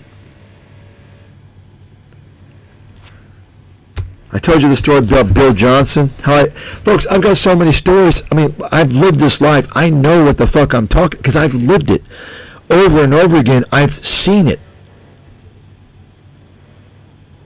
Bill Johnson is the chairman of America's Third Party. I think they changed their name. America's Third Position. I don't know. You all know. Kevin McDonald is part of that group. Okay? Kevin McDonald is part of that group. It was called America's Third Position at first, many years ago, and then they changed it to something else, maybe America's Third Party. You just look up America's Third Position, and you'll find it on, probably Wikipedia. They changed their name. You'll find it there, okay? I told the story many times. Bill Johnson, I think it's his name, Bill, I actually did a few radio shows with Bill. So I this was back around 2011, 12. After the financial crisis, Obama, and so I saw this. They launched this party, and I saw Kevin McDonald's involved and some other people, and I'm thinking, oh, okay, they're gonna address some problems, right? And so I called the number, and funny enough, it hit his office.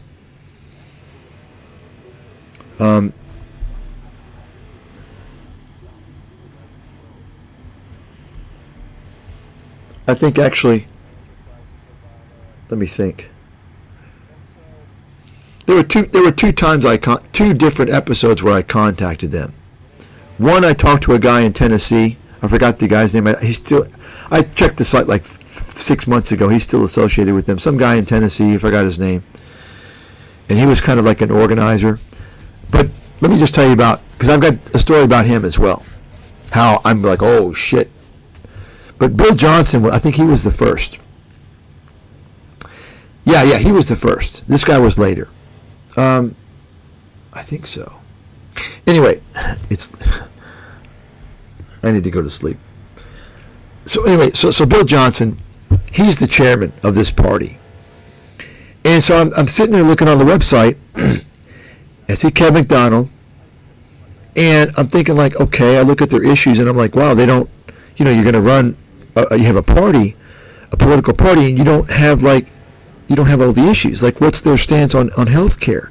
Obviously I'm an expert on all this stuff. I mean, fuck, right? I mean, I'm the perfect guy to really give them if they want to really take the country back, how to fix health care, how to fix Wall Street, how to, trade, So I called him. I was like, I help.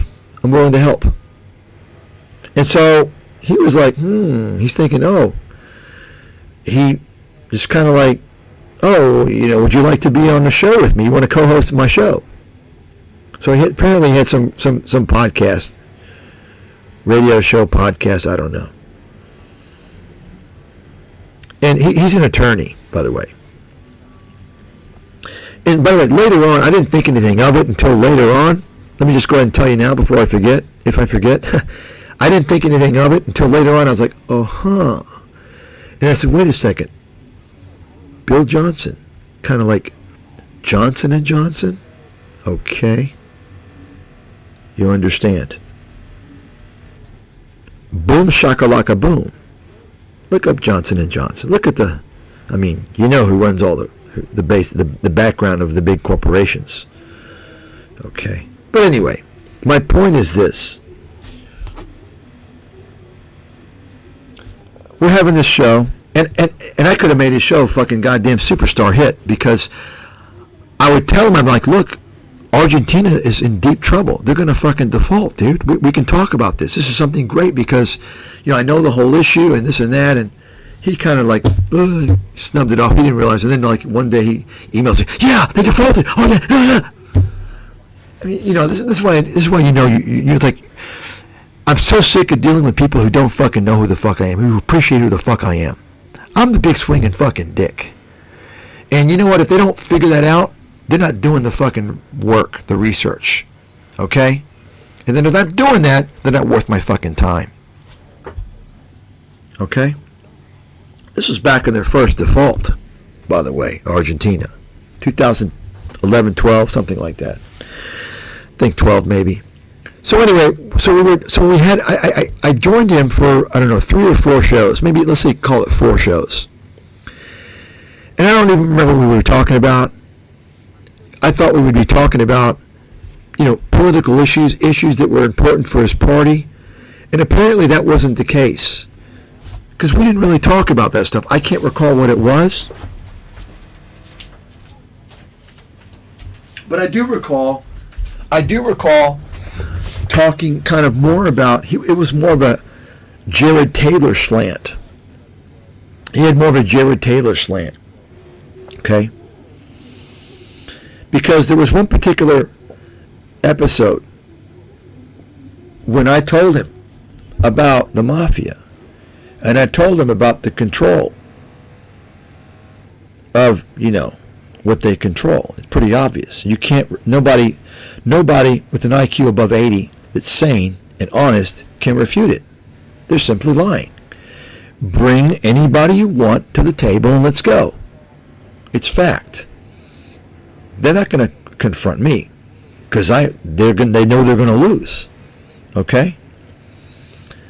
And he said, what are you talking about? You can't tell me they run. He was like denying it all. And I'm thinking like, what? How can you deny? Like, this is obvious. I mean, really? And right then I knew who I was dealing with. The guy is obviously a gatekeeper. That whole party is a front. Okay? I knew it right then. And so after the show, I think it was maybe, after the show, I talked to the guy, the engineer, who cuts for the commercials and shit like that or whatever. And he told me, he's like, yeah, man, I couldn't believe that. And then he told me, he goes, that guy, I forgot, there's a guy on the site, I think he's like from Croatia. I forgot his name, Croatia. He said he has heard him say some things that made him scratch his head. So there are people that pretend to be, they're called gatekeepers, folks. You got to pay close attention. Remember, as long as the spy controls the discourse, that's the key. You understand? They want to make sure and control because they can determine the ultimate fate. You see? I forgot the guy's name. I should look it up actually. Somebody look it up. Sunic, I think is his name. Sunic, I think is his name. Anyway, after that, I was already ready to leave the country, and I was just like, I mean, I could have continued on, but I was like, oh yeah, I'm moving, I'm leaving the country, I'm going to Asia, and that was it. I parted ways with him. I didn't want to have anything to do with him because I knew right then. Obviously, I mean, he's the chairman of that party. You understand? Sunic, I think Sunic is the guy's name. It could be wrong. So I had another call in, another run in. I don't know when it was. If it was before, I think it was before. It was before. I called a number, and it reached this guy. I forgot his name, but I'm sure he's on that website, on the political party. Or you may see, LA number. That's Johnson's number, his office, law office. And but anyway, I contacted this guy who was in Tennessee, and I was telling him about my background. Yeah, I'm pretty sure it was before I called Johnson. I was telling him I was going to help out with their issues to make sure they're well represented. And I was telling my background. I was like, yeah, I worked in Wall Street, venture capital, and you know what he told me? He goes, oh, well, listen, we have a special group of people that, the high up people that we all get together, once a week and have kind of an inner discussion. And, a lot of them worked on Wall Street and venture capital too. I was like, oh, okay. I'm thinking like, that's kind of really. I'm thinking to myself, well, like, I mean, I could see maybe one, but like a lot of them, I'm thinking like, I know who represents, the players. And when you're getting me a lot of them, I'm thinking, okay, that doesn't sound right. So anyway, guess what? So I don't get any return call. He doesn't connect back with me and tell me when the meeting is. You know why? Of course, because he forwards my information to his Wall Street guys, his venture capital guys. Okay, you got it? You understand? So I'm just telling you, folks, I know the whole fucking shebang. I've lived it all. I've been through it all. And I'm telling you, there ain't nobody out there that you can trust. It's as simple. They're all full of shit. I mean, you can trust me, but what does it matter? I have no fucking reach. I don't got any reach. If you don't have reach, what's the point? You can't do anything. You understand? You can't even educate people. You understand? And that's why I don't have reach, because I speak the truth on a high level and can communicate it on a low level. And they don't want that. You see? They don't want that. That's the reality. That's the fact. Some of these guys, they play the game. They see the game. They see what's going on, but they play the game because they want to make money. Which ones are motivated by money as the initial objective motive? I don't know. I can't answer that. But I can tell you, just about all of them are motivated by money. Okay? In fact, you could argue all of them are. You could argue all of them are. You see? That's the reality, folks. I mean, think about it. Let me give you another example, for instance. Think about it for a second. You got Patrick Bet-David. Like one of the dumbest fucking guys you can ever come across.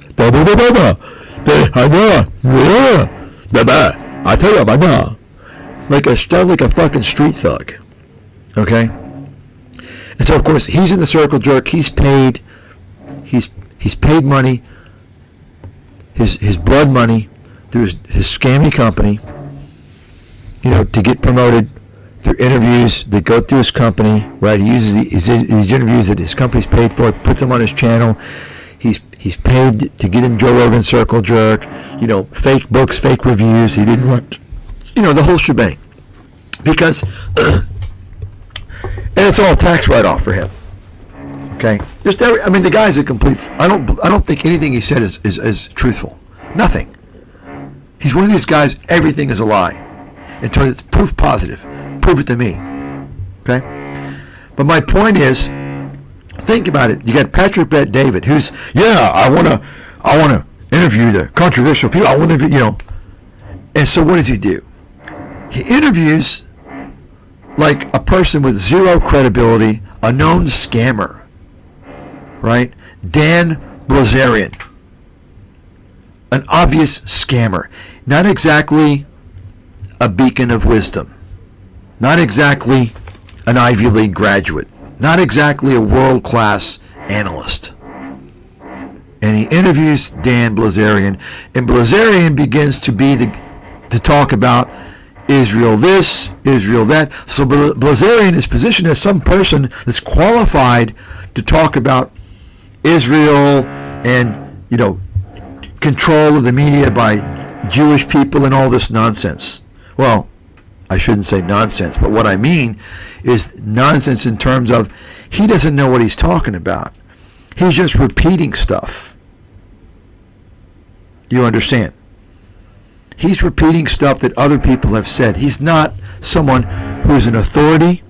He's not someone who's qualified, who has a deep understanding of things. Right? So why would Patrick Bet David put him in that position to be the one? You understand? Number one, guaranteed Bilzerian paid him. Okay? And of course, Bilzerian did this as a way to make amends with the public who kind of sees what's going on with Israel, with all this stuff, because he's ready to launch another scam. Because he got outed so much. He wants to reform himself. And that's exactly what happened. Go on the channel and read the comments. Oh, I really respect Bilzerian now. Wow. It's a complete farce. It's so fucking obvious. Okay? But my point is, think about that. Why would you have a fucking knucklehead? Because the intelligent person is going to say, like, Dan Bilzerian? Like, if anything, what he's saying is false because the guy has no credibility. You understand? It goes back to why, someone like Jeff Rintz doesn't want to have a credible expert on. He wants to have a bunch of crackpots and conspiracy loons that are all related to him, of course. You see, you don't want to have a truly credible person to talk about these issues, because if you have that person who irrefutably exposes these things and many others, then you're in trouble. You understand? I could go on, folks. The playbook is virtually unlimited of the little mechanisms and MOs of these people. I've been following it way too long. Okay? That's just the way it is. That's the way it is. Same thing, by the way, with Andrew Anglin, Daily Stormer. Andrew Anglin, a guy, by the way, who, he's in it for the money. He's made millions of dollars from people who like his, his vitreous, hateful rhetoric. He's not constructive, right? Not constructive. He actually lampoons. He's a lampoon. You all understand. He presents things in a lampoon manner to make you question the validity, and in a hateful manner.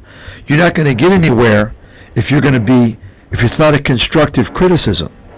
You see, it has to be a constructive criticism in an intellectual or an intelligent manner.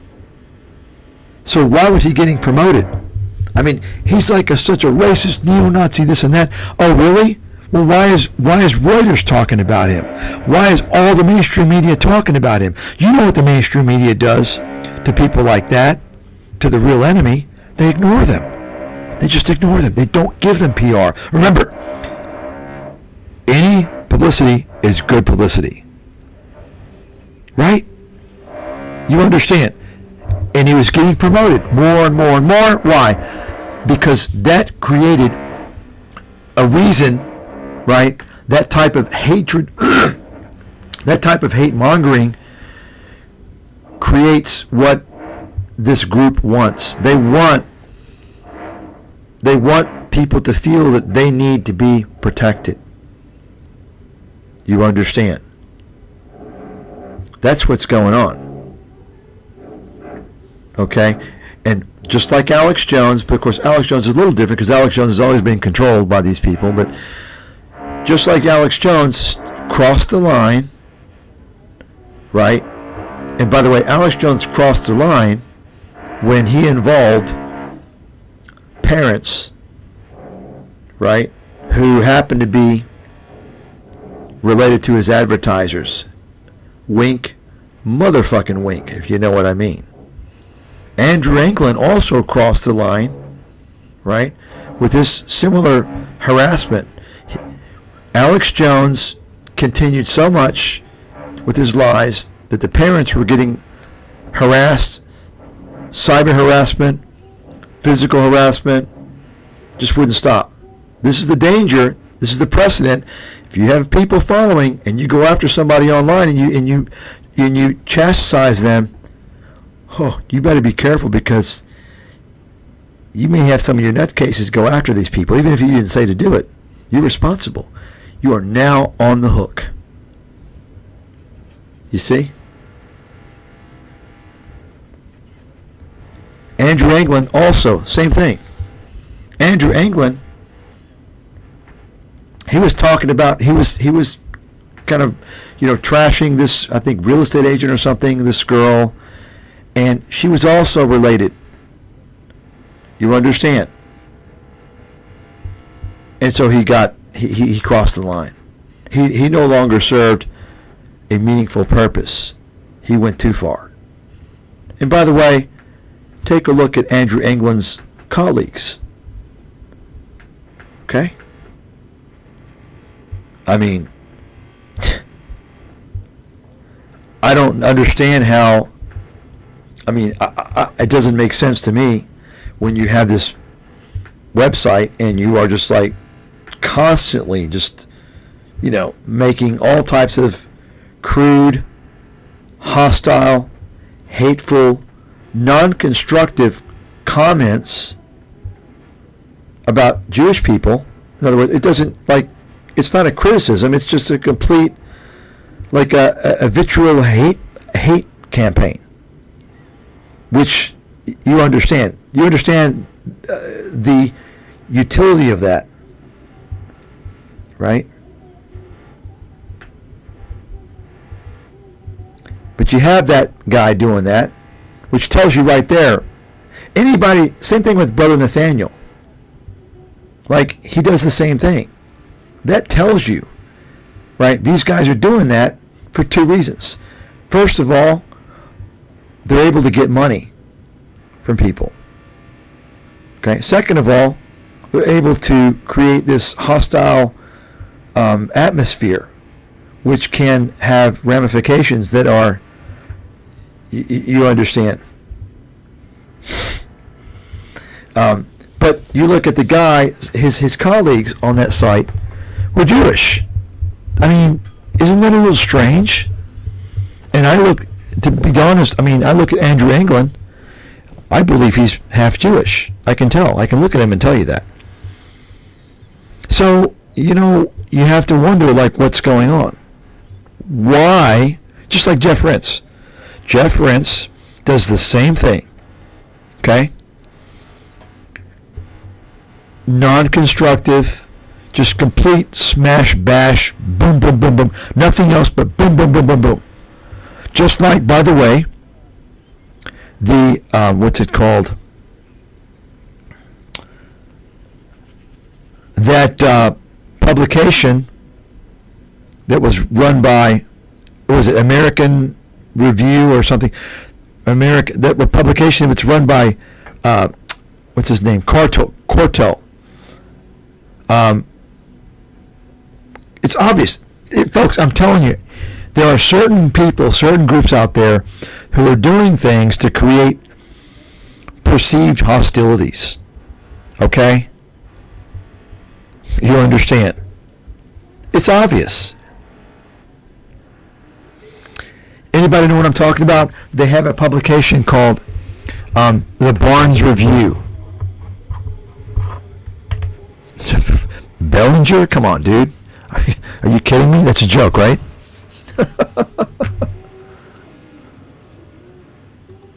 Hold on, I'm going to look it up.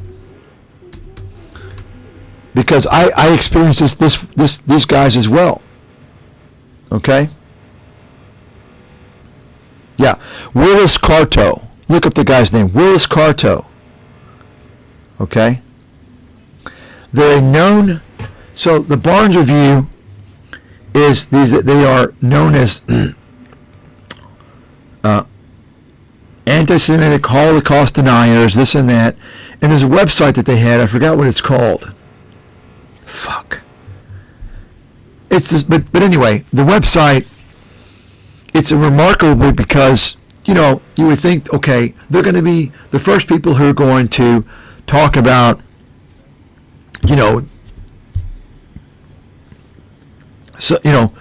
the problems in the financial system, let's say, or the media, or whatever, right? But guess what? I simply was trying to be heard. I contacted them thinking that they would they'd love to hear from me. And I went through a person, and according to Carto, they didn't want to have me on. And guess who they had on? Not too long after that, they had on these guys. Let me see. What's their name? They promoted the book of these guys who were. Oh fuck.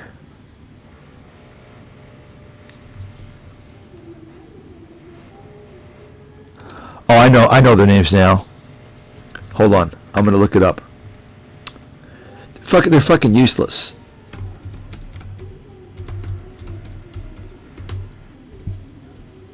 Give me a second.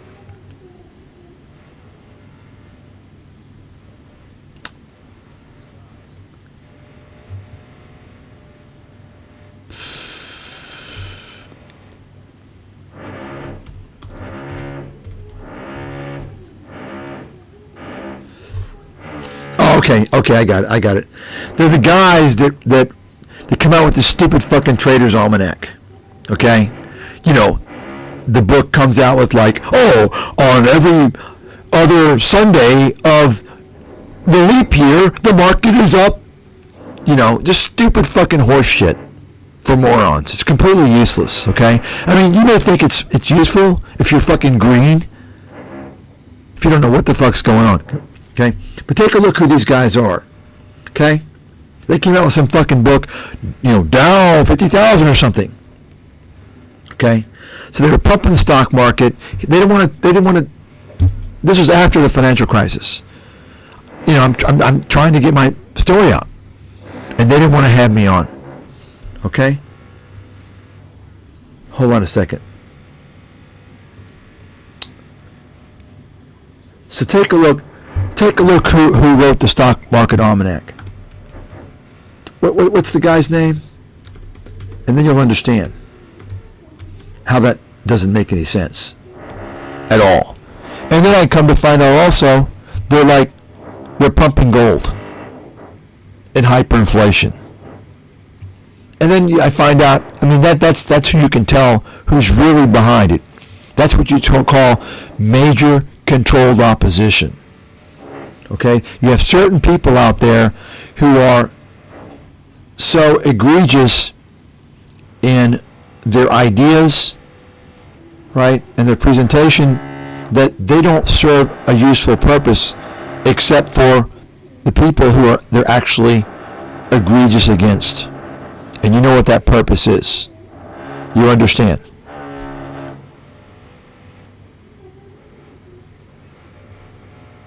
Right? That's Jeff Rentz to some degree, although he's in it for the money. I mean, this guy's been divorced like 13 times, 14 times. He's in every. It's just the money. Nathaniel, he's in it for the money, no doubt about it.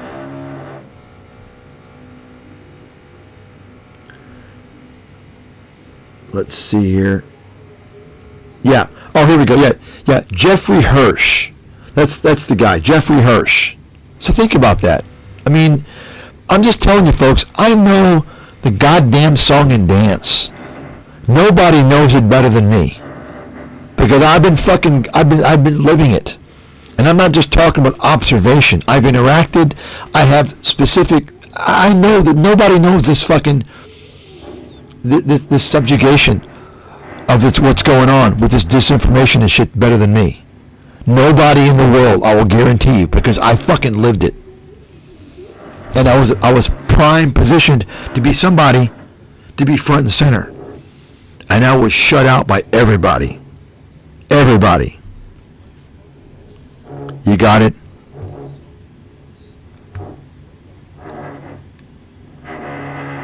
That's the reality.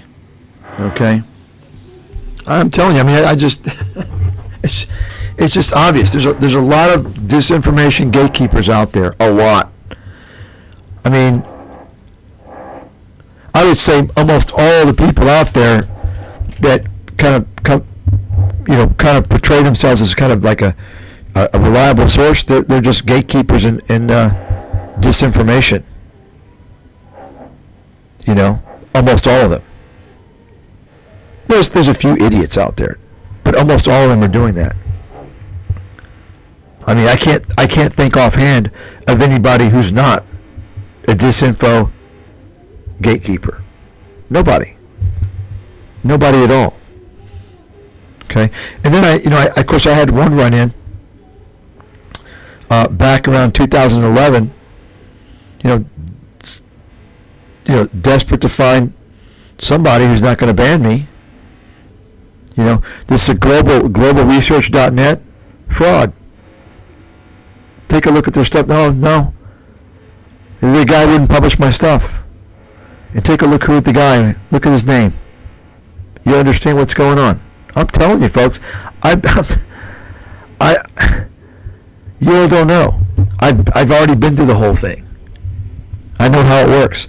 Same thing with World Daily Net. Fraud. Farah, this guy. He acts like, oh yeah, he wants to expose. He's fucking. This guy is same as, Mr. Hirsch. I'm telling you, there's no sources out there. Zero.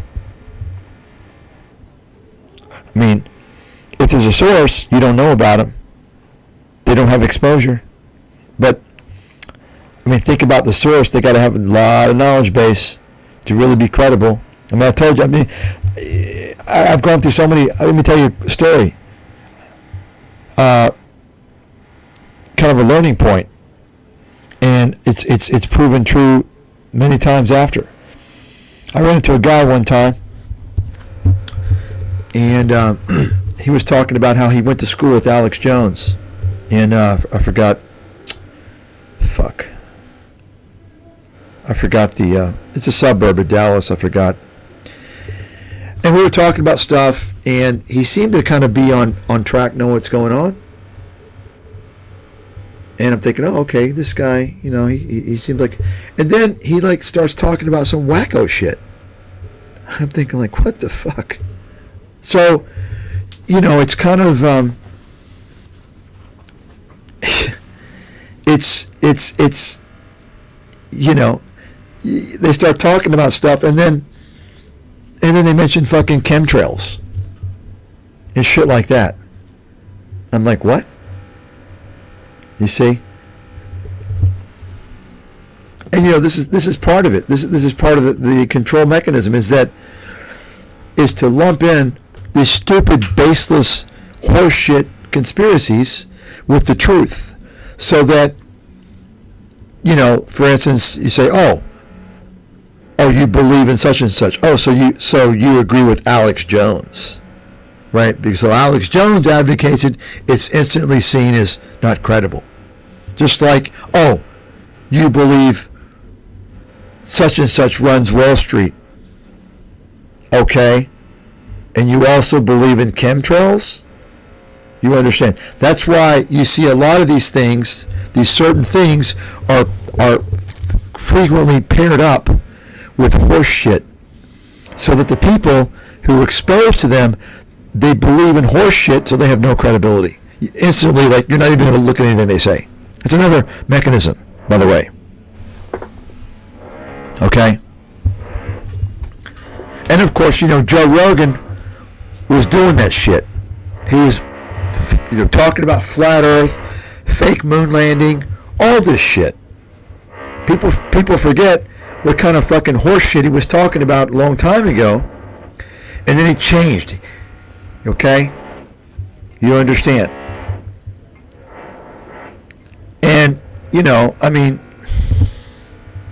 this is how it works, folks. I'm telling you. And you got people that completely believe these guys. A good example, I remember one person. Anybody remember this Jordan Maxwell? This obese dude with glasses, and by the name alone, his background. He's a guy, conspiracy guy. Alex Jones and Jeff Prince would have him on a lot, and I think he came out. He would tell people that he would tell people, and this is like one of the things he became known for, is that when you're born, the government owns you. It's on your birth certificate. Some fucking stupid shit like this. I mean, and people like believe it like a religion, because he would, he practiced it. It sounded believable. If you're an idiot, this is what I'm talking about, folks. They don't want credible people who are really educated. You see, they don't want that. They want people who are willing to sell out for PR. Alex Jones is the most obvious person that does this. If you've ever listened to this fucking slob, this fraud slob, even today, with 30 fucking years of experience interviewing people, he still leads them. Leading a person, he'd be like, oh yeah, and also, because the government, they want to kill 90% of the population. That's why, Monsanto is, they're doing this now. I mean, right? He'll lead the person to agree with him, even though the person's maybe not going to agree, but he words it in a way to kind of sway them, and the person kind of just goes along with it, because the person knows subconsciously, without thinking about it, they're kind of they've established a bond, and they'll just agree with you. You understand? It's Alex. If you want to learn that tactic, it's Alex Jones is the most obvious person to do it. You see? So you have people that do that because they go along. Have you ever heard somebody interviewing a person, especially on Alex Jones, and the person says, no, wait a second, Alex, this is nonsense. This is not true. What are you saying? You'll almost never hear that. Have you noticed that? So, do you really think that all throughout history, in all these big interviews, it's never happened that an interviewer says something completely in disagreement with the person they're interviewing? No. It happens, I'm sure, a lot. But the psychology involved is that the person isn't going to create they're not going to confront it. They're just going to kind of, yeah. You understand? Alex Jones plays that to a T. And he's not even like skillful in doing it. He's a fucking idiot. Okay? But my point is that, so why is that done? Why does the interviewee allow that? Because the interviewee is there for PR. They're there to get exposure, to sell their fucking books, or whatever. You understand? I mean, if I'm being interviewed, I'll be like, no, wait a second. Okay? You'll understand what I'm saying. right? Alex Jones is definitely on the obesity drugs. I don't know which one. It's no question. No fucking question. I mean, that's a dream come true for him 5 years ago when he was selling his fucking weight loss scammy pills that didn't work. And he had these Photoshop pictures.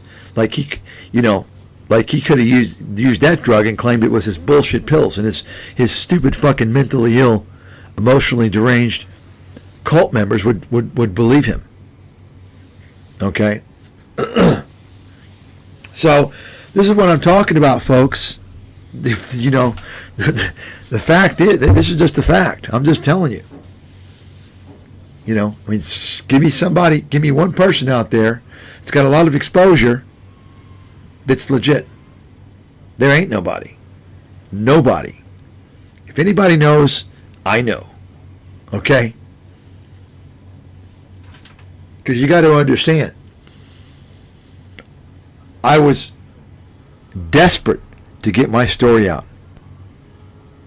My first story. Okay? About the financial crisis. And then after that, everything else. Healthcare, the trade system. And then after that, how I was banned. Everything. So I know the deal. And I'm telling you. Okay?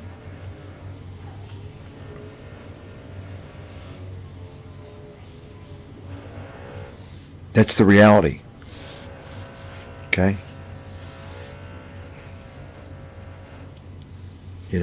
That's the reality.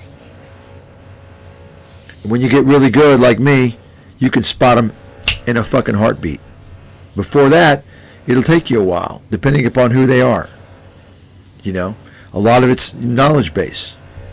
You got, you can spot them based upon knowing things. If you understand what's going on. It's very difficult. There's no doubt about it. Folks, of course it's difficult to spot these fuckers. Very few people can do it. This is why do you think they're fooling everybody? I mean, think about it. I mean, a great example is Elon Musk. Think about it. He fooled all these libertards, these liberal fucks. Okay? He fooled all of them with his EV bullshit. Right? Oh, Elon, yeah, oh yeah. And then he flips on them. He flips on them he flips on a fucking dime when he realizes Trump is going to win and Trump is going to get out of the Paris Accord and Trump is not going to support EV subsidies. You understand? And these stupid fucking liberals didn't realize they got fucked. They created the Frankenstein. Elon Musk is the Frankenstein. They created this guy. It's because of them is why he's in the position that he's in. They made their fucking bed, they need to sleep in it. Okay? It's just like the French. Several years ago, when they were protesting against the redcoats or whatever, they went out on the streets protesting. They were protesting and all this shit. Why? Because Macron wanted to levy a green tax. Some type of tax for climate change. And they fucking went ballistic. And I'm thinking to myself, and I told my French friend, I said, dude, you fucking idiots. I mean, this is what they get. What do they think it's all about anyway? It's about fucking taxes and control. And then the second this comes out, now they're bitching. But it's their fault. They're the ones that created it. You see? Christopher Langan, this guy's a fraud, man. He's a total fraud. The smartest guy in the world. Now he's a fraud. The guy's an absolute fraud. Bullshit artist fraud. Okay? A bullshit artist fraud. No doubt about it. I mean, I listened to this guy like maybe once, and he's just bullshit. Like, he can't even talk his way out of his bullshit. But he's a major bullshit artist. No doubt about it. No doubt about it.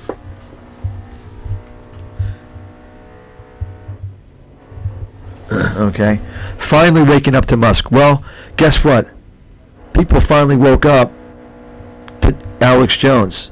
Alex Jones is wealthy now, and Alex Jones has got a lot of followers. It's too late to wake up to Elon Musk. No, they're not waking up to Elon Musk. They blew it. They fucking blew it. You got it? Waking up to a guy that's the richest guy in the world. He made his money from doing nothing but bullshitting and lying and being responsible for killing people. I think it's a little bit late. The people fucking failed. They're idiots. What do you think these people do? People in my position, okay, of my intelligence, what do you think they're doing? You think they're doing what I'm doing? They're doing what Elon Musk is doing. Okay? They're doing what Peter Thiel is doing. You understand? Folks, this is what do you think? That's what I'm saying. The people that are intelligent, that know what's going on, they're not there for you. They're fucking there to game you. I mean, a much easier scammer to detect who I expose is this fucking Palapatia guy. Oh, I hate Facebook. They're evil, and I quit. Oh, really? So I'm going to trust you. If you work with Facebook, you're guilty. Forget it. Get out. And he came out as a populist. And the fucking idiots believe this guy. And he did all that. Why? Because he was pitching all these fucking SPAC scams. And he got rich off that shit. You understand what I'm saying? The clever people that know what's going on, they're gonna fucking defraud people. They're gonna play the system because they have a morality problem. They're money worshipping devils. I'm not a money worshipping devil. That's why I would never do that. Okay? That's what I'm saying. This is the reality, folks. Unfortunately, most people are going to do that. Why? Because this is the society that we live in now. It's part of the capitalist crisis that we're in. You see? And, what makes it worse is that they don't get shamed. They're not getting shamed. Even today, Kevin O'Leary, he gets promoted every fucking day. Like he's an expert. He's not, Kevin O'Leary says there should be 400% tariffs against China. I was going to go over that video. Kevin O'Leary, who the fuck are you? Take your big fat bald fucking ass, go to Canada. You tell Canada what kind of tariffs they need to levy. Don't fucking talk about America. Get the fuck out of here. On top of that, who the fuck are you? How are you qualified to talk about tariffs? He's qualified. Because the media says so. Because he's related to these fucking parasites. You got it? You understand? So instead of canceling his ass because he whored for FTX, oh no, forget about it. It doesn't exist. Kevin, you're an expert. Think about it. Same thing with Mark Cuban. Same thing with Mark Cuban, right? These are guys that the media tells you, they're geniuses. They're great business experts and investment experts. Yet they made the dumbest decisions, the dumbest investment business decisions possible. They teamed up with the fucking obvious Ponzi scheme. I say obvious. You all heard the video. I came out and said it's a Ponzi scheme. 6 months before. I knew it was a Ponzi scheme before that. Any crypto company that's doing yield farming and offering any type of returns over 7%, they're obviously a scam. Okay? No doubt about it. Okay? It's either a Ponzi scheme or some combination of a Ponzi scheme and excessive leverage, which they're not supposed to be doing.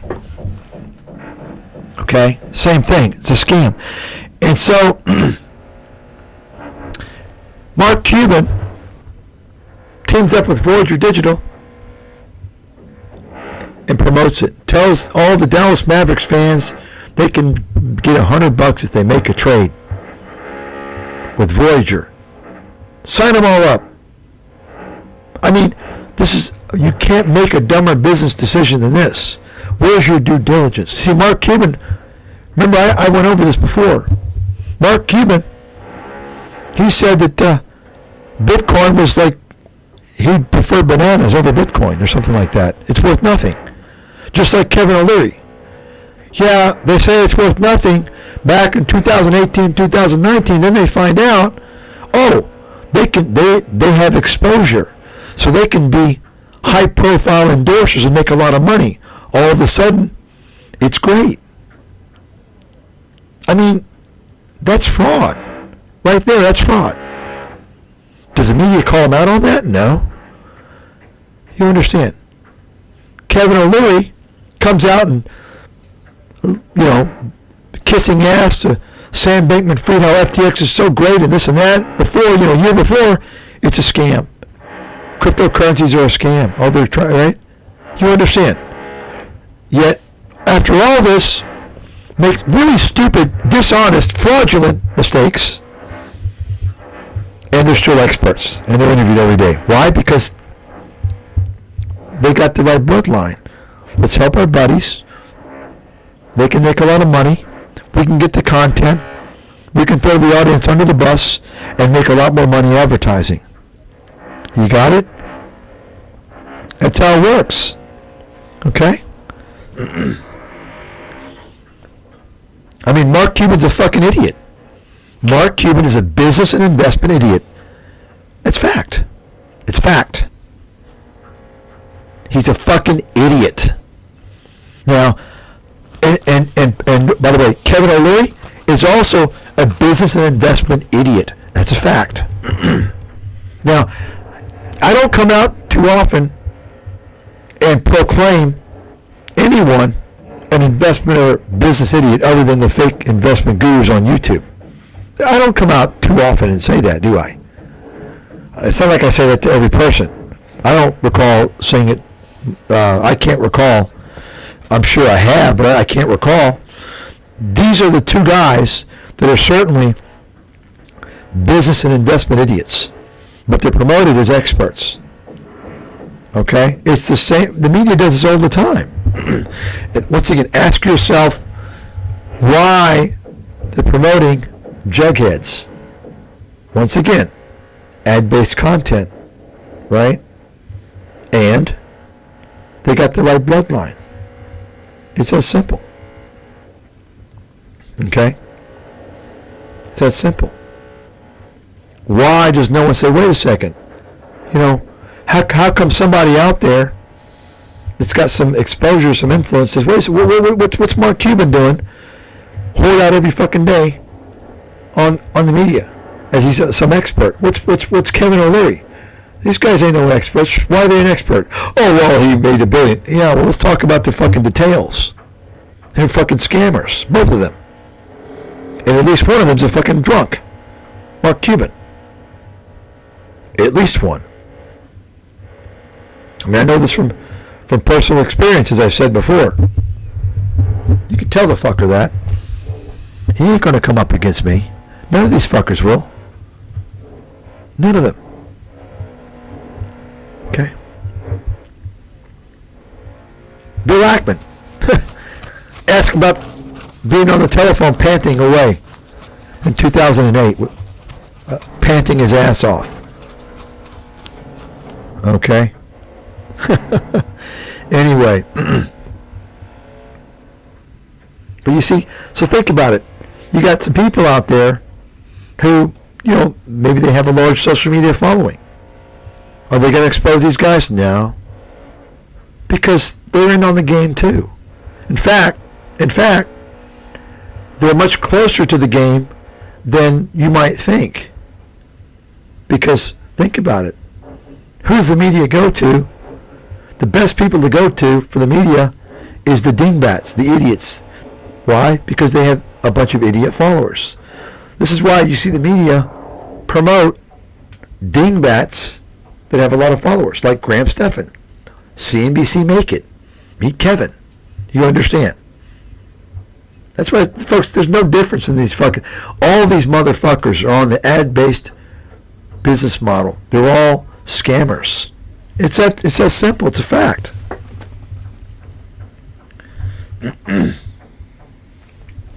Okay? It's that fucking simple. Okay? And as a result, you know, where this comes in with China and the U.S., you're not going to hear the truth, the real truth. I mean, does anybody out there doubt anything I've said about the U.S. and China? You're getting world-class fucking insight. This whole fucking discussion, going all the way back when I explained how Thailand's economy works. Nobody knows that.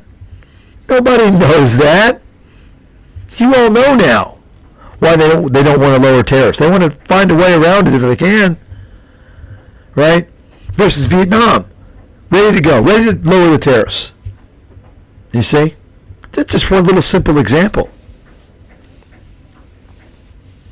You see? It's that simple, folks. It's that fucking simple.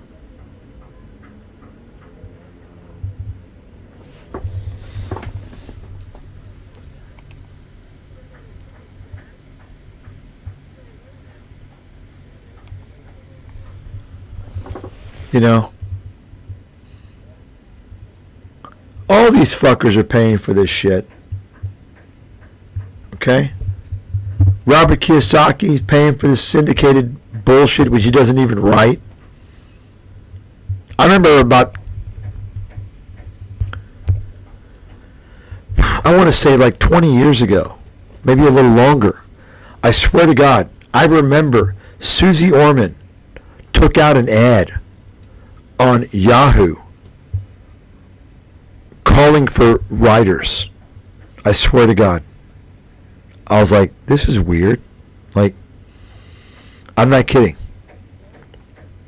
I don't remember where on Yahoo. Like, it wasn't like classified ads. It was really weird. I mean, none of these people write anything. You know that, right? They're all just fucking talking.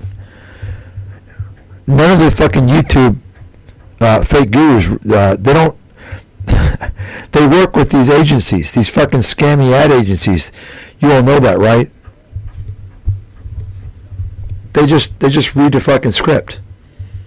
Once you've got the subscribers, you're in the fucking algorithm. It's it. Game over. That's it. You're in the algorithm. You're going to get all the money.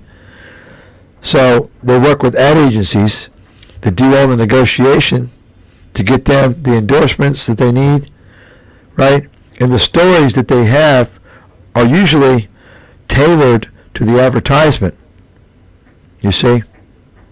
And so these ad agencies, which are fucking criminal in my opinion, they work with all these fucking scam tube losers, and they give them the fucking script.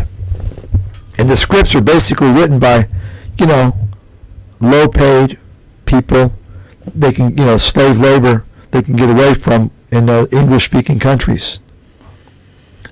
India, Philippines, and they'll tell them a topic, you know, come up with the topic, and they'll send it to these guys. This is what's you all know this is what's going on, right?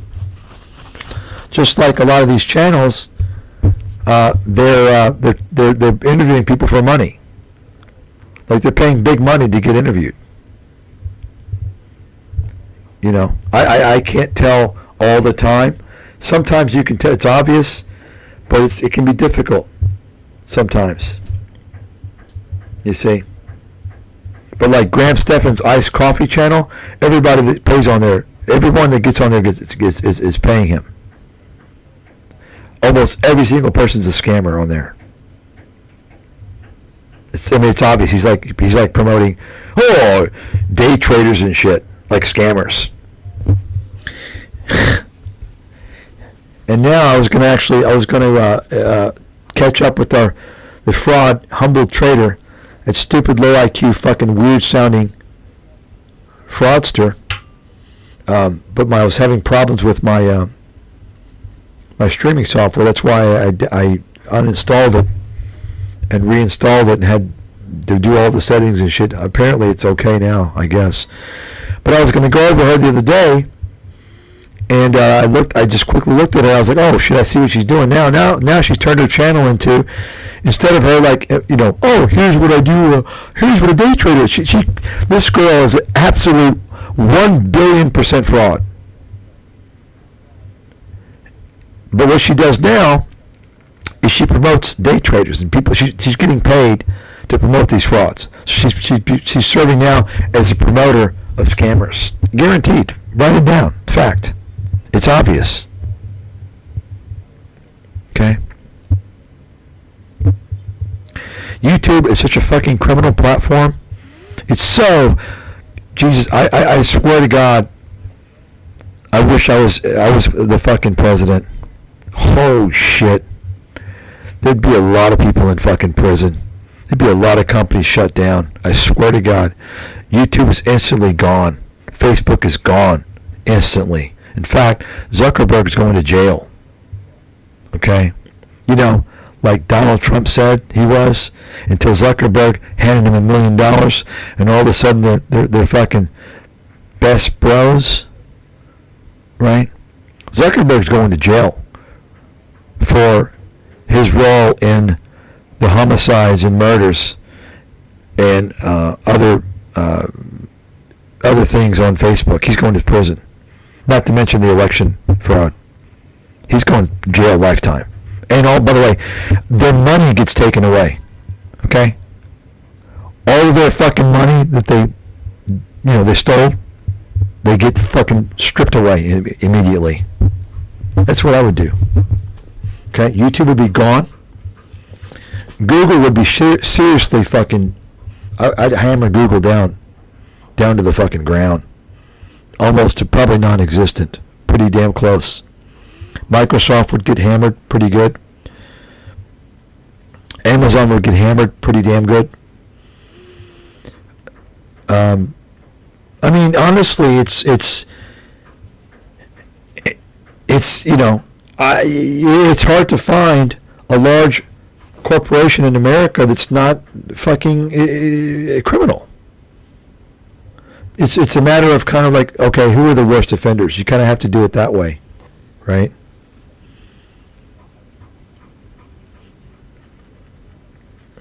I mean, Wall Street, I'd fucking clean house. I'd clean house. You kidding me? Fuck. You have no idea. Not just clean house, I'd fucking completely... You all know the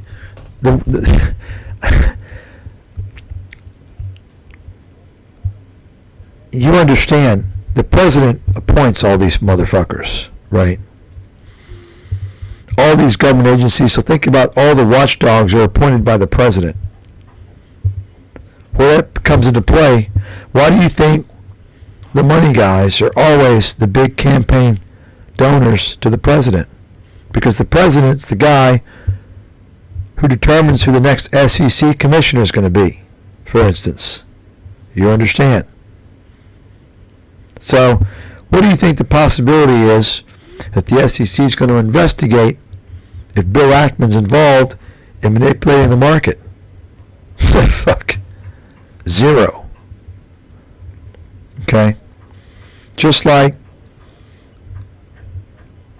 the reason why no bankers were investigated for their role in fraud that caused the financial crisis of 2008.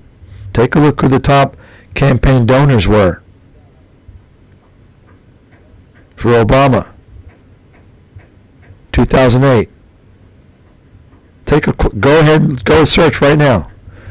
You're going to see probably the top 7 or 8 of 10 are financial firms or multinational corporations like Microsoft or securities law firms, stuff like that. Take a look. You don't believe me? Go ahead. I think Goldman Sachs number 1. Go ahead. Okay? You understand?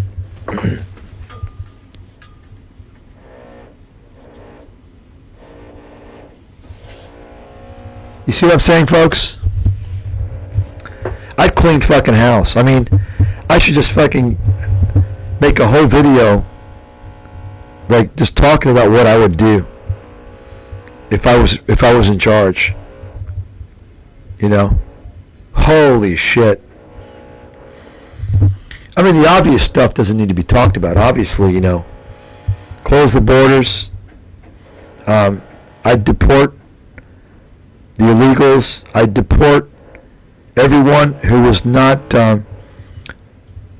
everyone who claims natural citizenship through birth. If their parents were not legal, sorry, you're not a citizen. You have to go. I'm sorry. You understand? That's just normal. You can't cheat. You can't. I'm sorry. You don't qualify for U.S. citizenship if you're born in America to a mother that was breaking the federal law. You're no longer valid. You're born to a fugitive. I'm sorry, that doesn't work. I mean, am I wrong? Am I unreasonable? I don't think so. Right? Is that wrong? Someone tell me. Maybe I'm being too harsh. Right? I don't think so. It's not your fault. You know, you're the innocent baby. But it still doesn't change the fact that your mother, your parents put you in that situation. If you want to blame somebody, blame them. Right? You see? But then you got the dreamers. They're dreaming. They're not, what was it? Who are the dreamers? They're the ones that are like they're not legal. Something like they're not even legal or something like that. Dreamers? What are you fucking talking about, Biden?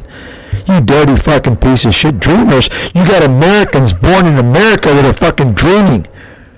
They're dreaming about getting a decent fucking job and a career with a pension. It's a dream for them because they can't get it. You stupid fuck. They can't get it. They're driving for Uber. Because you and all your fucking buddies for the past 30 years allowed criminal corporate America to send their fucking jobs to Asia. Folks, do you understand? Do you understand who created the developing world? America. These countries are called developing because of America. If you're an American, you fueled the developing countries. Why do you think they're developing? Because of jobs that were supposed to go to you. You got it? How do you think they're developing? Because they have great education and great innovation, and they're producing all these great products and things that people need? You understand what's going on? These countries are developing because they have jobs producing iPhones from American companies. Apple, because they're producing tennis shoes from Nike. You understand? That's why they're developing. At the expense of working middle class America. That's what I wrote about 20 fucking years ago. Nobody can argue with that. Once again, now you know why I was shut out immediately. And it's a goddamn travesty. It's a crime on humanity for me to have to be shut out and remain that way. And you all should be fucking pissed. Think long and hard about that. Think about it. Are you fucking kidding me? Really? Dreamers? I mean, how come nobody ever said that, what I just said? I don't think anybody said that, did they? Because, folks, first of all, you don't have anybody that has that perspective that has exposure. You see? But, I mean, I don't think it takes that much. And if somebody does have the exposure and understands that perspective, think about it. They're not going to tell the truth. It's not about the truth, folks. It's about saying what you need to say to keep getting that fucking PR, to sell your books, to open up your ETF company, right? Because they're going to tell you that, oh, it's a genius investor, Kevin O'Leary. You all saw the video where I exposed Kevin O'Leary's ETF company is engaging in marketing fraud, right? You all did see that? He's a fucking scammer. He's engaging in marketing fraud, posting fucking bogus performance, like hypothetical performance, and then he has it like in tiny print. Oh, well, this is not, you can't do that. That's fucking illegal. I mean, what do you expect? Like, you're surprised? I mean, are you surprised? Folks, look at the character, understand the character of the person, and then you know you won't be surprised when you get scammed. Right? It's the character. I mean, Kevin O'Leary, you got guys like Kevin O'Leary and Mark Cuban. These guys, it doesn't take a genius to see their characters are shit. It doesn't take, obviously these guys are shit characters, complete degenerates. I mean, some people can pull it off much better, but these guys, in my opinion, it's pretty obvious to me. All they care about is themselves, and they're very relentless, greedy, money-worshipping parasites. It's just, that's the vibe that I've always gotten from these guys. That's just me, though.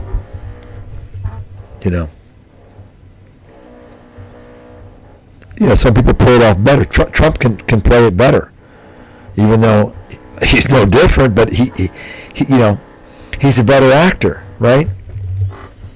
He's a much better actor. You see?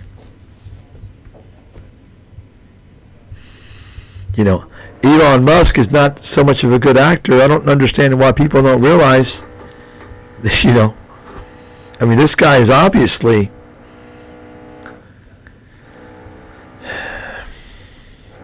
this is what I say, folks.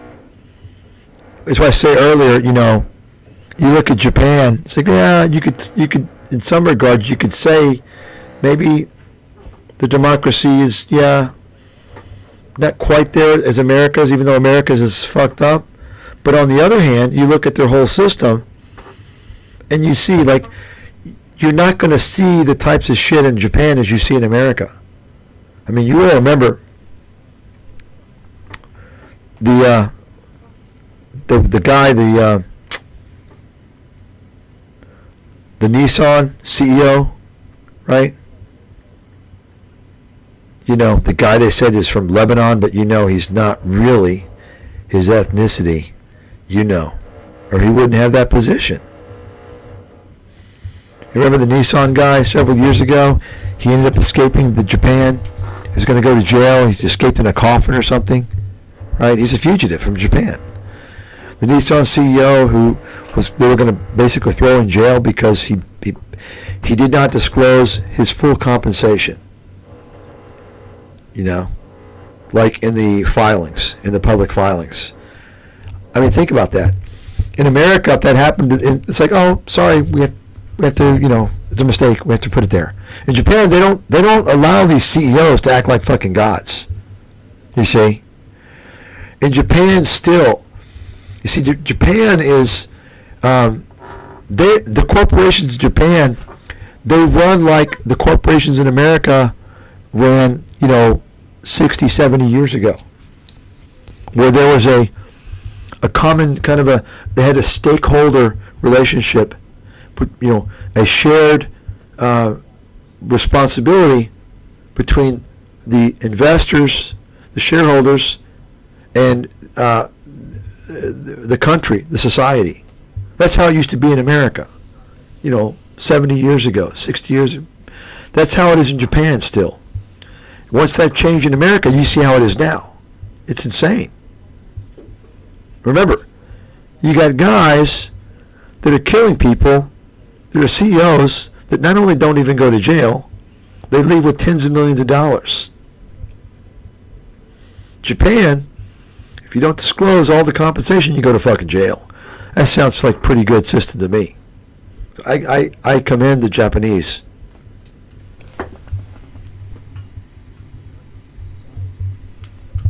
see? America has failed. Truly. I mean, you have to look at China. Only looking at China does America look like their system is, because China is completely fucked. Absolutely fucked. I told you guys what happens in China. Okay? They have the right, the police have the right, the legal right to get a fucking billy club and beat the shit out of you. They can beat your fucking head in the ground and you can't do anything. You think you have rights in China? Folks, these communists, you have to understand, the communist people, you have no rights. You can't say anything. You can't fight. There's no legal system for you. It doesn't work. I'm telling you, this is how it works in these countries.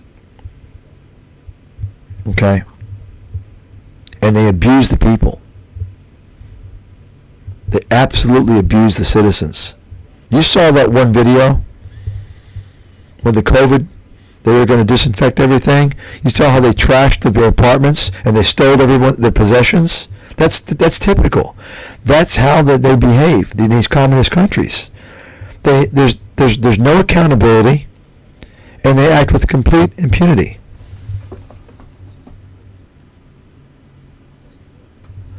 You see? Fact. I mean, why aren't you hearing this? I mean, even the people who are anti-China that know this stuff, why aren't they saying it? Right? Why? It's true. It's fact. If you're a foreigner in China, like I said, you want to ride the train in China, you better be carrying your fucking passport. You're not getting on. Okay? You gotta have they're gonna check who you are. You live in China as a foreigner, they're gonna pay you a visit every 2-3 months, the police. And they're gonna check on you. Okay? They're gonna interview you. What are you doing here? Where do you work? Where are you from? Let me see your passport. How long have you been here? And they're following you very closely. Okay.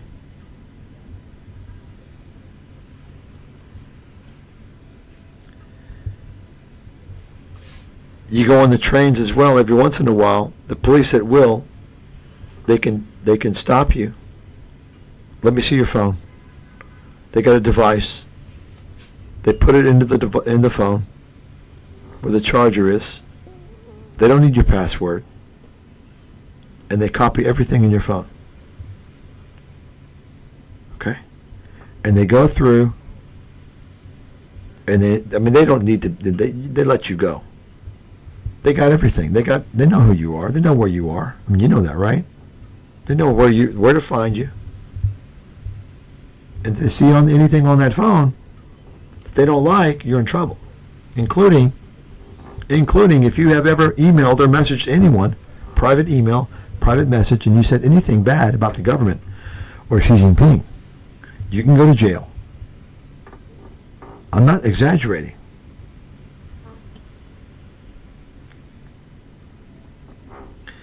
Okay? You get the death penalty in these countries. In China, in Vietnam, if you incite war. What's inciting war? Is inciting war telling the people to stand up and fight for their rights? Yeah, they could say that. You get the death penalty. Okay? Tell me you're not living in fear if you're in a country like that. You're living in fear about saying anything about the government. You don't want to say nothing. I mean, do you think that's going to promote innovation, creativity? Right? I mean, think about it.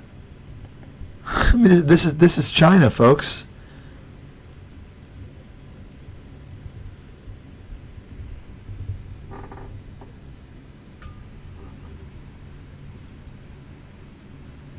You're talking about a very brutal, barbaric government. They're sociopaths. They're literally sociopaths.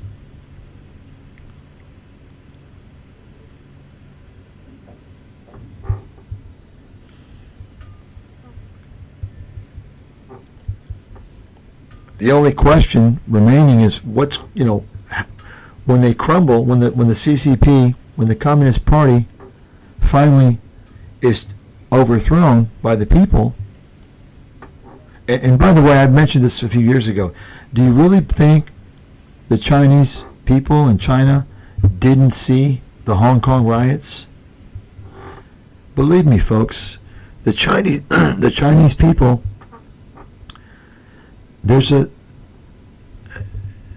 they could break at any time. Okay? There's a lot of shit that's building up in China. And when they break, if it's enough, that government's done. Okay? Imagine now, with the economic crisis there, real estate crisis, and it's not, you're talking about, about the youth unemployment. Very high in China, probably around 25-26%. You know who makes all the riots? It's the young people, not the old people. It's the young people.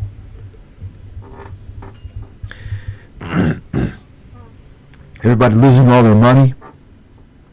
Understand, 75% of the net worth of the average Chinese person is in real estate. Okay? Real estate has collapsed, and it's going lower. Not only that, obviously, they're in deflation. Consumer confidence is collapsed.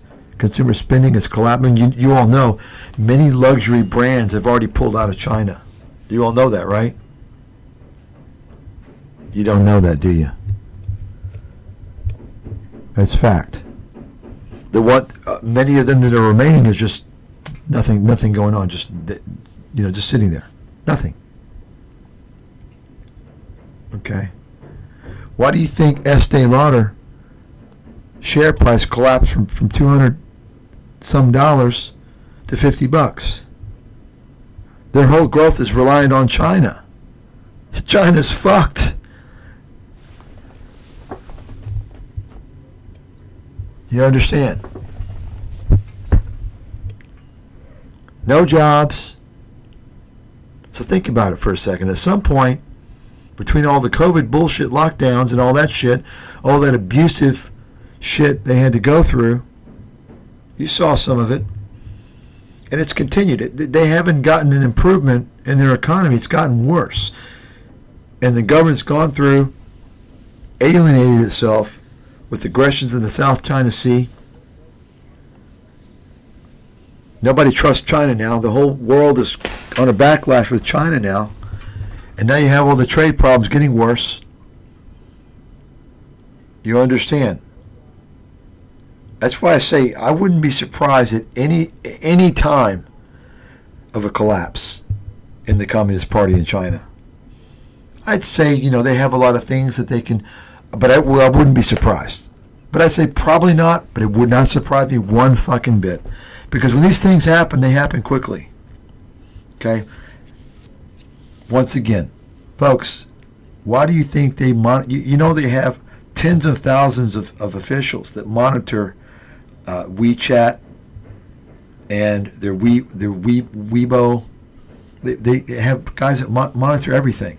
Anything that's posted that's not favorable or that could cause what is perceived as a social unrest or riot is removed, and the person gets arrested. That's how they're controlling people, through intimidation and through complete censorship. You see?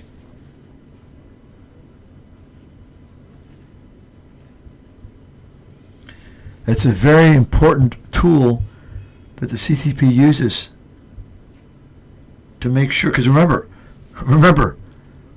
the communist government legitimizes itself based on economic prosperity, and they don't have that now.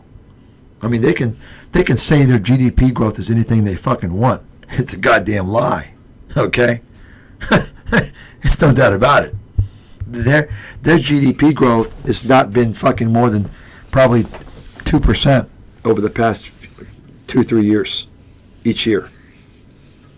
But they're claiming 5%. It's a complete fucking lie. 2% doesn't sound so bad. U.S. delivered 2.57%, 2024. Probably this year. Oh, the way things look, I'll be lucky to get 1. But you're talking about a developing country, right? 2% is not, you're a lot of that's from state-run entities. You see, and their whole bullshit system. So there's not a lot going on. So think about that. People are questioning now, right? It's not just one year. It's several years of economic dismay.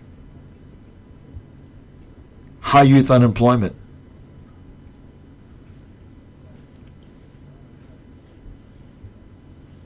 Things getting worse on the trade front. So, it's that's why I say my guess is probably they'll last through this decade. I don't know when they're going to go, but they're not going to last. I'm pretty confident I'll live to see the day when the CCP gets fucking toppled down. And that'll be, good for the Chinese people. But it's going to take them a lot of time and effort to recuperate from that shit.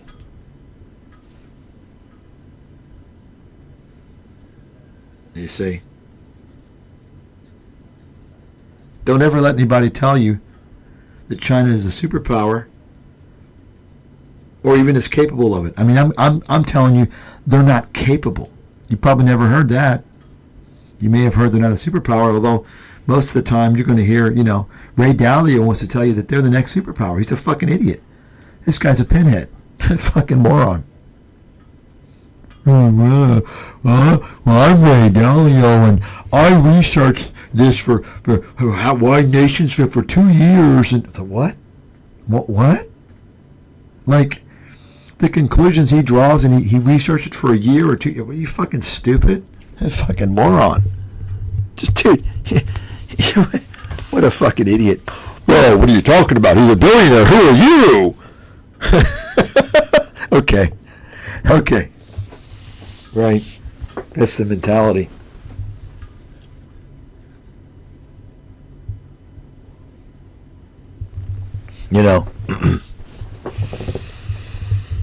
All these guys telling you that China's a superpower, right? And then you got, what's his name?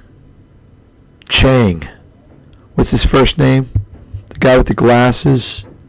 Of course, now he's one of these guys, I think he's like a half Chinese, and I think he's I'm sure he's half Jewish. Chang, the guy that wrote some book, China's going to collapse, like 25 years ago. He wrote the book before China even got off the fucking ground. Fucking idiot. He's like one of these, he hates himself. He hates himself. You can tell by the way he talks about China. He just hates himself. He hates the Chinese. I don't know if he hates that he's like a half-breed. I don't know what it is, but if you've ever run across the guy, or maybe next time you listen to him, just kind of carefully, you can tell he just doesn't like, when he starts talking about China, you can tell he just doesn't, because he's part Chinese, right? There's something personal going on. But this guy's a fucking idiot. He talked about China's going to collapse before they even boomed. Oh yeah, dude, what are you talking about? Like, you're a contrarian indicator, man. Fucking idiot. He's in the media all the time. Right. What's his name? Chang? Gordon Chang. I actually had an article I was going to do. It's one of those articles that got lost in the Knicks like several years ago. Like, you know, just to show what an idiot he is and why he's promoted and so forth. Yeah, Gordon Chang. Fucking clown. I mean, come on. You know. I mean, I'm just telling you, just go back, just watch some of his little interviews, and you'll see, like, there's something about this guy. He's taking it personal. He really doesn't like Chinese, and you know, he's half Chinese. Like what happened, dude? You know, it's obvious to me. There's something there, and but anyway, go through, folks, and see. You know, China's superpower, right?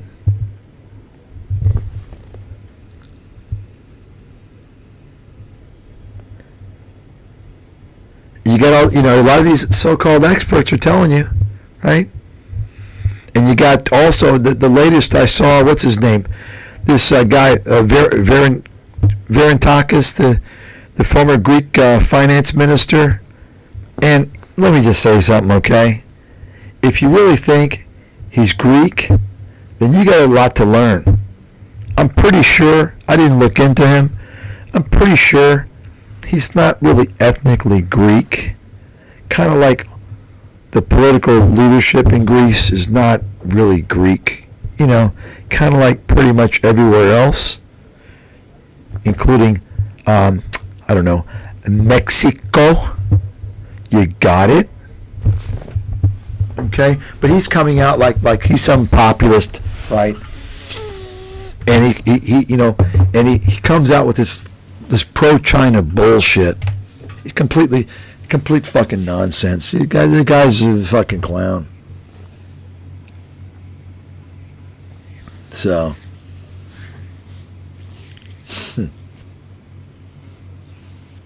yeah. So, you know, I don't have access to Pat Buchanan's books, but I would recommend you look at them just to see what he says. Suicide of a Superpower, 2012. It's probably, I'm sure it's not as much about trade. I'm sure there's some, but it's more about the culture, you know, stuff like that. You guys should take a look at it and see. In fact, the more you look into Buchanan, you'll probably understand Trump completely copied his presidential campaign talking points. Meanwhile, during that time, Trump was calling him a liberal and a Nazi. So I'm talking about, folks, character, okay? Trump's got the character of Robert Kiyosaki, okay? Grant Cardone, which, by the way, Grant Cardone spoke in Trump's campaign. You know, Grant Cardone paid Trump, of course, but, you know. Pat Buchanan, obviously you can tell the guy is got some character. You see? He's got character.